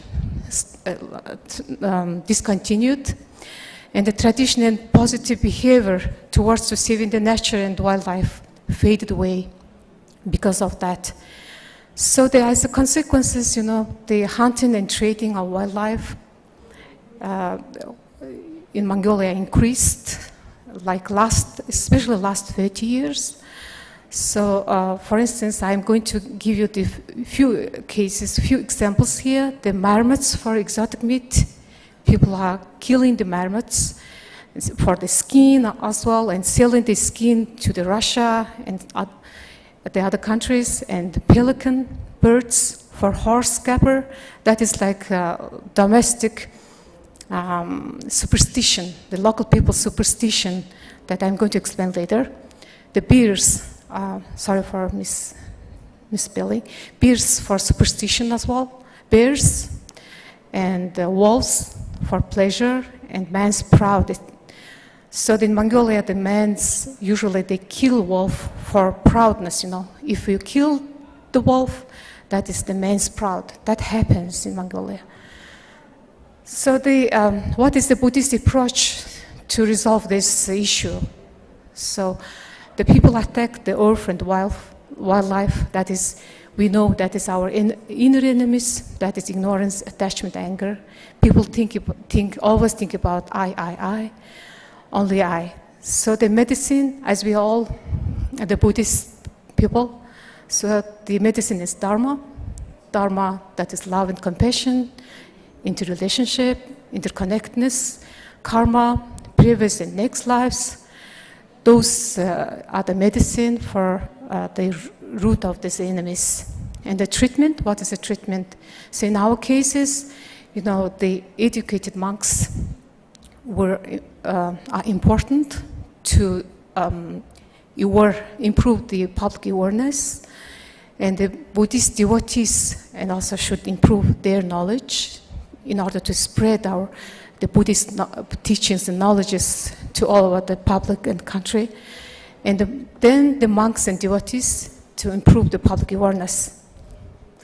So then Association of Mongolian Buddhist Devotees, this is our organization, one of the Buddhist NGOs, and our main goals is to improve the ethics, public ethics, and save the nature with Buddha's teaching. That is the two of main goals, and so that's our main interest to join this project.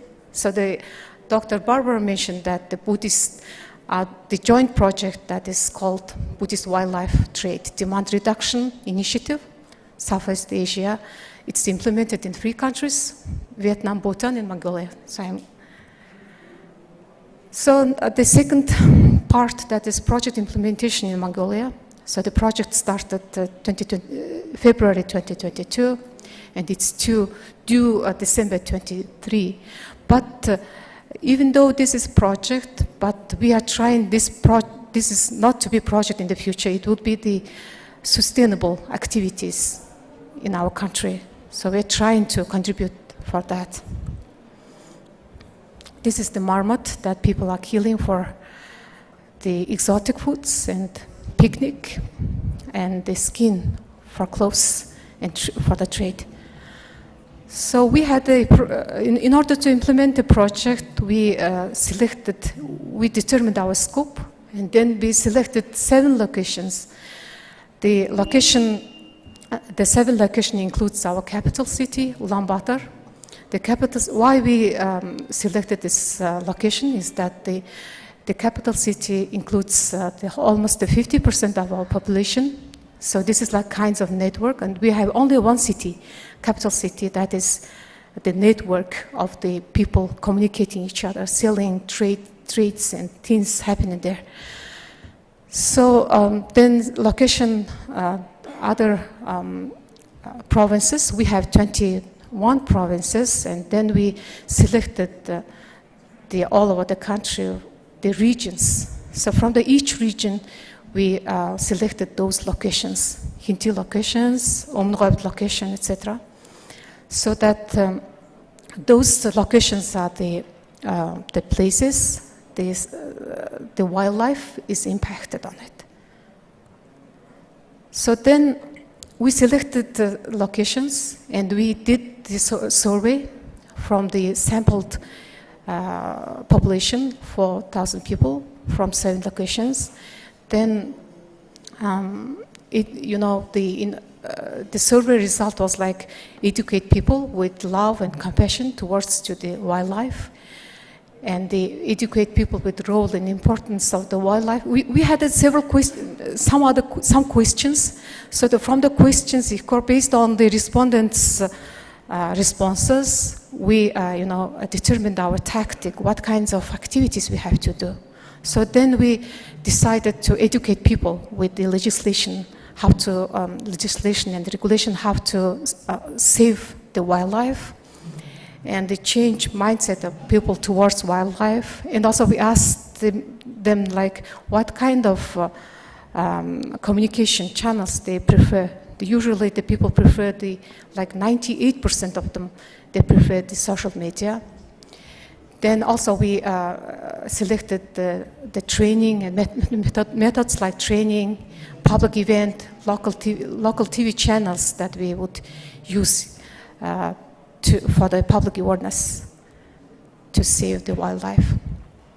And the next approach is that the cooperation. In order to implement the project, just one organization cannot deal with this and implement this project.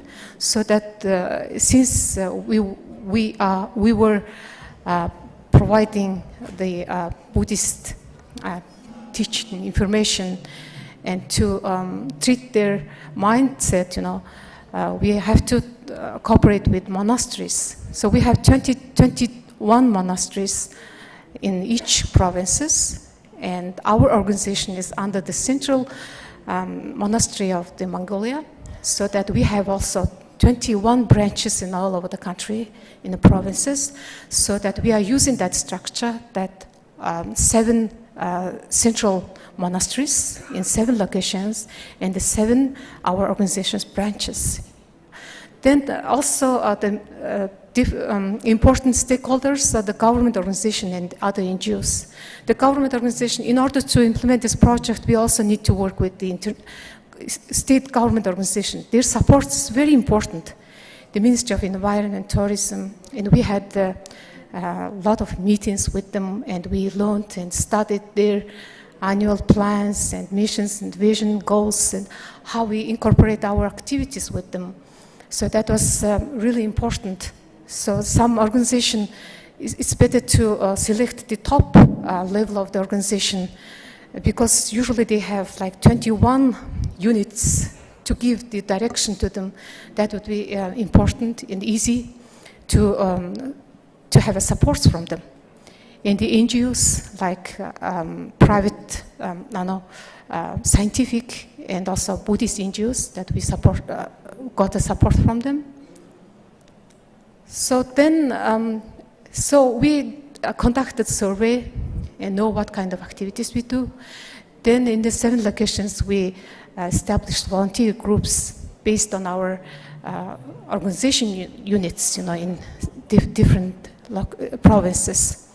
So a group of 100 volunteer members was established in capital city, and 5 to 8 volunteer members in each location we established.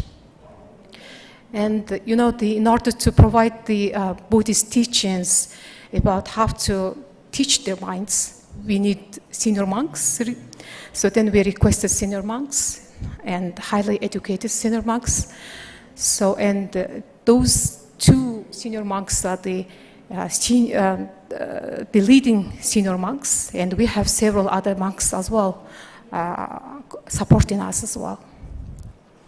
So then we have activities, and we have teachers to provide the appropriate information and knowledge to the people. So we organize the training in different locations.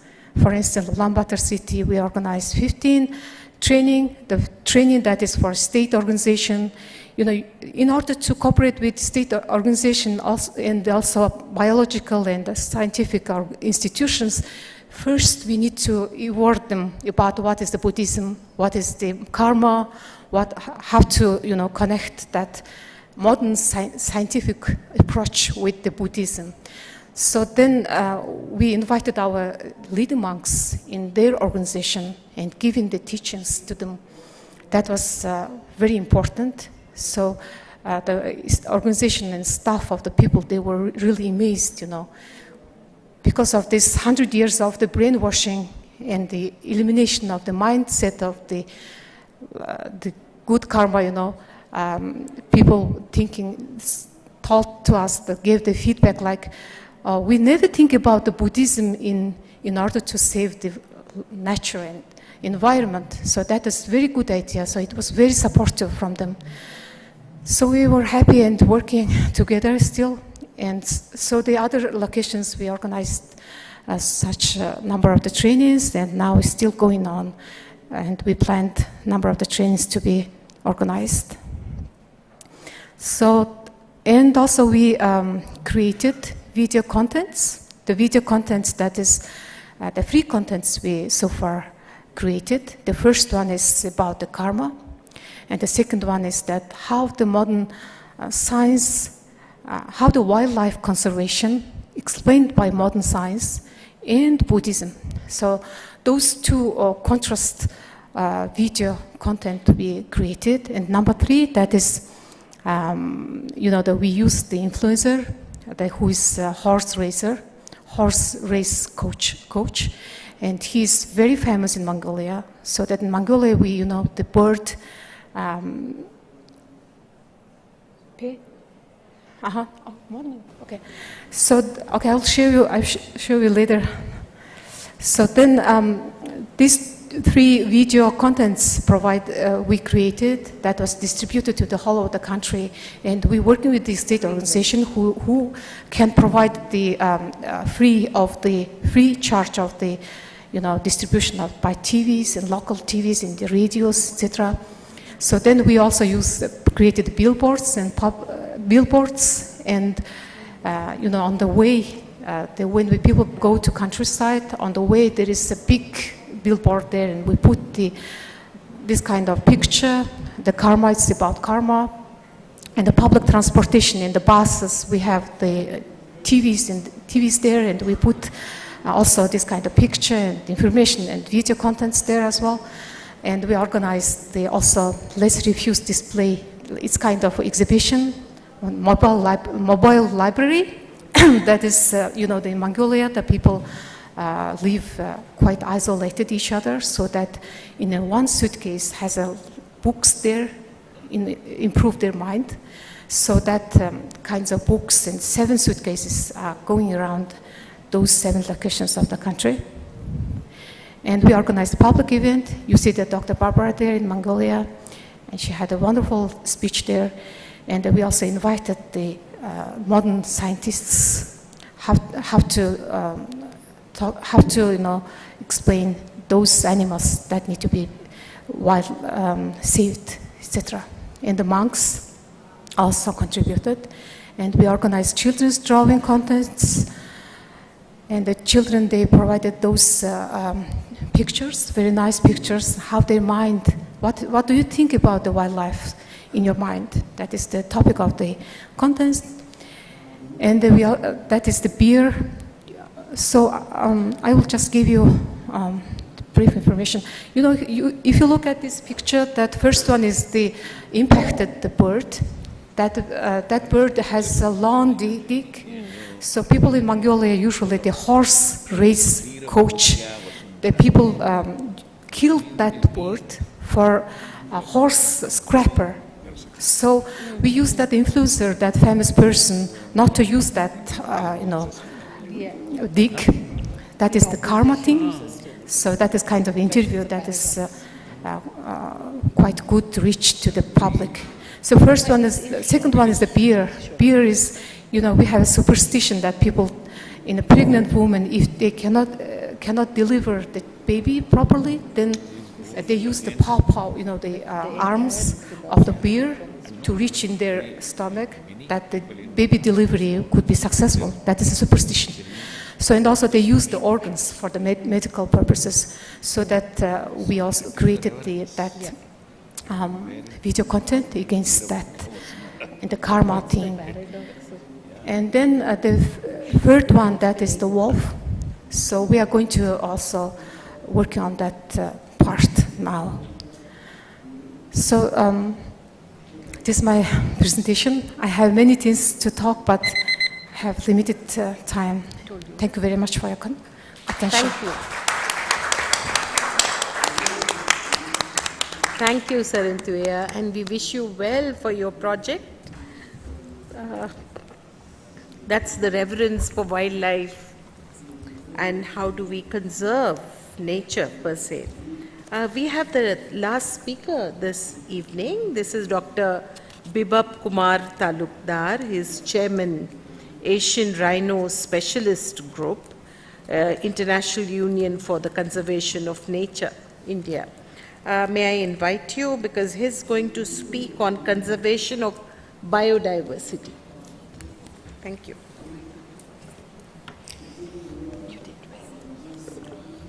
Very good afternoon. So I will be deliberating on the environmental crisis and human well-being. This is a part of our everyday life. Some of us, we keep emphasis on the maintenance of proper ecological balance, and some of us probably not giving that much weightage. So my effort would be, basically highlight why this is very important, for one species to understand, as the humans, to understand the intricacy based on which the future depends. So human impact on ecosystem, goods and services has been analyzed. In 2000, there is a Millennium Ecosystem Assessment, where different kind of habitats, the ecosystem services were analyzed, based on which it gave us a scenario with regards to the decreasing impact, continuing impact, increasing impact, or rapid increased impact that is threatening the very life support system. Because this is planet Earth, the only Earth which is livable for animals, plants, and that is why, these realizations, again, among one species, the humans, are very important. Human activities are eroding the world's ecological foundations. There are issues with our topsoils. There are issues with, the diversity of life forms in both terrestrial and aquatic ecosystems, including the ocean. And then we have also seen the rapid decline of wild animals across the world, which is also threatening or putting some of the species to go extinct. Some of the species are critically endangered. And that is where, we have a role to play. The bond of Buddhism and nature, it is being reflected. Nature as a teacher. We can learn many things from nature. Nature as a spiritual force, and nature as a way of life. And this has been spoken long back. Nothing, and now, even, the international organizations like IUCN, International Union for Conservation of Nature and Natural Resources, they are also putting focus on nature-based solutions to the crisis that, the environmental crisis that we all are facing. So, for every problem, there are solutions. When there are challenges, there are equal opportunities. We need to, put more emphasis on utilizing the opportunities based on the challenges that we may have created to certain extent. One thing I would like to highlight, you can see the red circle. This is the part of Asia where the diversity of life forms are highest. The biodiversity is highest. This is the place where all the tiger species live. This is also a place where out of 5 rhino species, 3 rhino species live. This is also a place where the Asian elephants are living, and so on, many other species. But this region is also developing. In next few years, we can see, that rapid, by 2050, the economic development will flourish in these areas, and income to match those of the Europe like today.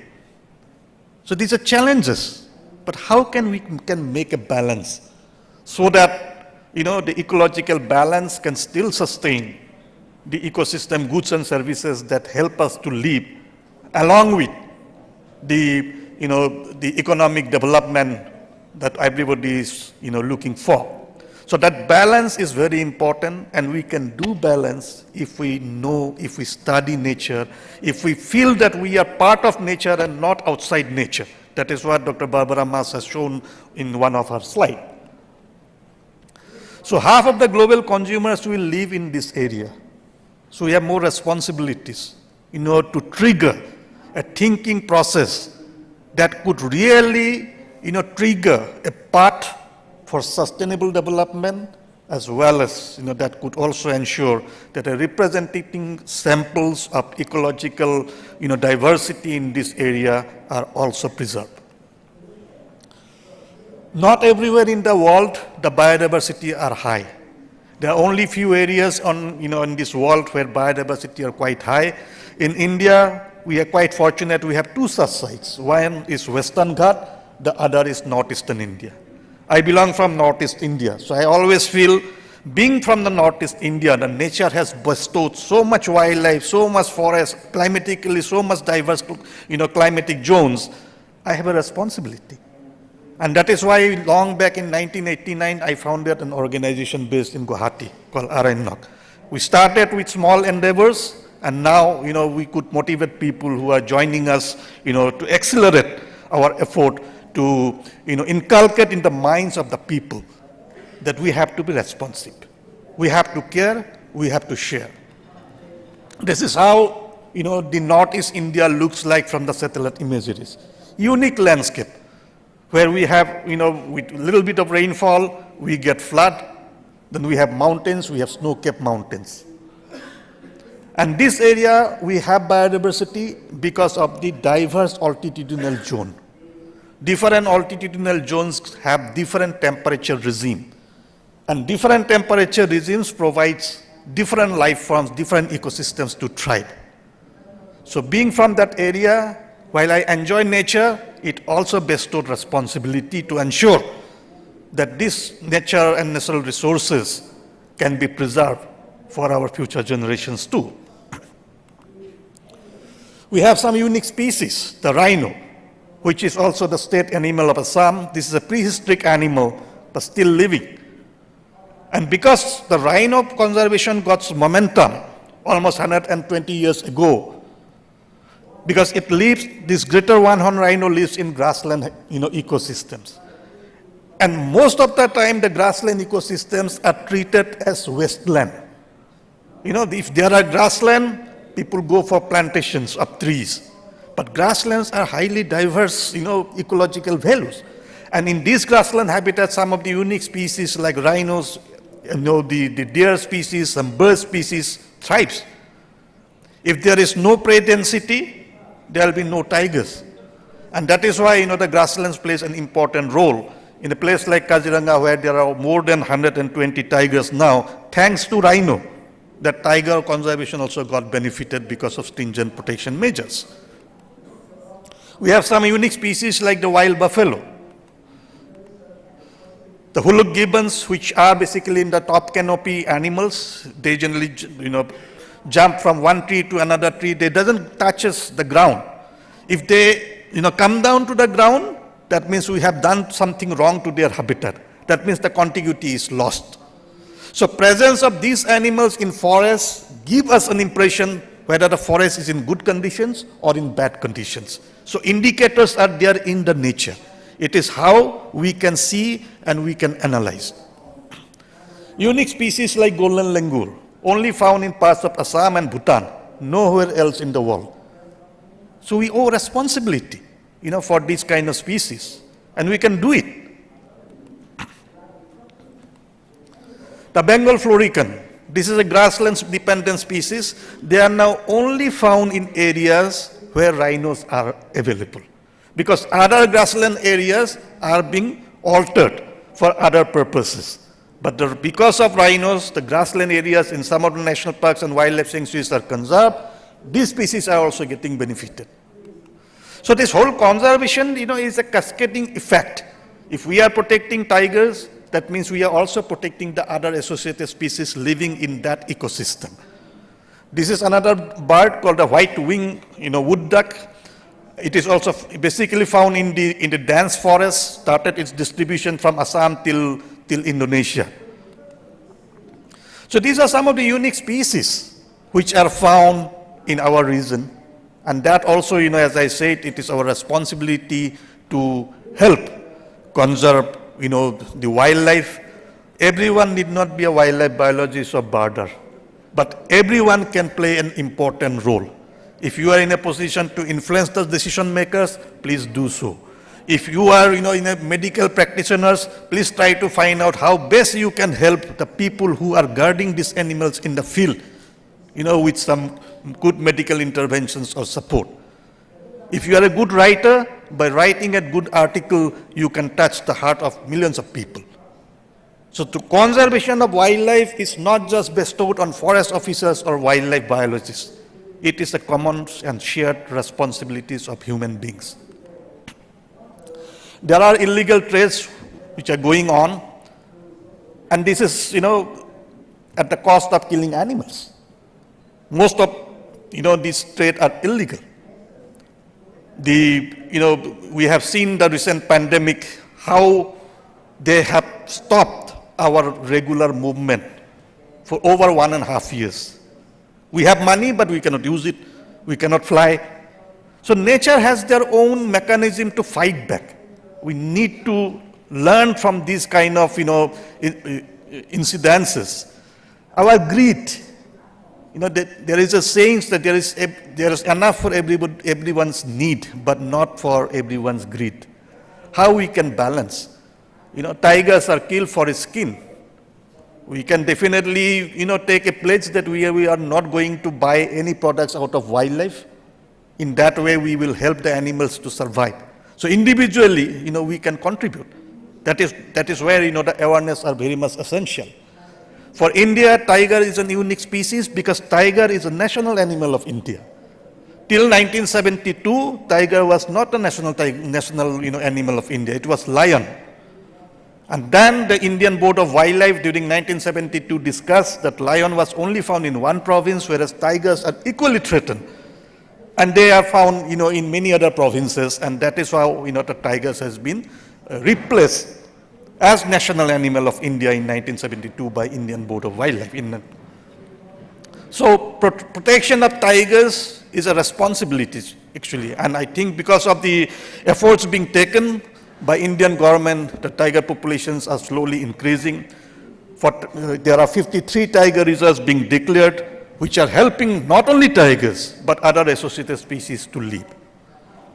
The trade on wildlife is not just restricted to rhinos or, the tigers. There are elephants are killed for its ivories. There are snakes and other, reptiles are being killed because of the skin. Skins are used to make bags and shoes. We can definitely, deny purchasing or procuring these kind of items and thereby help these, important species to survive in the wild. There are trades going on many other species like bird species, If we don't buy the bird species to keep at our home, if we allow them to live in the field, I think we are helping without becoming a wildlife biologist or something to make them survive in this field. Even the brushes we use, we never ask from which material it is being made. Some of the brushes are made using the fur of the, I just forgot the name, the mongoose. Sorry, this is the mongoose. Okay, so that means mongoose has to be killed. There are alternative synthetic brushes available. So again, awareness can play an important role to save species. Wildlife trade is the 4th largest illegal trade in the world after narcotics, after human trafficking, and after arms and ammunitions. But wildlife trade control sometimes may not get that much priority. And that is where again we need to work with humans, because again, this is the humans who can play an important role to bring it to the priority level and check this illegal trade. The wildlife can also carry diseases. That is why the long back concept of protected areas were there. Let them be in their area and let us be in our area. If we mingle too much, we are inviting more challenges. Can you conclude, please? Yeah. So we have, the 5 species of rhinos, and rhinos are being killed because of its horn. Because there are some, beliefs in certain countries that rhino horns can, cure some of the medicines. But there are so many alternative medicines that can cure many other diseases, and there is no need to kill rhinos. So again, humans can, definitely take an important role. Wetlands are very important. Again, wetlands are also treated as wasteland and often been filled to, make buildings or other things. So we really need to understand the sources of water, because this is very important. The sources of water also comes from the hills and hillocks, not only from the ground. So we need to conserve this, the very important component of our everyday life, because we have a scenario now, there's too little water. Too little water in big cities. We may have big apartments, but there is no drinking water. And we have situations where we have too much water. With rainfall, because we have, destroyed our forests, drains are silted, wetlands are silted, and water cannot go. Water is coming onto the street. These are all man-made, man-made problem. We need to do something. If not for us, for our future generations.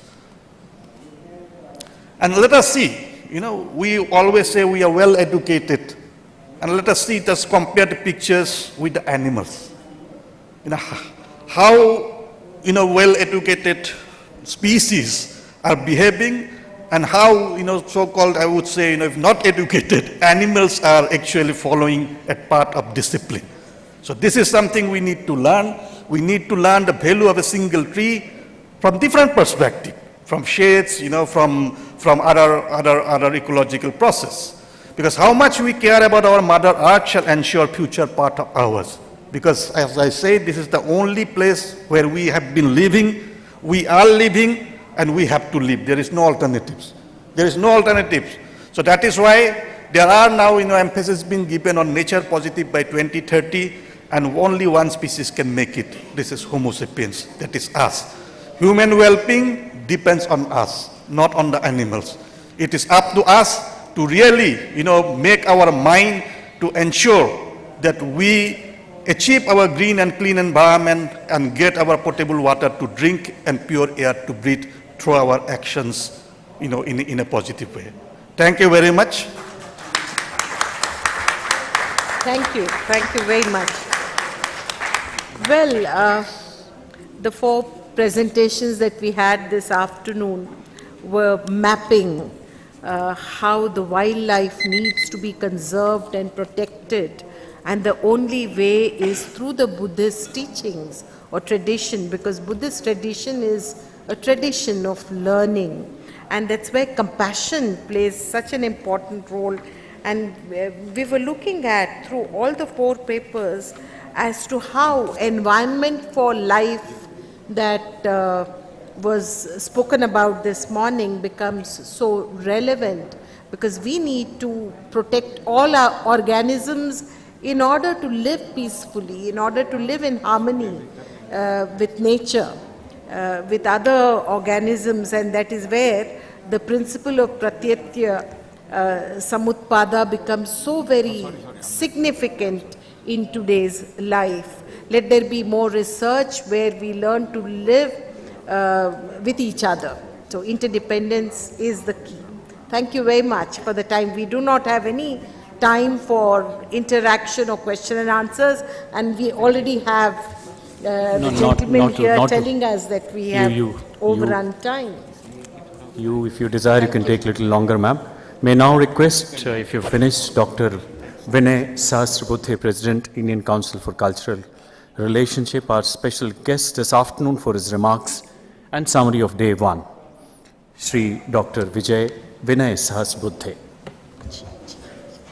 Are we not having any question answers? No, there's no time for the run.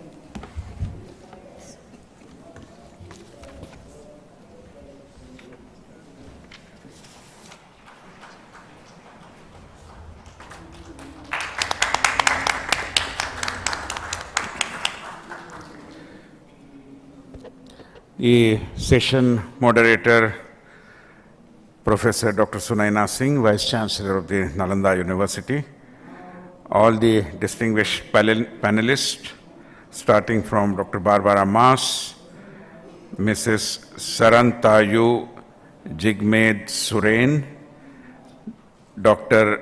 Bibhav Kumar Talukdar, Dr. Sarah Kim Gruez-Masher, and delegates coming for this conference, ladies and gentlemen. While I was very attentively looking at the presentations, which were more focused on, while the subject was also about environmental crisis in general, health and sustainability, but all the presentations were basically about animals and how do we protect their rights and how do we, through that, support the cause of ecology and environment, which is also, in a way, a kind of an approach. And in tune with the Buddhist philosophy, which we have been discussing right since morning. And as we know, because when I thought that I have to kind of give some kind of a summary as well and my own thoughts to be shared with all of you, if I look into the Buddhist philosophy in the context of the subject that we are discussing, I'm sure all of us are aware of the interdependence which is at the core of Buddhist philosophy, which emphasizes the interconnectedness of all beings and the importance of preserving the natural environment. From the Buddhist standpoint, the environmental crisis, health and sustainability are interconnected, and therefore they require more attention and action. Because speaking about environment, ecology and similar such issues is perhaps very easy. But then making it a practice and letting it reflected through our behavior, it's something very difficult. And not for no reason, Honorable Prime Minister has been emphasizing on lifestyle for environment. I mean, it all boils down to lifestyle, and therefore I believe the Buddhist philosophy definitely provides us some kind of a guiding light. Buddhism places a strong emphasis on the interconnectedness of all beings and environment. Buddha taught that everything in the world is interdependent and that each individual action has an effect on the entire universe. Therefore, from the Buddhist standpoint, it is essential to take care of the environment and to live in harmony with nature. I believe in most of the Oriental world, this has been the practice. I was sharing with Sunainaji that in India also, there are many people who start their day by, in a way, praying to the Mother Earth and seeking her forgiveness. Padasparsham kshamasvame, as what we say. I mean, that has been the practice, that is the reverence, that is the respect. Buddhism teaches that all life is sacred and that every living being has intrinsic value.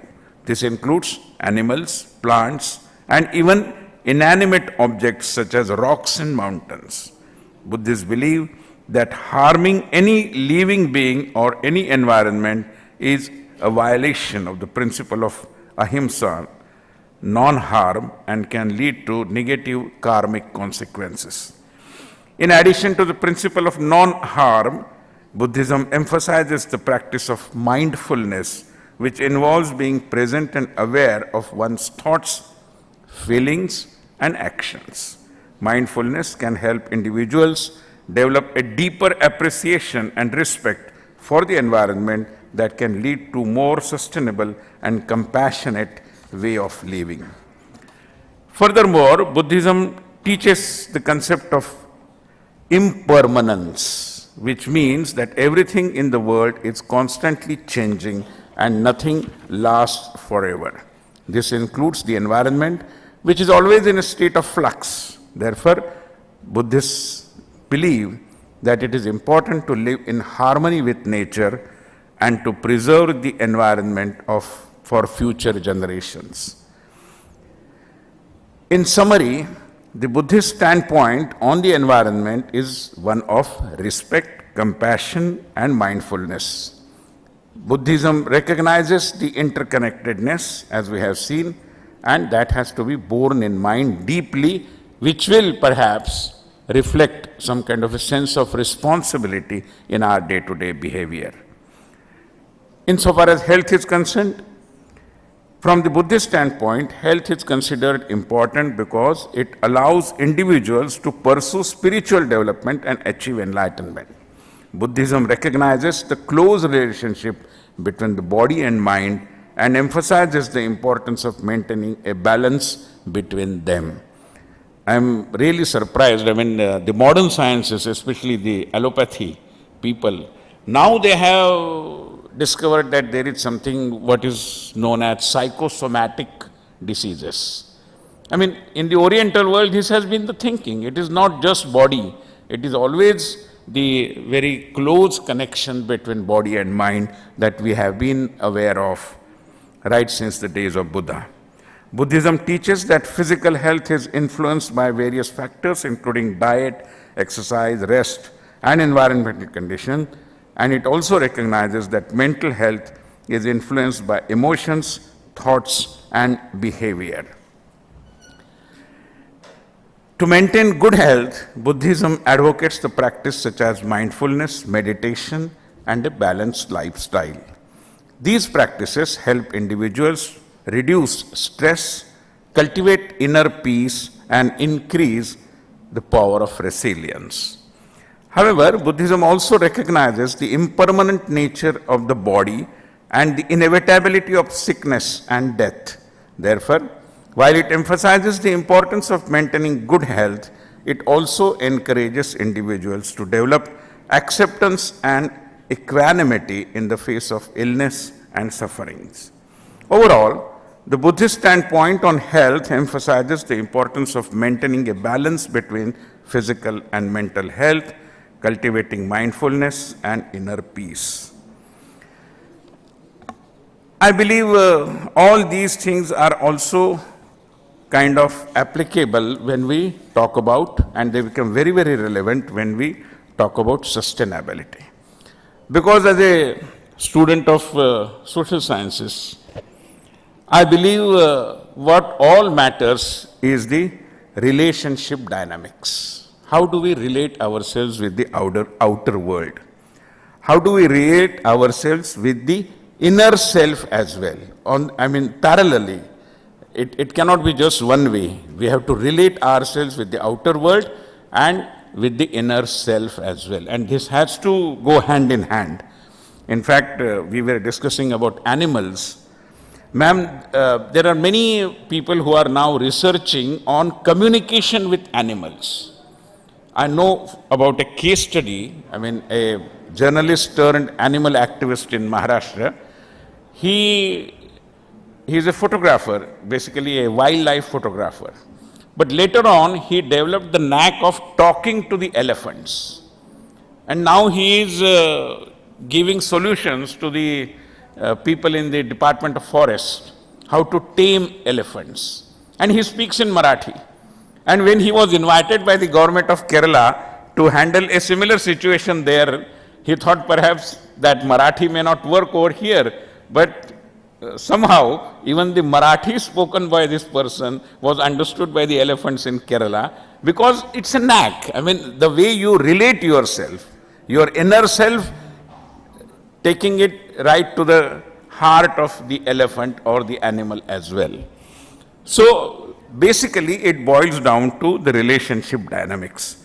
And in that context, before I conclude, let me bring to the fore 3 points, which I believe are the foundational issues insofar as the crisis of sustainability is concerned. Number 1 is excessive individualism. Because, and today we see how individualism, privacy, private space, and all these things are gaining kind of a importance. Of course, one can advocate all these things, but then there are limitations as well. And when we talk about Buddha, who has taught us Sangham Sharanam Gacchami, which is rising above the individualistic considerations. Because individualism, and let me add over here that excessive individualism promotes competition. It promotes narrow-mindedness, and it affects the spirit of democracy as well. Ultra-individualistic societies perhaps create a fertile ground for the failure of democracy. Ma'am, I'm sure you would agree, because we have been experiencing this in several societies. The second challenge is excessive use of technology. At times one wonders whether technology is for human beings or human beings are there for technology. We have become the prisoners of technology. And I'm afraid technology, if the dominance of technology is allowed in this fashion, with this pace, I'm afraid the technology is going to dehumanize us. And today, there are a number of symptoms which we are all experiencing around. We are talking about artificial intelligence. Let's hope that it doesn't lead us to spurious emotions and mechanical behavior. And these are not imaginary kind of threats that I am referring to. These things are happening. Of course, we have to use technology. We have to be friendly with technology. But at the same time, I think we have to be cautious, and mindfulness. It has everything to do with technology. Today, many people attend all kinds of rituals in their families, maybe family gatherings, weddings, seminars, conferences, but they are not there where they should be. They are in their smartphone. This is the state of our individual and social life today, and therefore I think we should be mindful about it. And the third important challenge is greed-based consumption.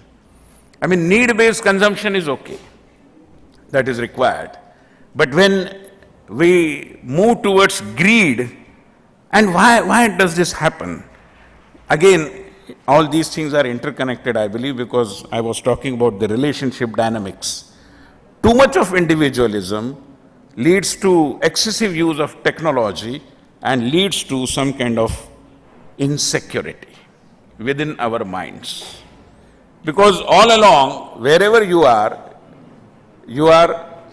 alone. And this loneliness leads to greed and greed-based consumption. Even the ideas of enjoyment are taking a very perverse shape. People have, the indices tell us happiness index. I believe if there is something kind of a bliss index, the Oriental world and people who are the followers of Buddhism will definitely rank high. So this happiness requires perhaps to be replaced by the idea of bliss. The discussion also takes us at a particular level to the core issue of what is the purpose of human life. It's a philosophical question, but I think we cannot escape from it if we have to handle the situations emerging out of, as I said, mindless consumption, excessive individualism, and excessive use of technology as well. So all these things, as I said, once again tell us how, after all, it is the teaching, the writings, the teachings, the sermons of Lord Buddha are definitely going to show us the light. Buddha says, Sabba papas akaranam kusalas upasampada satchid pariyodapanam etam buddhana sasanam. Let us move forward as per the teachings of Buddha. Etam buddhana sasanam. Thank you very much.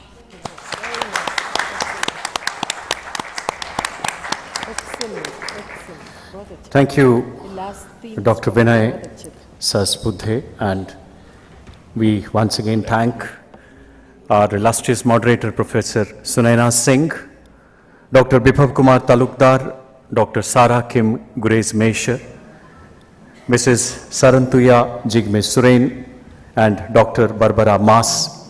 Ladies and gentlemen, with this we come to the end of day one's proceedings.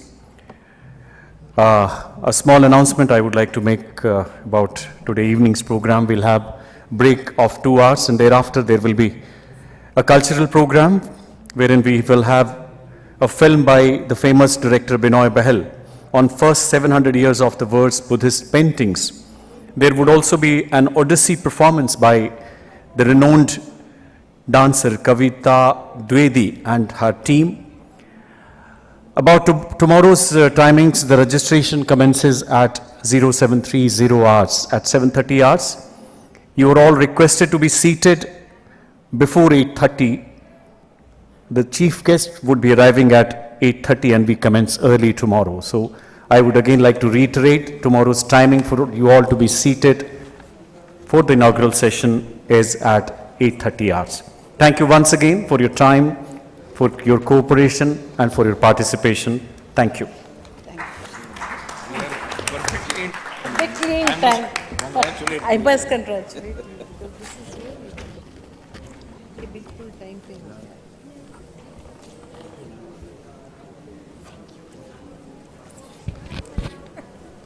We have kept to the time.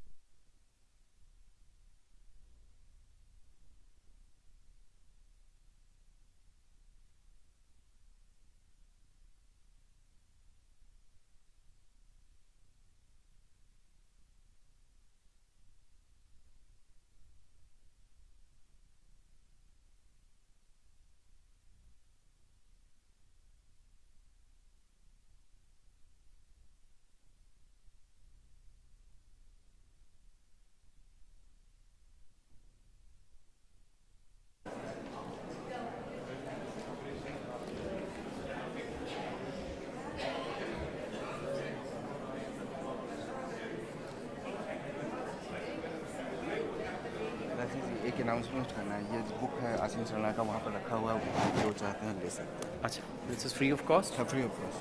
Okay.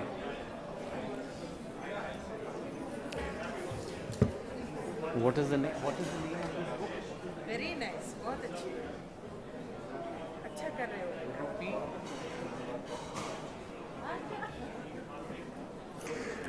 Ladies and gentlemen, there is an interesting book compiled and explained by Sri Ashin Sarna.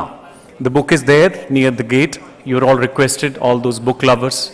I'm sure you would find it interesting. There is no cost involved in it. This is the book. I would request all of you to kindly take it home, read it, learn it, move ahead, what the Buddha said.